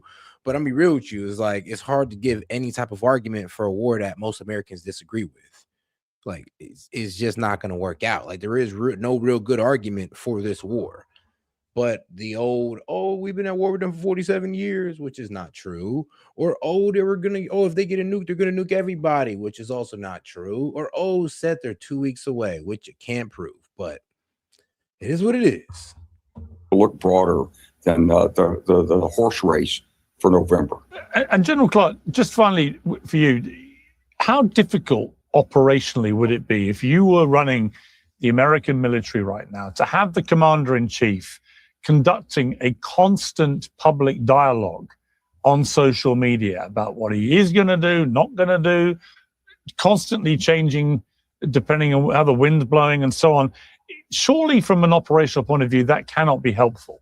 Give me a mission. Let me do it, boss. That's all I'm asking for. You handle the politics. You talk to the people. I need the Allied support, need the defense industrial base, need some assets from those other theaters. We took them during Kosovo. Crazy. And he needs them now. And let the commander do his job. Give him a mission. He had that mission on the Strait of Hormuz. We did 12 or 13 nights of attack. I think we, as Admiral Cooper said, he basically got rid of the targets. But you have to continue the campaign because they replace, they refit, they rebuild. And then you have to have the follow-on, which is the escort ships and the insurance subsidies and the other things to get this thing open. If you think you can do it by taking out energy plants in Tehran, you're going to be very disappointed. I hope we don't do that. All that does is invite retaliatory attacks against Gulf infrastructure. Oh, so you know. And we're more vulnerable than Iran. Thank you. Oh, thank you. So at the end, you finally admit will be the consequence of trying to finish the job. Thank you. It took you a while. You exaggerated it a little bit, but you finally got to what we needed you to say. Is that yes, if we start striking power plants and bridges, that they'll return the favor throughout the region on our allies. Hey, he said it. He said it. I've been saying it for a while, but I mean, hey, man, he's been in this game longer than me. Is on that, as Professor said and Mark Kimmett said. Robert Pape, you've made several predictions, and like 99% of everyone else's predictions, they haven't come to fruition yet. One was in June, you predicted a 70% chance American troops would be on the ground in Iran within a month. That hasn't happened yet. You also warned of a mass casualty attack coming from Iran, potentially in June, when you're on the Diary of a CEO podcast. Again, we haven't seen that yet, but that is obviously an ongoing concern, I would imagine. So put your predictive hat on again for the next month, 2 months. Do you think America will ultimately have to commit boots on the ground? And do you still have high concern about a mass casualty attack coming from Iran as this escalates, if it does? Yes, I do. And I understand people want predictions like Polymarket, give me the day X is going to happen, Piers. And so we get pushed to do that, but that's not what my model is really doing. My model is laying out the stages of escalation. On that score, it's been right month after month after month after month. So we're not, remember the MOU, I'm one of the big people that was saying the MOU was not going to hold. I explained exactly why. I've explained the details and the mechanism. So seriously, this is about the stages. What I would like to tell you is we are heading to bad times, but I want to answer your question, which is the advice to President Trump, because there is some advice I want to give to J.D. Vance and President Trump if they're going to listen to this, and you yourself might be able to get it to them, which is we've got to understand that right now, one of the big advantages Iran has is not just that we're on the Titanic where we're heading over the cliff on the for the world economy, but the world is blaming America for this. I want to be super clear about this. Okay. And what is happening is if we escalate now. I mean, that is true. Like a lot of these countries are facing a fuel crisis because of the war that we popped off, that it's a war of choice, not a war of necessity, are basically putting these guys through a fuel crisis for that alone. And also for, I guess a nuclear weapons program that does not exist, that we cannot prove that exists. But I mean, hey, they'll fearmonger on it like it exists. So I guess we got to deal with that. Oh, yeah. I'm back to it. Oh, guys, like I said, any question, comments, jokes, or disagreements? On any of these, go ahead and super chat that in, guys. Appreciate the support. And what is happening is if we escalate now on any of these options, and I think we are likely to, but if we do that, we're going to go off the economic cliff. This is not going to be stopped. And the world is going to blame America doubling down. That's the biggest problem we have to America's leadership in the world, to our primacy in the world, to the Europeans working with us, to the Democrats giving any sort of grace period whatsoever to do any of these options the generals are talking about here. And this is the big framing that President Trump needs to understand, which is everything he's doing is making that political problem worse. And this is not a general's problem. This is the president of the United States that has to understand the political reason we're failing strategically. And this is the reason. The world is blaming us. And if we keep initiating, doubling down, going forward right now, and over the next few months. I mean, yeah, if we really was to keep on doubling down, escalating, attacking power plants and bridge, and Iran actually does commit to, attacking water salination centers and energy infrastructure throughout the Middle East, I mean, yeah, it's going to be a global collapse. And all these countries that are, in the Middle East especially, are about to go without water and food because of the war that we popped off. What do you think that's going to inspire them to do? Like, really think about that. I mean, let's also talk about the countries outside of the Middle East, like, well, the ones in the Indian Ocean. I mean, that mainly get a lot of their oil through the Strait of Hormuz. I mean, yeah, well, how do you think they're going to feel about that? So is it really worth it to keep going? No, of course not. What's going to happen is we will be blamed in ways that are unrecoverable, and the world is not just going to say, once Trump is gone, they forgive America. And these predictions I'm making about the economic, so the terrorism, when we invaded Iraq, I explained we were going to touch off the largest suicide terrorist campaign in modern times. It took 6 months for that to happen. And so this is not a situation, Pierce, where these predictions are measured in terms of the day of a prediction, like you're doing this isn't right. But what we do is there is some real advice coming out of this, and this would be a way to truly try to change and move where we are for the good of the country. I'm not saying this for the good of even the president or MAGA politically. I'm saying this for the good of the country. This is the approach that the White House needs to take, and it is not taking this approach. General Kimmy, I think I detected a slight shake of the head there, or was it an involuntary tick? Well, not voluntary at all. I think we still make the fundamental error. The original sin is that we somehow think that conventional warfare can change the behavior of the regime, that somehow the more we bust, the closer we'll get to the end of this war.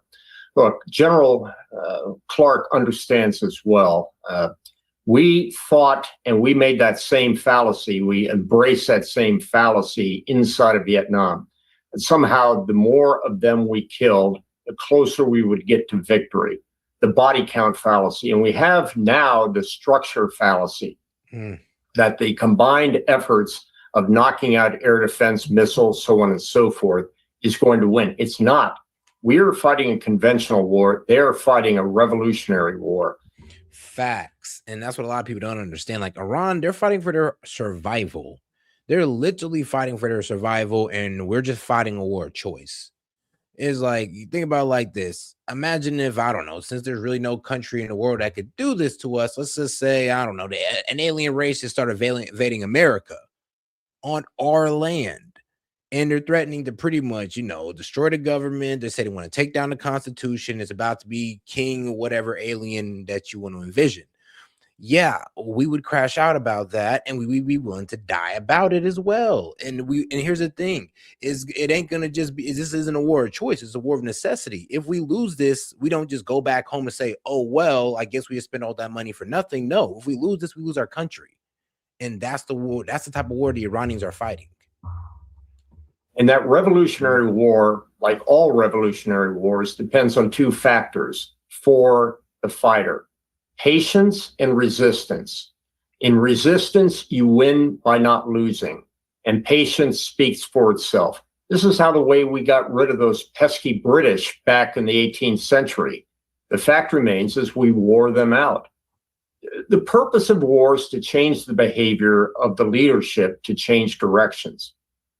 And as long as they think they are winning because they're not losing, they will continue this behavior, and they will do it as long as necessary. And they are taking the bet that we're going to wear out and we're going to walk away. So in many ways, this whole conventional campaign is part of the original sin of how we're trying to fight the Iranians. I hope we can get our way through this. One of the ways is to lower the bombing campaign, but make it very clear that we're going to be doing it for as long as it takes, and we're going to outpatience them. I want to ask all of you the same question. I want a one-word response to round things off, and it's simply this. Given what has happened, do you think if Donald Trump had his time again, and I'll start with you, General Clark, he would have agreed to go to war with Israel in Iran? I'm not going to be able to answer a question like that. Obviously, he's got, he had reasons for wanting to go to war. He's got reasons and concerns right now. Everybody understands that when you start a war, it's not that hard, but finish it and end it is really difficult. many books will be written about this and why and so forth. I just want to go back to what Mark Kimmett just said.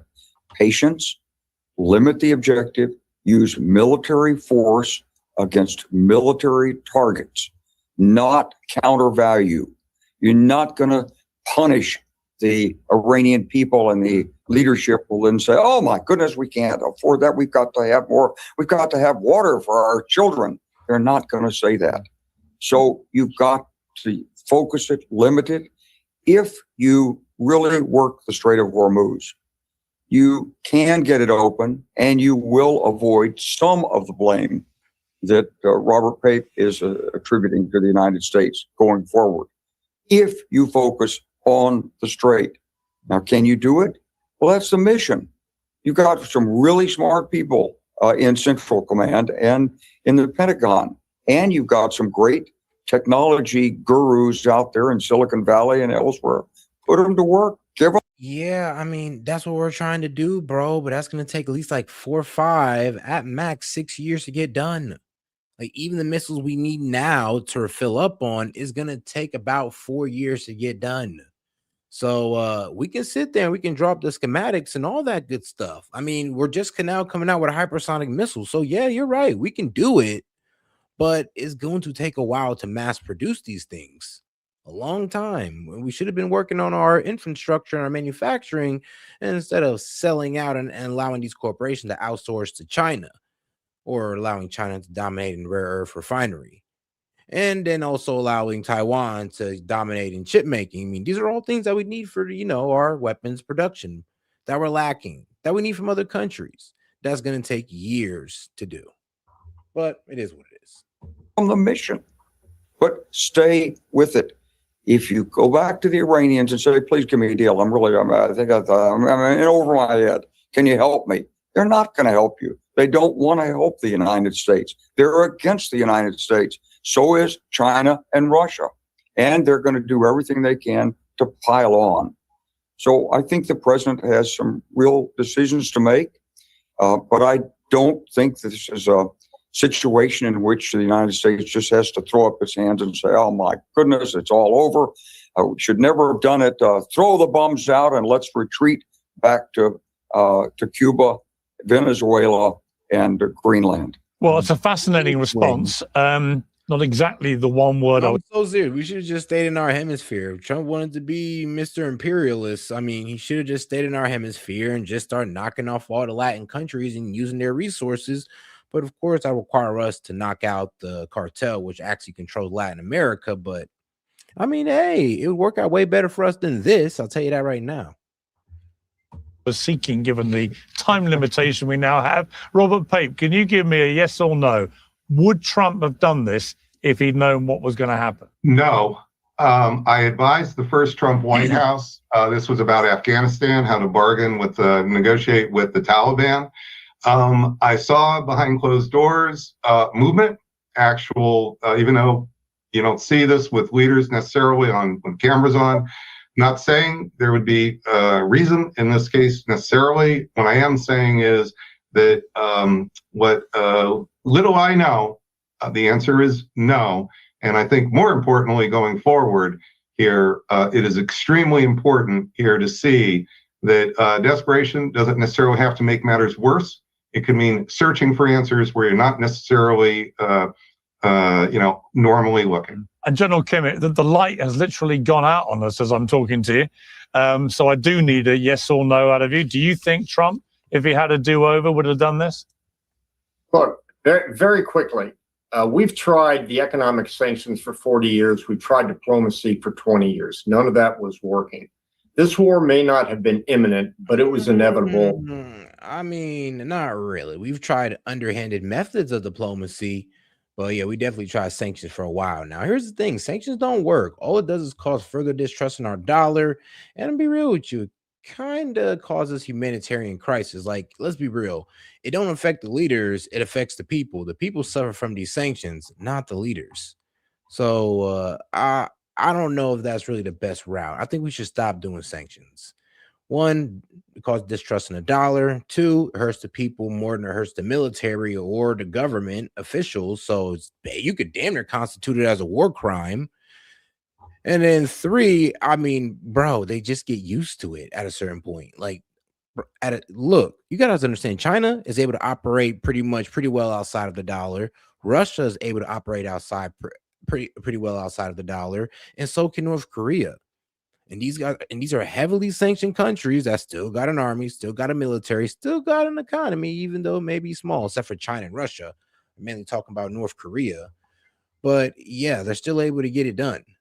So the problem is that more people are starting to see that, instead of being beholden to America, who's like pretty much holding over sanctions over our head if we don't listen to them, why not just go align ourselves with somebody else like China, who's not going to do that to us? Because China don't care what you do. They just want to make money.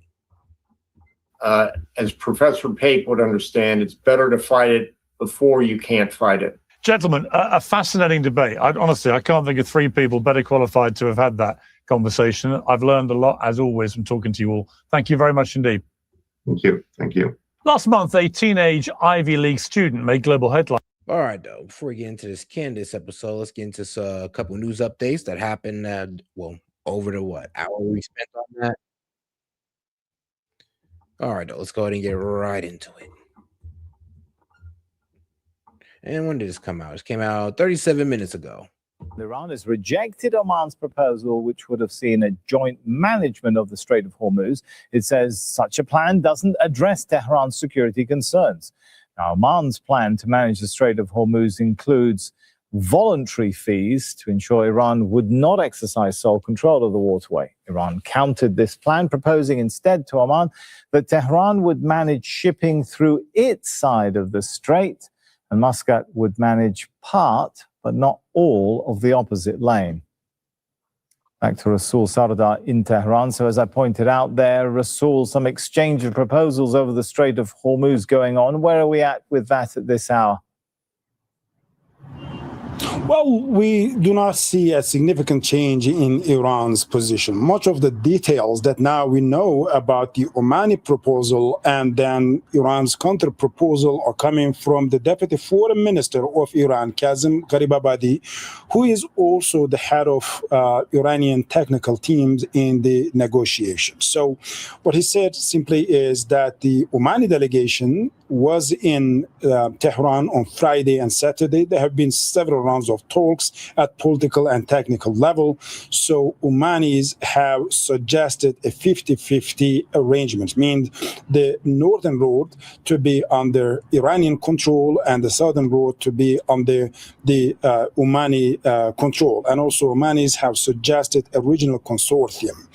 So on the other hand, Iran was against the regional consortium, and it believes that the mechanism for the future management of the strait must be exclusively between Tehran and Muscat. The reason that Tehran is insisting on that is because only Iran and Oman are the littoral states, and Iran believes that as these are the only littoral states, they should have the exclusive rights. But what Iranians are coming regarding the maritime road, so they're saying that the northern road or the inbound road must be entirely under Iranian control, and also Iran must have a partial control over the southern road as well. So practically that means Iran having a control. Yo, that is wild. They say, not only do we want to control our side, Oman, but we want to control your side as well. Like, okay, so just say it out loud. You basically want to control the entire strait. Basically, Iran just says, yes, we want to control our side and your side, Oman. So if they're going to your side, if you're going through your side, guess what? You better be collecting those fees for us. It's getting real mobster in here. I'm not even going to lie. It's like, really? So y'all going to force Oman to toll the strait pretty much. All right. Because that's literally what it is. It's either Iran saying, look, we'll just take your side, or you can pretty much allow people to go through, but you're also going to toll them as well. It's like they're not going to get out of this. Over the entire Strait of Hormuz. So now, Iranians are saying that if the Omanis reject this proposal, then the Strait of Hormuz is going to remain closed. All right, that's Rasul Sardar from Tehran. Yeah, remains closed, sadly. All right, though. That's the only update right there. I thought I had another one. Let me see here. Oh, here. Sorry, guys. Had another video playing in the background. There we go. As confirmed, it targeted a U.S. airbase in Jordan. The attacks come after a 5-day pause in hostilities. Video shared online shows interceptions in the skies above Jordan. U.S. Central Command says all the missiles were successfully intercepted. Well, the U.S. and Saudi Arabia say they've carried out coordinated strikes against Iranian-backed groups in Iraq. In a social media post, U.S. Central Command said precision strikes were carried out against Iran-aligned groups in Iraq, which the Islamic Revolutionary Guard Corps directed to attack U.S. forces and Saudi energy infrastructure. U.S. and Saudi fighter aircraft struck multiple logistics and weapon sites across eastern Iraq in a strong response to over 30 IRGC-directed aerial drone attacks in the last 24 hours. Well, in a moment, we'll be live with... Like I said, a regional war, because now there's drones being thrown at Saudi Arabia from Iraq. And that's a problem. Victoria Gatenby in Doha. But first to Rasul Sardar in the Iranian capital, Tehran. Rasul, so the IRGC has now released a statement. Does that statement help to clear up the timeline of the attacks in both Iraq and Jordan? Well, there is no clarification regarding the timeline of the events and also the sequences of the events here. So we have two statements being released in recent hours by IRGC. And the first one, it says, in response to the aggressive actions of the U.S. Army, so the brave fighters of the IRGC Aerospace Force targeted the U.S. Air Base and Central Command headquarters in Jordan with several ballistic missiles. So what you see is just a confirmation of Iranian attacks on a U.S. air base in Jordan. However, here, when it says in response to the aggressive actions of the U.S. Army, it's not clear whether that is specifically referring to the U.S.-Saudi attacks on the Iraqi groups that are linked with Iran or not. So it's not clear whether that happens. Iranian strikes was before the U.S.-Saudi joint operations or after. If it is, of course, before that, so it's going to be regarded as preemptive. But if it's after that, so Iranians are going to label that as retaliatory. So, of course, that was not the only important developments of the night. Then in the second statement released by the IRGC, so it says that 3 violating oil tankers that ignored our warnings have been targeted and stopped. So what we're now seeing is 2 major escalations. The first one, an Iranian attack on a U.S. base, and also Iranian IRGC are targeting 3 ships in the Strait of Hormuz. Yeah, Rasul, meanwhile, there have been ongoing talks in the background over the Strait of Hormuz. Have the Iranians shown any signs they're willing to compromise at all? Not a significant change in Iran's position regarding the Strait of Hormuz. So the Omani delegation was in Tehran on Friday and Saturday. Omani delegations, they came up with a proposal, and it was the proposal was simply suggesting a regional consortium to manage the Strait of Hormuz and the maritime traffic through that. And also Omanis have suggested a 50-50 arrangements. So half of the Strait of Hormuz to be under Iranian control and the other half to be... Yeah, no, they're not going to do that. It's like, what do you... Of course, Oman. I get it, because like this is the thing. Oman pretty much thinking that, all right, look, if we can get Iran to split up the strait and just say, look, you guys have your side that you control, and we have our side that we can just allow people to go through for free. Well, where you think that mostly everybody's going to go? They're going to go through the Iranian side, and Iran's not going to earn a penny off the strait. So Oman pretty much turns around. Iran turns around and hits them with the, no, actually, I want to control our side and your side, and you're going to make them pay them fees on your side as well, or no deal. And as you see, the strait is still closed, and Oman wasn't really able to reach no understanding with Iran. Why? Because they want to have their own side open for free, and Iran want to control both sides and both of them getting told. Preferably, Iran would rather Oman, toll their side as well, but I guess they don't want to do that. So I get it. With the Omanis.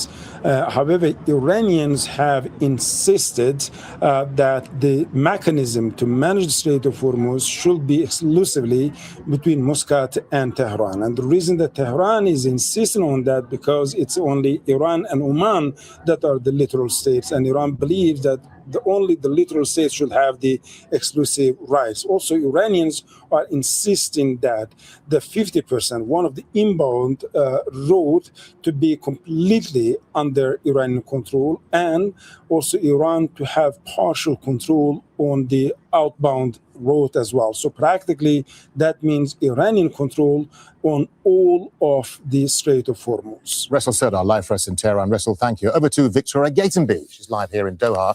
Victoria, so what sort of reaction has there been to these attacks in Jordan and Saudi Arabia? Well, in the last few minutes, we've had a statement from the Ministry of Defense in Jordan. It's confirmed that it has intercepted and destroyed 5 missiles launched from Iran into its airspace this morning. It has condemned that attack and said it will continue to defend its sovereignty and the safety of its people. Now, that comes after the IRGC has released a statement saying that it launched ballistic missiles at a U.S. airbase and command center in Jordan overnight. This attack has been confirmed by CENTCOM, but we have very few details apart from that. The UAE strongly condemning that attack.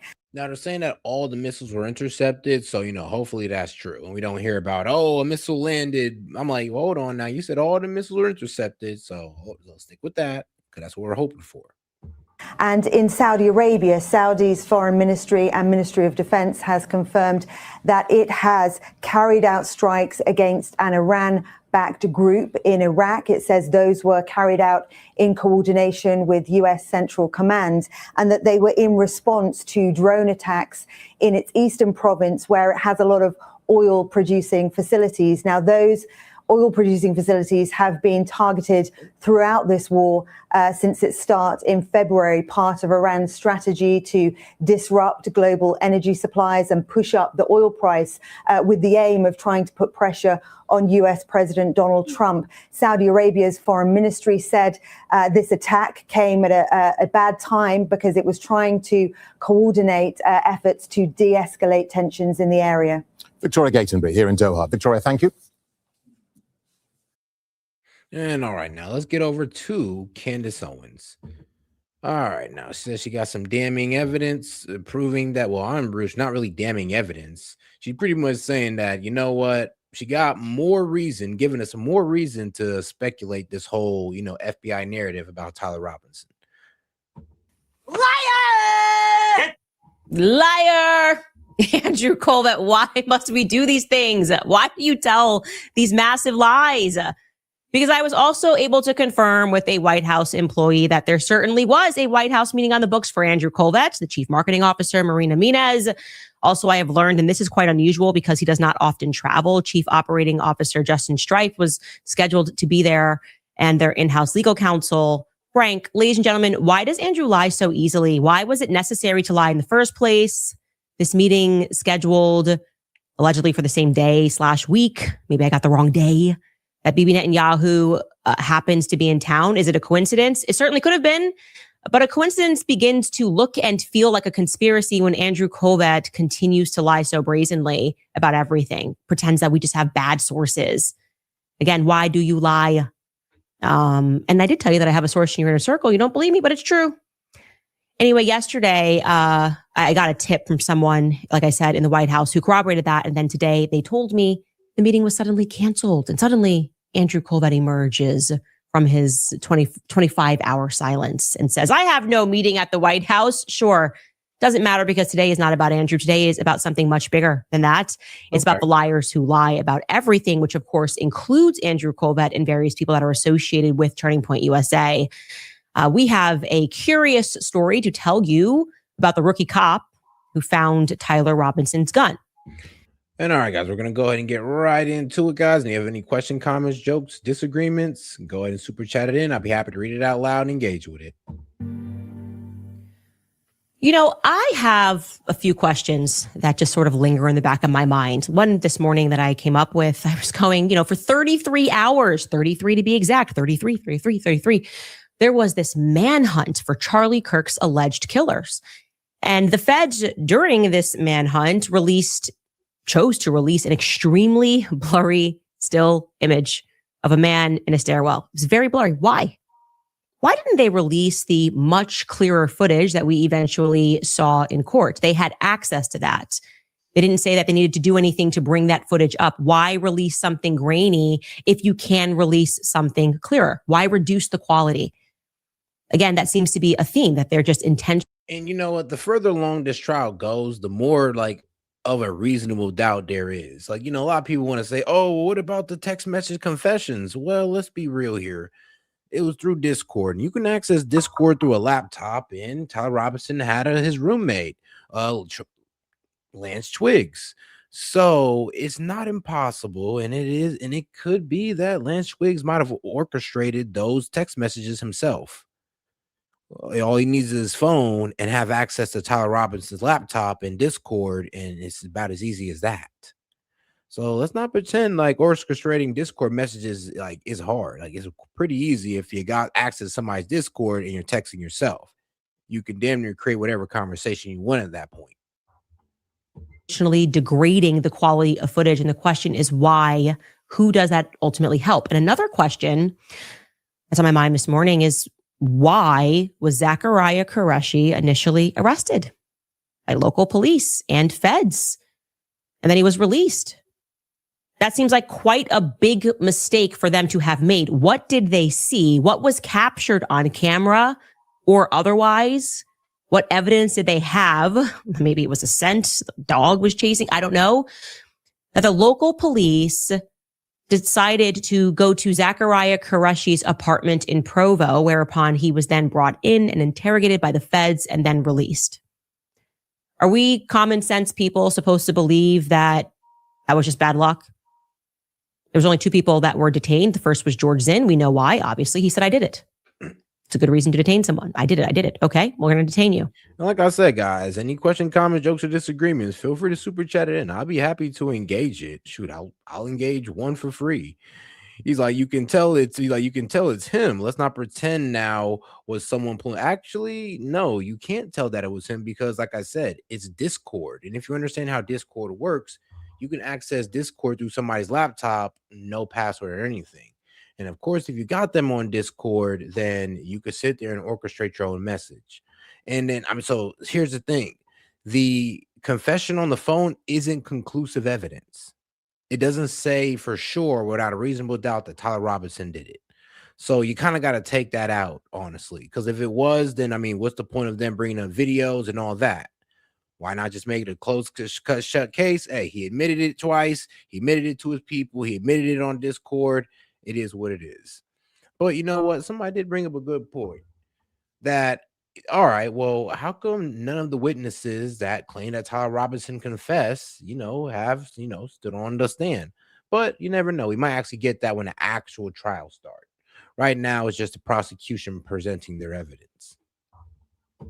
The second was Zachariah Qureshi, and they just let it go. They let the error go. We got no explanation. I think we deserve one. And of all the people, they happen to select this kid who has got a father who's a career military man who owns and operates a military app tied to operations, tied to Fort Huachuca, got a bunch of money from the DOD. I'd just like to know more about that. How was that mistake made? That'd be great if we could follow up on it.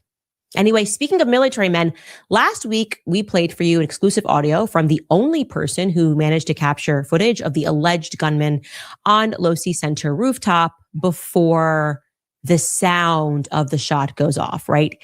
He recorded the individual on his iPhone. He then reported what he saw to police dutifully. And he was very clear. He said that the person looked to him like it was a professional. Remember that? He said a person with some sort of military tactical training seemed to be dressed in tactical wear. Particularly, he referenced this military crawl that stood out to him as something that requires military training. Okay. And he would know. He would know. Strangely, they didn't contact him. They weren't curious for him to testify. The prosecution wasn't interested. The defense, I guess at this stage, was preliminary hearing, was not interested. And also, we never saw any of that sort of footage in court. You're saying he did some military crawl. How's that possible? How's it possible that we didn't see that? Oh, I know how it's possible, because we're dealing with the feds. No worries. We can't rely on the feds. We got that to tell us the truth. And of course, if they did capture him doing that, that wouldn't exactly help their narrative, right? Tyler's supposed to be some scrub kid who woke up one day, actually kind of a academic genius, and just had to take the shot for his lover, even though they never discussed politics and they never discussed Charlie Kirk in particular, and they never discussed. And that's according to Lance Twig's testimony. So like I said, if you watch the pre-trial, according to Lance Twig's testimony, Tyler Robinson never talked about politics with him or Charlie Kirk. I mean, which is a bit strange, considering the circumstance. But I mean, it is what it is. And this is supposed to be his gay lover. So you think they talk about everything, but apparently not. Not politics, and definitely not Charlie Kirk. And like I said, this ain't coming from me. This ain't coming from Candace. This is coming from Lance Twig's own testimony. LGBTQ issues. This morning, he woke up and he was just like, yeah, I need a Chick-fil-A sandwich, and then I'm going to go do the impossible. But I also told you this early on. I said there are good people in government. There are good people who work all across the local police precincts in Utah, good people in our federal investigation and in our federal bureaus who participated in this investigation initially, who answered the call, who responded on September 10th.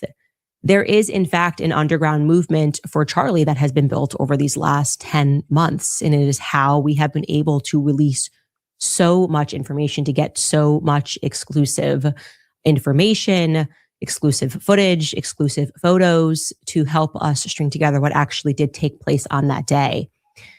And there was something in particular that I will tell you that I've been holding on to since October, in part because I needed to protect my government sources. Obviously, they're in government. It is risky for them to be communicating with me at all. But more importantly, because I needed to see who the liars are, who lie about everything. Have to wait. I have to see. I didn't know. What was also strange about Lance Twig. Lance Twig also couldn't identify that it was also Tyler on camera as well. Like, I could tell a lot of you guys did not watch the pre-trial by the way you guys are commenting. It's kind of hilarious. It's like, yeah, Lance Twig pretty much said that Tyler Robinson didn't talk about Charlie Kirk or politics. And also Lance Twiggs pretty much did also say that, what was it? That he could not verify that if that was Tyler Robinson on camera. So, there is that. Who to trust. I was also grieving, and I was told that at the preliminary hearing, they would be forthcoming about anything and everything that they had. I was told that actually by Erica. And I just kept thinking to myself, a military crawl on a rooftop would be very relevant, right? Told you that's back even when I first had that conversation with my source. He said, yeah, that's what I saw. I thought, well, they obviously can't keep that from the public.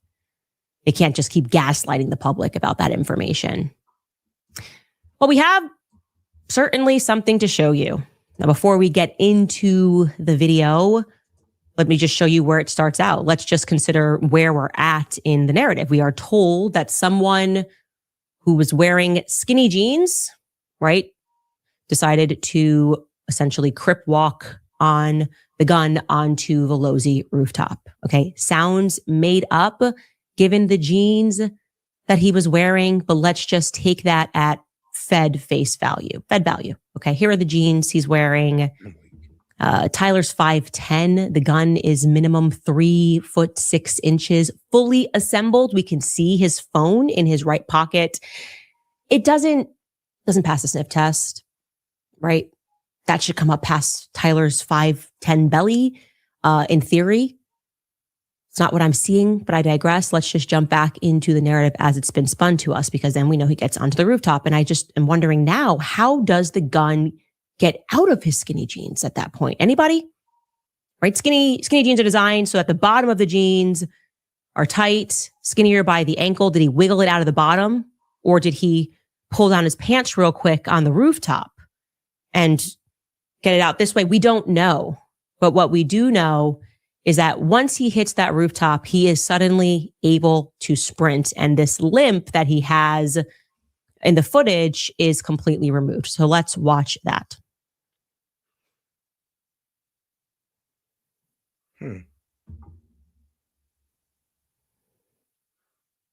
Okay. Now, what happens next is exactly as my source stipulated. Our rooftop guy begins a tactical crawl. It's actually known in the military as a lateral crawl. Let's watch that.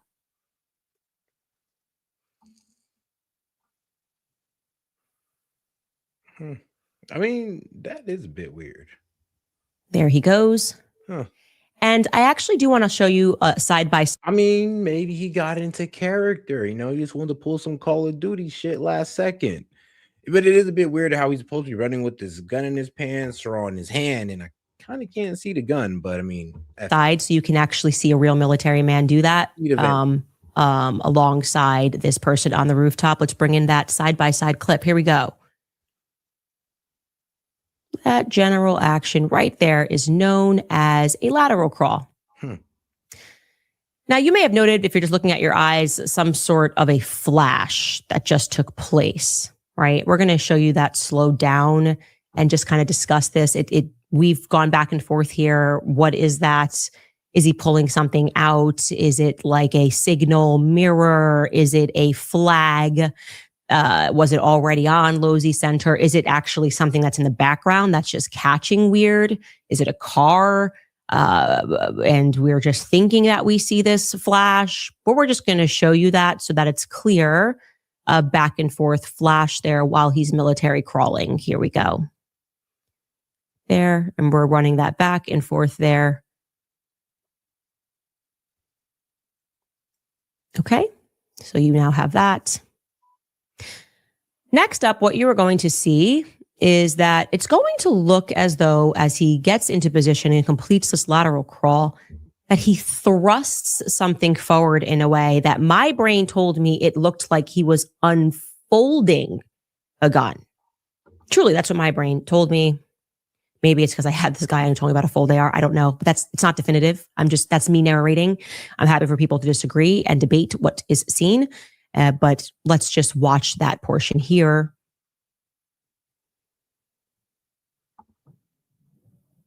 There we go. Something forward. And we can watch that again. Something forward. Again. There. Hey, I ain't gonna lie. Hold on. But more importantly, something forward. We can watch that again. Something forward. You know what? We can watch that. I'm starting to believe that, breakaway, or we do have those guys. We do have, guns that you can just whip out like that and just, pretty much dismantle, and it's damn near like a little box. Like, they exist. Now, is it being used here? Most likely not. But I mean, the way it looked though. Again, something forward. That mug gallon. Boom. Again. But more importantly than what we see here is what we're not going to see here. So remember, this is supposed to be a German 98 Mauser family heirloom gun used during World War I and World War II. That'll effectively take your shoulder out when it's fired. Even the newer models, if you go watch people shooting, they're like, oh, my shoulder. And if you're looking through a scope, as he allegedly was, you might even expect a black eye. You will recall that the guy who recorded the footage specifically told us that he saw no recoil. That's pretty crucial. He just saw the guy get up and run. And that would be, I would argue, or a lawyer in court, that would be impossible for this specific make and model of gun. So let's watch and see if we, with our eyes, can observe some sort of a kickback. And again, I have to apologize. This is not like Benny Johnson 4K footage, but it's at least clear enough here on your screen that you would be able to discern a strong kickback on a gun from somebody who's just laying down, taking a shot. So I'm going to let this run. It's about 50 seconds. And you just let me know if at any point you see that before he gets up and breaks into a sprint. Take a look. There you go. That's that unfolding again.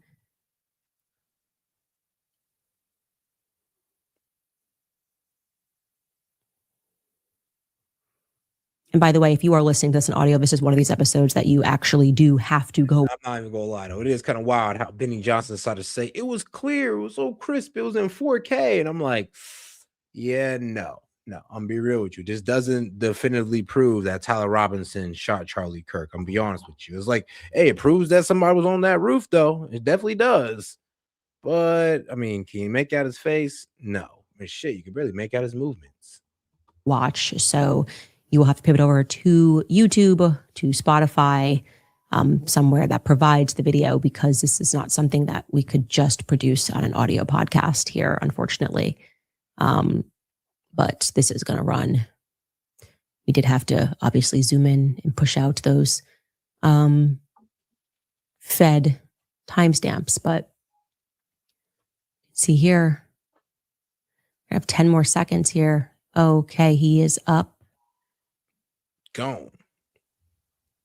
Anybody? Damn, I have 10 more seconds here. Okay, he is up. Gone. And was he taking the shot? See here. I have 10 more seconds here. Okay, he is up. Yep, gun. Damn. All right, yeah, with the towel. Anybody? But did he fire? Anybody see a recoil? I didn't see one, but let's actually put that footage. To be fair, due to the quality of the video, it's going to be pretty hard to catch a recoil. I mean, bro got up and looked like he just whipped the gun back into a symbol and then tossed around his back, but it's actually just a towel. And I mean, unless the man's fucking Houdini are out here doing magic tricks and shit, I mean, I'm wondering, I'm like, all right, well, how do you pull that one off? So you took the shot, and then you were just able to whip up and assemble the rifle and walk off clean like that?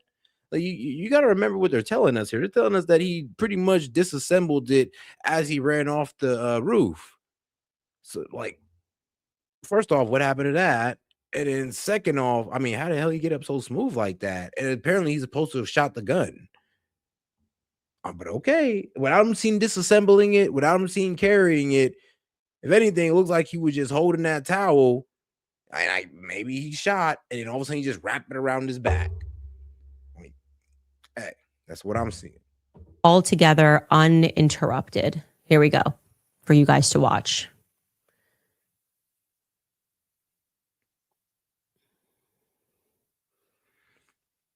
Here he comes running. I mean, let's be real though. You'd at least be able to see a jolt. As far as recoil goes, you at least be able to see some type of jolt, a bang, like some type of spark from out the muzzle, something. But nothing really. I mean, like I said, though, it is what it is. And it's really hard to see with the quality. So I can honestly understand why people still doubt. Like, that's fair. On to the rooftop. What we know definitively is he gets down into what is known as a lateral military crawl. He begins that crawl over to the right first, and then to the left. We see a quick flash. We are not sure what that flash is. Call of Duty Max. Actually, this looks like, well, I'm not going to read into it. There's that throw forward.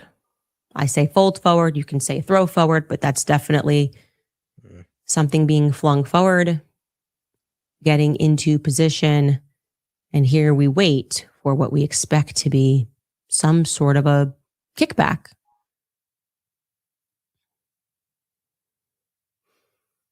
Must have been when our source began recording from the side of a Pelosi building and said, oh, I just saw someone get up there. Got a gun. Nah, bro, hit the Call of Duty crawl.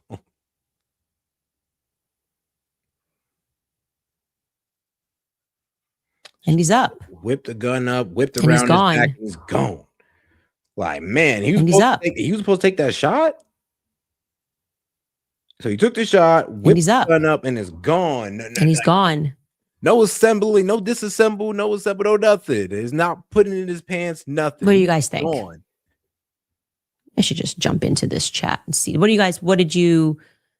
are my gun experts? What do you guys think? Something feels not right. Something doesn't feel right. That feels to me like what the witness said. That person looks like they've got training. It's not giving Tyler Robinson to me. But what do I know? I'm not an expert. Like that just feels, and then he's gonna jump off of the rooftop like Spider-Man, uninjured, and he's gonna run off, and he's just gonna be hungry, more hungry beyond like does Chick-fil-A do that? You just shot him in. Now you're hungry. What did he order at Chick-fil-A? You guys let me know what you think. But we're not done.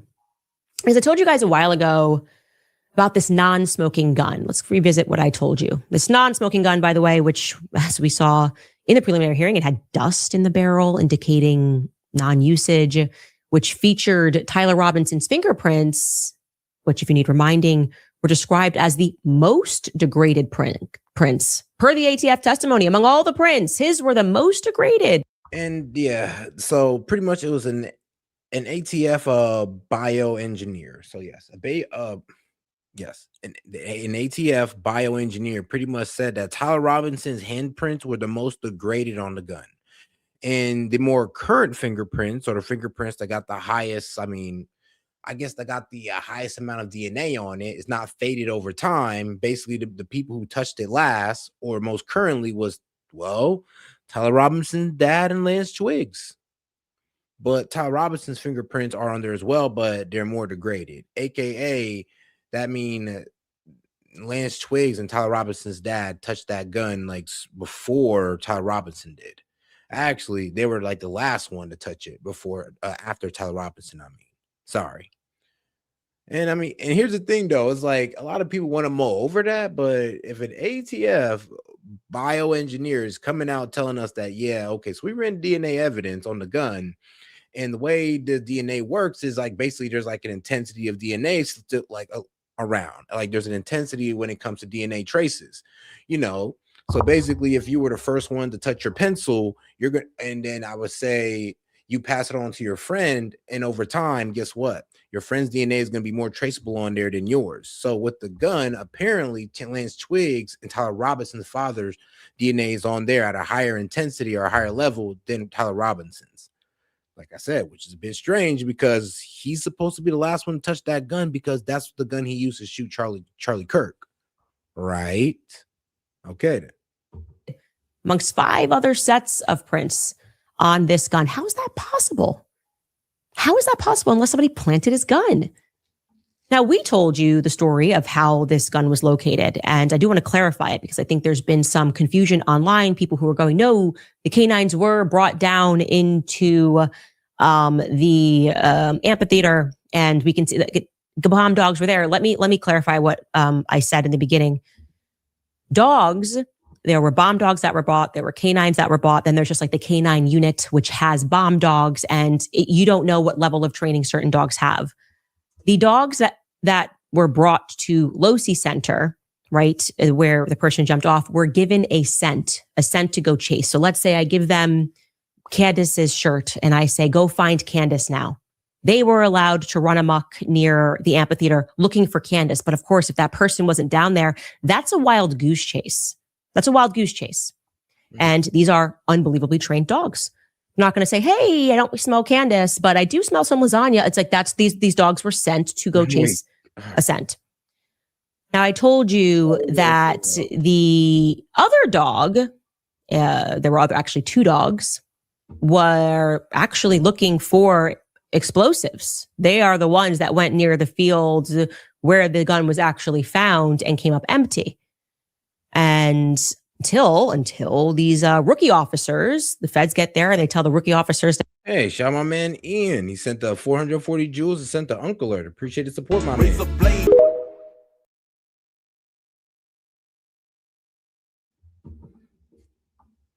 It's kind of crazy though. I don't understand what the hate for Candace is just for investigating this. It's like, what you mean? People's wives get investigated all the time. I mean, by your guys' logic, I guess we can't investigate no spouse ever. I guess when their husband dies and there's a bit of controversy around it. But I mean, hey, look, if you're sold on the FBI narrative, that's cool. I mean, all you got to do is just wait around and wait to be proven right by the court. But if the court says that Tyler Robinson is that, you know, the evidence is not conclusive to convict Tyler Robinson, then what? But we'll see. We'll see. Like I said, though, that ATF DNA finding is going to be something really tough to fight in court.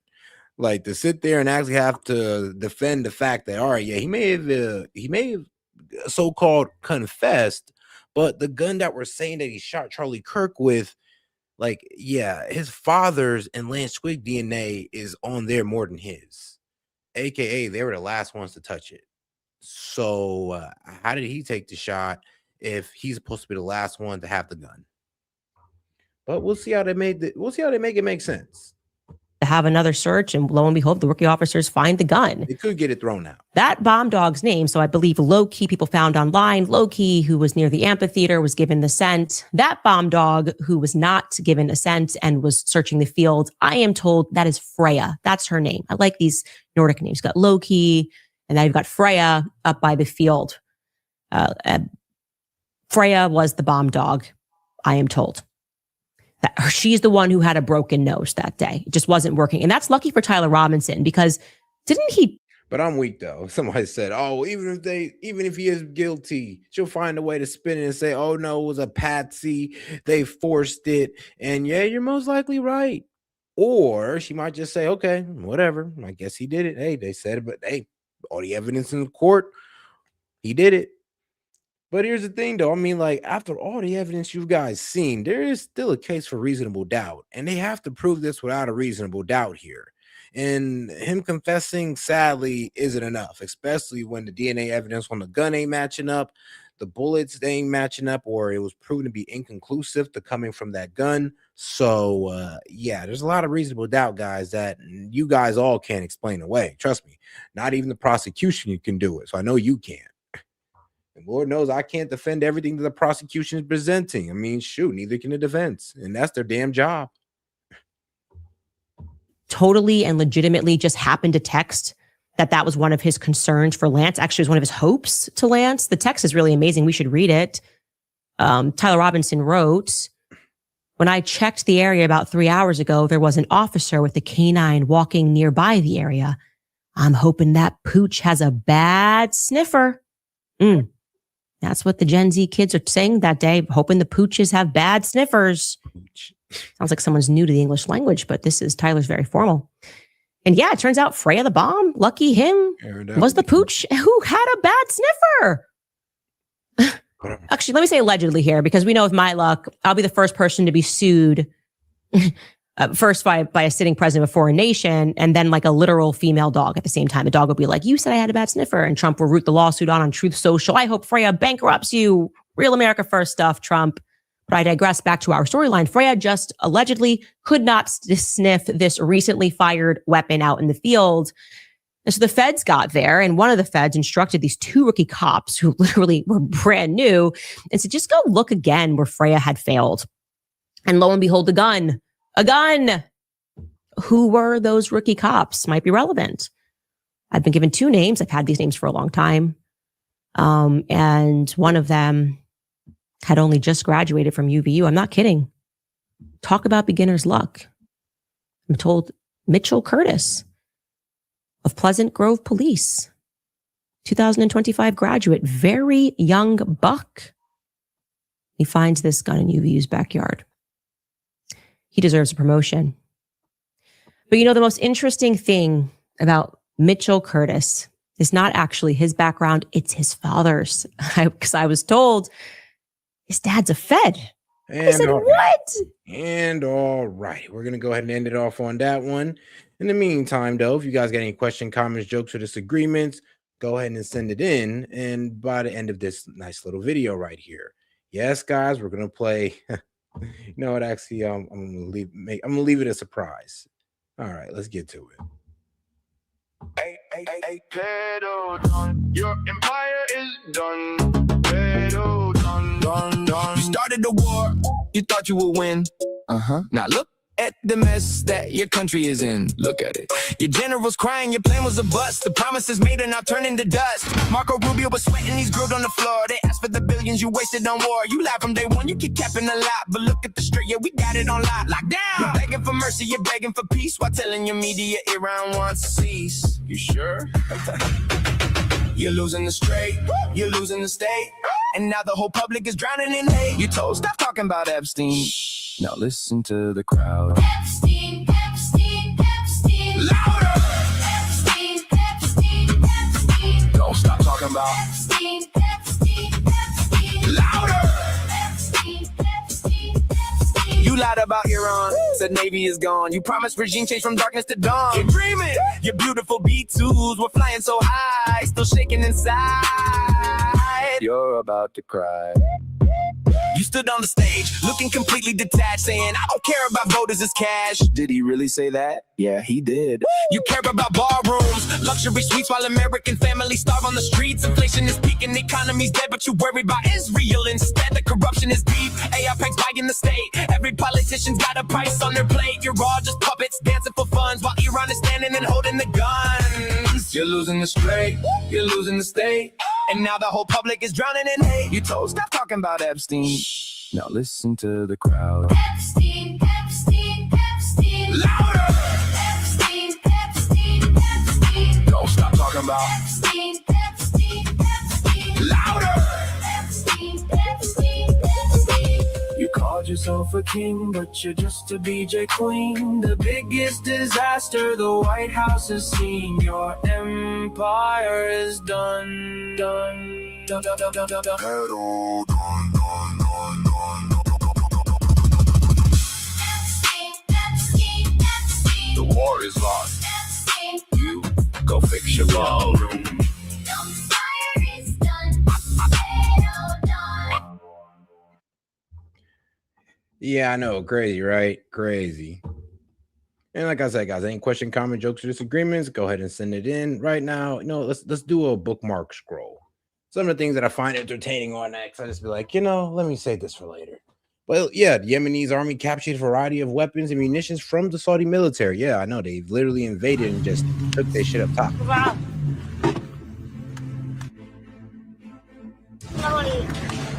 Look it up top.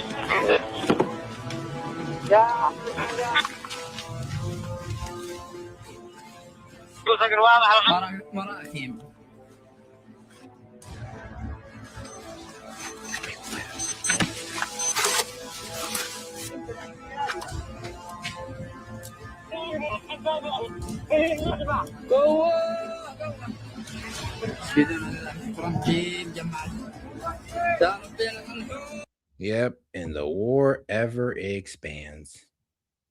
Deal to remake the party in his own image. Keep in mind, Trump was given the Ronald Reagan deal to remake the party in his own image. The Republican Party represents Donald Trump right now. It's going to represent Donald Trump in the future unless we stop that. Unless we say, hey, are we the red tie? Are we the spray tan? Are we the impression? Are we the YMCA dance? Or are we constitutional conservatives that care about our country, care about the integrity of our country, and care about getting out of foreign entanglements? Because that is what was promised with the peace president, the no new wars president, the domestic tranquility president, prosperity president, cheap energy president. I can just keep going on and on and on and on. And these people will give you infinite excuses as to why you still have to support the person that's actively raping you up your ass right now. Just because they got raped a long time ago and now they're rich and they don't care. How about we break the cycle? Can we break the cycle, please? Yeah. How about I get to own a home? How about my friends get to own a home? How about our families get to grow? How about we get to do America like all you rich people did in the 90s? We weren't rich. We struggled and fought very hard.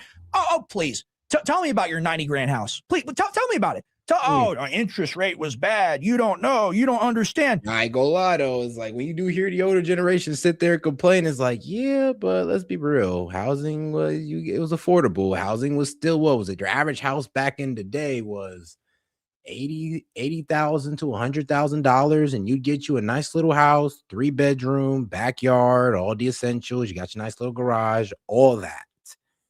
That same house today is probably like $250,000, maybe more. Like, yeah. Oh, and of course, gas back in that day was damn near basically $1.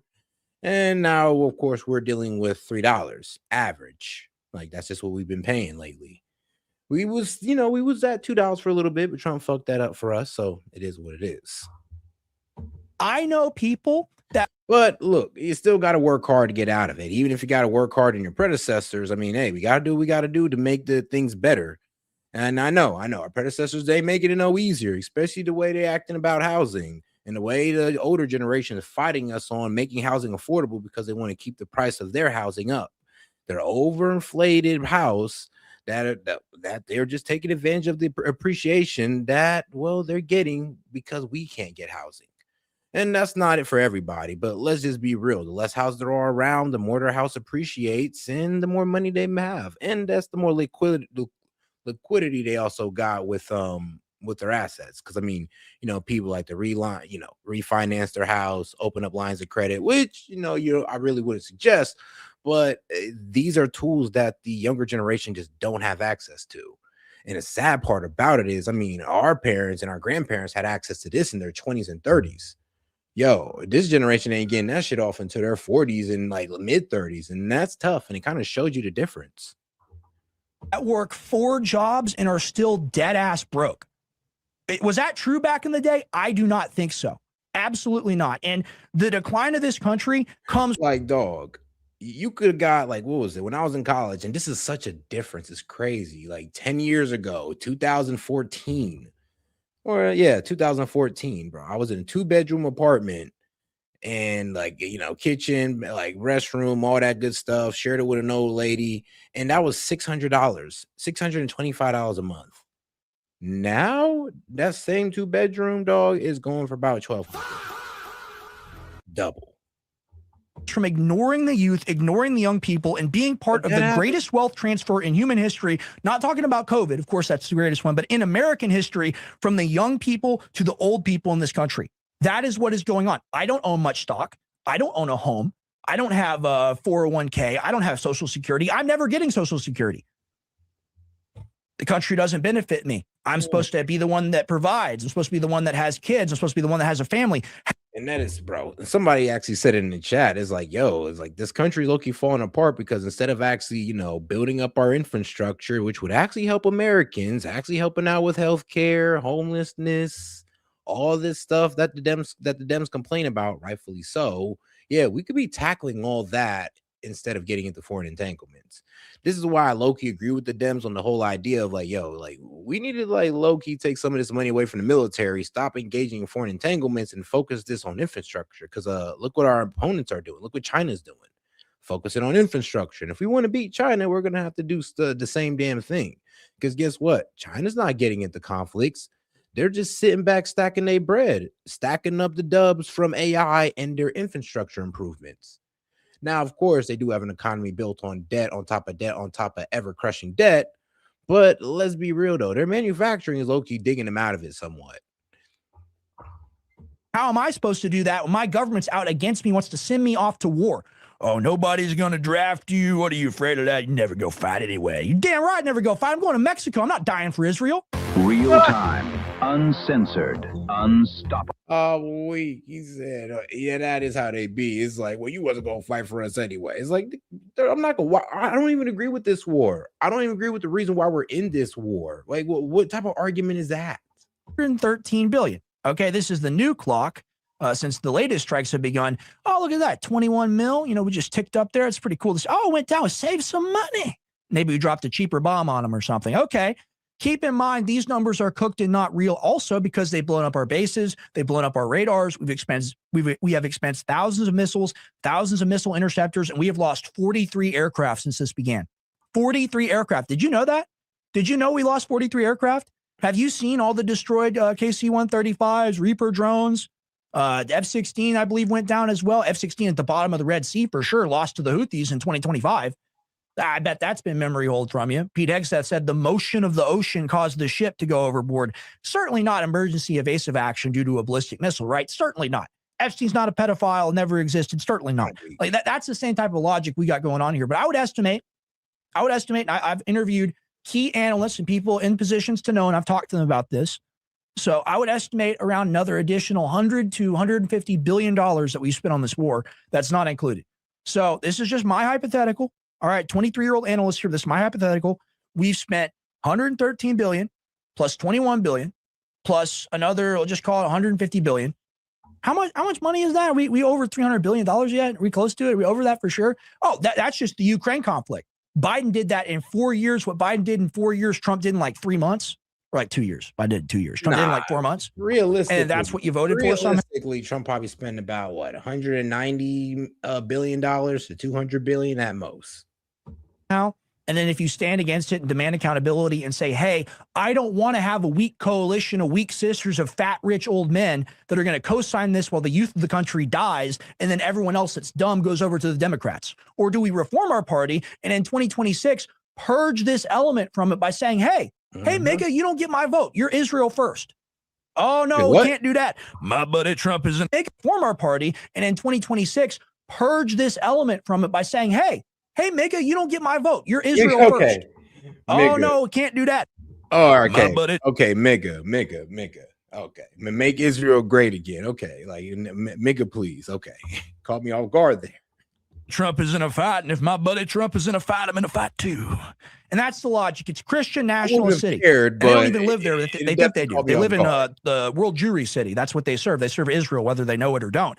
They say, oh, well, Trump is our quarterback, and we don't like our quarterback. We love our team. We love the Cowboys. Hell yeah. And that logic doesn't get you anywhere because Trump is an 80-year-old boomer, literally the first year of boomers to be born. That's Donald Trump. And he's not going to be here forever. And the MAGA hat and the red tie and the YMCA dance and all that, I bet there'll be people that try it. I bet there'll be people that try to do that in 2028, 2032. They're going to lose really, really, really bad because Trump destroyed his own brand, lit it on fire. Yep. And anybody that co-signs Trump in some effort to save his Republican Party, keep in mind, Trump was given the Ronald Reagan deal to remake the party. I'll be real with you. All these Republicans who are pretty much co-signing what Trump is doing, they're going to either have to sink with the ship. They're going to have to either crash out and hope for the best result, or you're going to have to sink with the ship because you trying to jump off the ship now. Nobody's really going to trust you because of of course you did. It was sinking and you went off because of self-interest. You won't be trusted as a politician after that one. In his own image. The Republican Party represents Donald Trump right now. It's going to represent Donald Trump in the future unless we stop that. Unless we say, hey, are we the red tie? Are we the spray tan? Are we the impression? Are we the YMCA dance? Or are we constitutional conservatives that care about our country, care about the integrity of our country, and care about getting out of foreign entanglements? Because that is what was promised with the peace president, the no new wars president, the domestic tranquility president, prosperity president, cheap energy president. I can just keep going on and on and on and on. And these people will give you infinite excuses as to why you still have to support the person that's actively raping you up your ass right now. Just because they got raped a long time ago and now they're rich and they don't care. How about we break the cycle? Can we break the cycle, please?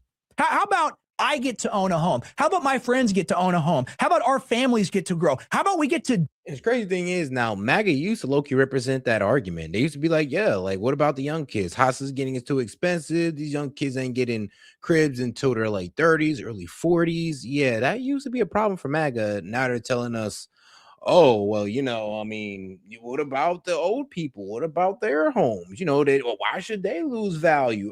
Because their value on their home was artificially gained. So maybe they got to lose a little so we can gain a lot. Come on. What about sacrificing for the next generation? Or was it up to us? Do America like all you rich people did in the 90s. We weren't rich. We struggled and fought very hard. Oh, please. Tell me about your 90 grand house. Please tell me about it. I'll be real with you. I'm not saying that it was easy. I'm saying that it was cheaper. That's what I'm saying. Let's just keep it a buck. I'm not going to sit here and say that, oh, yeah, you just had it easy, but your ass was out there working 3 jobs just to maintain your livelihood in that time. Trust me, we ain't trying to shit on you guys about that. But you do got to recognize that we're calling out the price difference here. It was a lot easier for you to afford a home, to afford to live back in your time, regardless of the struggle that you were going through. Trust me, and respect to you for making it through that. But what we are arguing now is pretty much what's in front of our face, and higher prices across the board, and prices are pretty much outpace wages. and you guys addressed that with us. But I mean, and now because Trump is over here concerned with the Iran war, it's like you kind of abandoned us on that front. And remember, that's really how you guys got the youth, and you wouldn't have got it without that argument of, yo, let's put American first, and let's also make sure we create an America that the youth can also thrive in as well, instead of just the old hoarding all their assets and just keeping all the assets that they pretty much use for liquidity. But it is what it is. Oh, our interest rate was bad. You don't know. You don't understand. I know people that work 4 jobs and are still dead ass broke. Was that true back in the day? I do not think so. Absolutely not. And the decline of this country comes from ignoring the youth, ignoring the young people, and being part of the greatest wealth transfer in human history. No, I do know people like that too, but you got to understand what their life is, though. It's like, I know a guy who's dead ass broke, working 4 jobs, but bro got like 2 kids. 2 kids, and you got to maintain them in a good school district. So you got to spend a little bit more on rent and in living costs, because you got to stay in that nice school district. You got to do it for the kids. And bro, that should be crushing their ass, be crushing them. But they barely be doing it, and they be getting through for the kids. Not talking about COVID, of course, that's the greatest one, but in American history, from the young people to the old people in this country, that is what is going on. I don't own much stock. I don't own a home. I don't have a 401k. I don't have Social Security. I'm never getting Social Security. Weak. All right, I got stock and I got a 401k. But all the other stuff, but I mean, let's be real though, to help you buy a house. I mean, sure, the down payment and all that good stuff when your starter home for sure. But let's be real though, man, the starter homes don't really exist anymore. And all of them are upwards of 100k, 200k plus now. The country doesn't benefit me. I'm supposed to be the one that provides. I'm supposed to be the one that has kids. I'm supposed to be the one that has a family. How am I supposed to do that when my government's out against me, wants to send me off to war? Oh, nobody's going to draft you. What are you afraid of that? You never go fight anyway. You damn right, never go fight. I'm going to Mexico. I'm not dying for Israel. They say that like it's some sort of like prideful thing. Like I, as a young person who haven't had kids yet, I'm 23. It's my job to go die for Israel, but they're fat, they're rich, they do debates all day, and they're not going to go to war. Like you advocate for policy that's going to get my ass murdered by Benjamin Netanyahu in an illegal war of aggression, and then you say you're anti-war. And a lot of them do this, by the way. It's just kind of an archetype. Like I grew up watching Crowder, man, and to see him sit there on TRT with his double-breasted gun vest, whatever. I mean, look, and I do understand why people do get offended when the younger generation bring up this argument, but it's true. It was cheaper. Like, yes, when you guys were our age, it was cheaper for you guys. Period, point blank. It was easier to acquire assets as well. There was y'all really wasn't dealing with the inflation that, well, we're kind of dealing with today, and the crony capitalism that's been persisting. I'm gonna be honest with you guys. It's like that's just the main argument that cannot be I mean, that's also the main fact that cannot be refuted. It's just the cost of living has exploded. I mean, we were all complaining with that under Biden. So let's not pretend that, oh, yeah, this is something brand new here. It's like, come on now.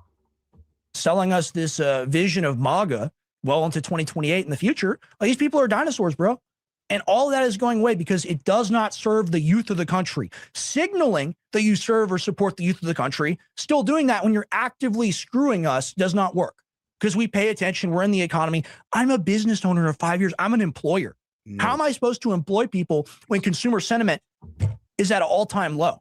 Explain that to me, because, oh, I have kids. You don't understand, young man. I have kids. You're spoiled. What do? Play Fortnite all day? No, actually, I pay people's rent. I pay people's car insurance. I pay people's, like, literally to exist, to live. I employ people. How am I supposed to do that? Of course, the great viewers, listeners, supporters, 50%off.com, jonescbd.com. How am I supposed to do that? And you know, so crazy. Somebody try to sit there and say, oh, no, you could build a house for less than 200K. Well, actually, the national average cost to build a single family house is, guess what? $323,000 for construction alone, with most standard projects falling between $139,000 to all over $500,000, 531,000 when you factor in essential costs like land acquisition, site preparation, utility hookup, local permits, and a realistic all-in budget for a standard 2,000 feet square home lands between 440,000 and 550,000. Thank you, my man. Damage, you proved my point. You gave the pricing for your era, not ours, not what we're living in now. And I mean, no, I'm not bullshitting you, like, guys. Right here. That's just the sad reality. Like, bro, the price went up on the materials on building a house. Like, bro, inflation across the board. I'm like, come on now. Y'all understand this. But I guess not. An environment where you're literally out to kill me. And then it's, oh, you're spurging out. Don't get upset. Don't get upset. I can't curse. I'm outraged. I am outraged at what has been done to the youth of this country in service of not even the old. You know what? Boomers get too much hate. The middle-aged as well. I'm sorry. Like what? You're pro-war and you're 50 years old or something. You got to have 30 years of amazing prosperity in your life. And then you want to tell me that I have to go die in Iran? Screw you. Bro, Loki sit there and tell you that you got to take higher gas prices that they weren't paying back in their day, higher housing costs, higher food prices that they weren't paying back in their day. But you got to go ahead and make that sacrifice, though. It's like, okay, bro. Yeah, y'all losing us with that one. I'm going to tell you that right now. He's making a good point. F you. Go screw yourself. Sit and spend. Seriously. The attitude towards the youth in this country is so directly oppressive that it pushes people towards the Red-Green Alliance. That's how you get democratic socialists. That's how you get Mamdani. If you on the right don't talk to the youth about prosperity, energy, actual self-actualization, skill acquisition, life, liberty, pursuit of happiness stuff, and you just say, hey, gamble on Polymarket, gamble on Call Sheet, gamble on the stock market, work for 30 years, you'll make it big. We ain't going to have a country in 30 years. We just did the whole thing. It's going to be Somaliland. And then it'll be really fun, right? Because the boomers, they get to check out 5-10 years. Gen X people get to check out, 30-40 years. Millennials, same thing. Like Zoomers, same thing. We're going to be here for a while, okay? And if we're going to be here for a while, we damn sure better make sure that we're able to do the same things our parents and grandparents did. That's not a lot to ask for. Shouldn't go eat fast food all the time.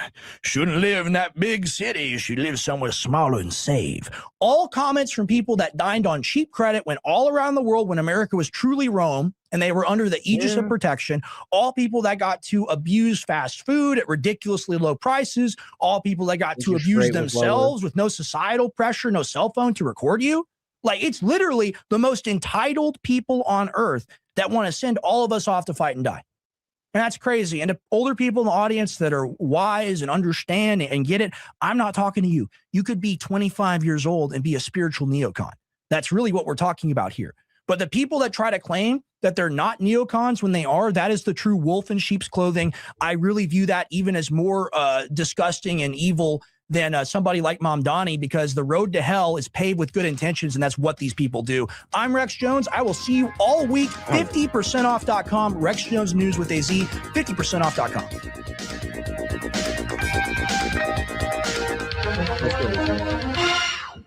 Nah, I already looked it up for Ohio too. It said building a standard house in Ohio typically costs between $200,000 and $450,000 for construction alone, with the average overall cost being $343,000.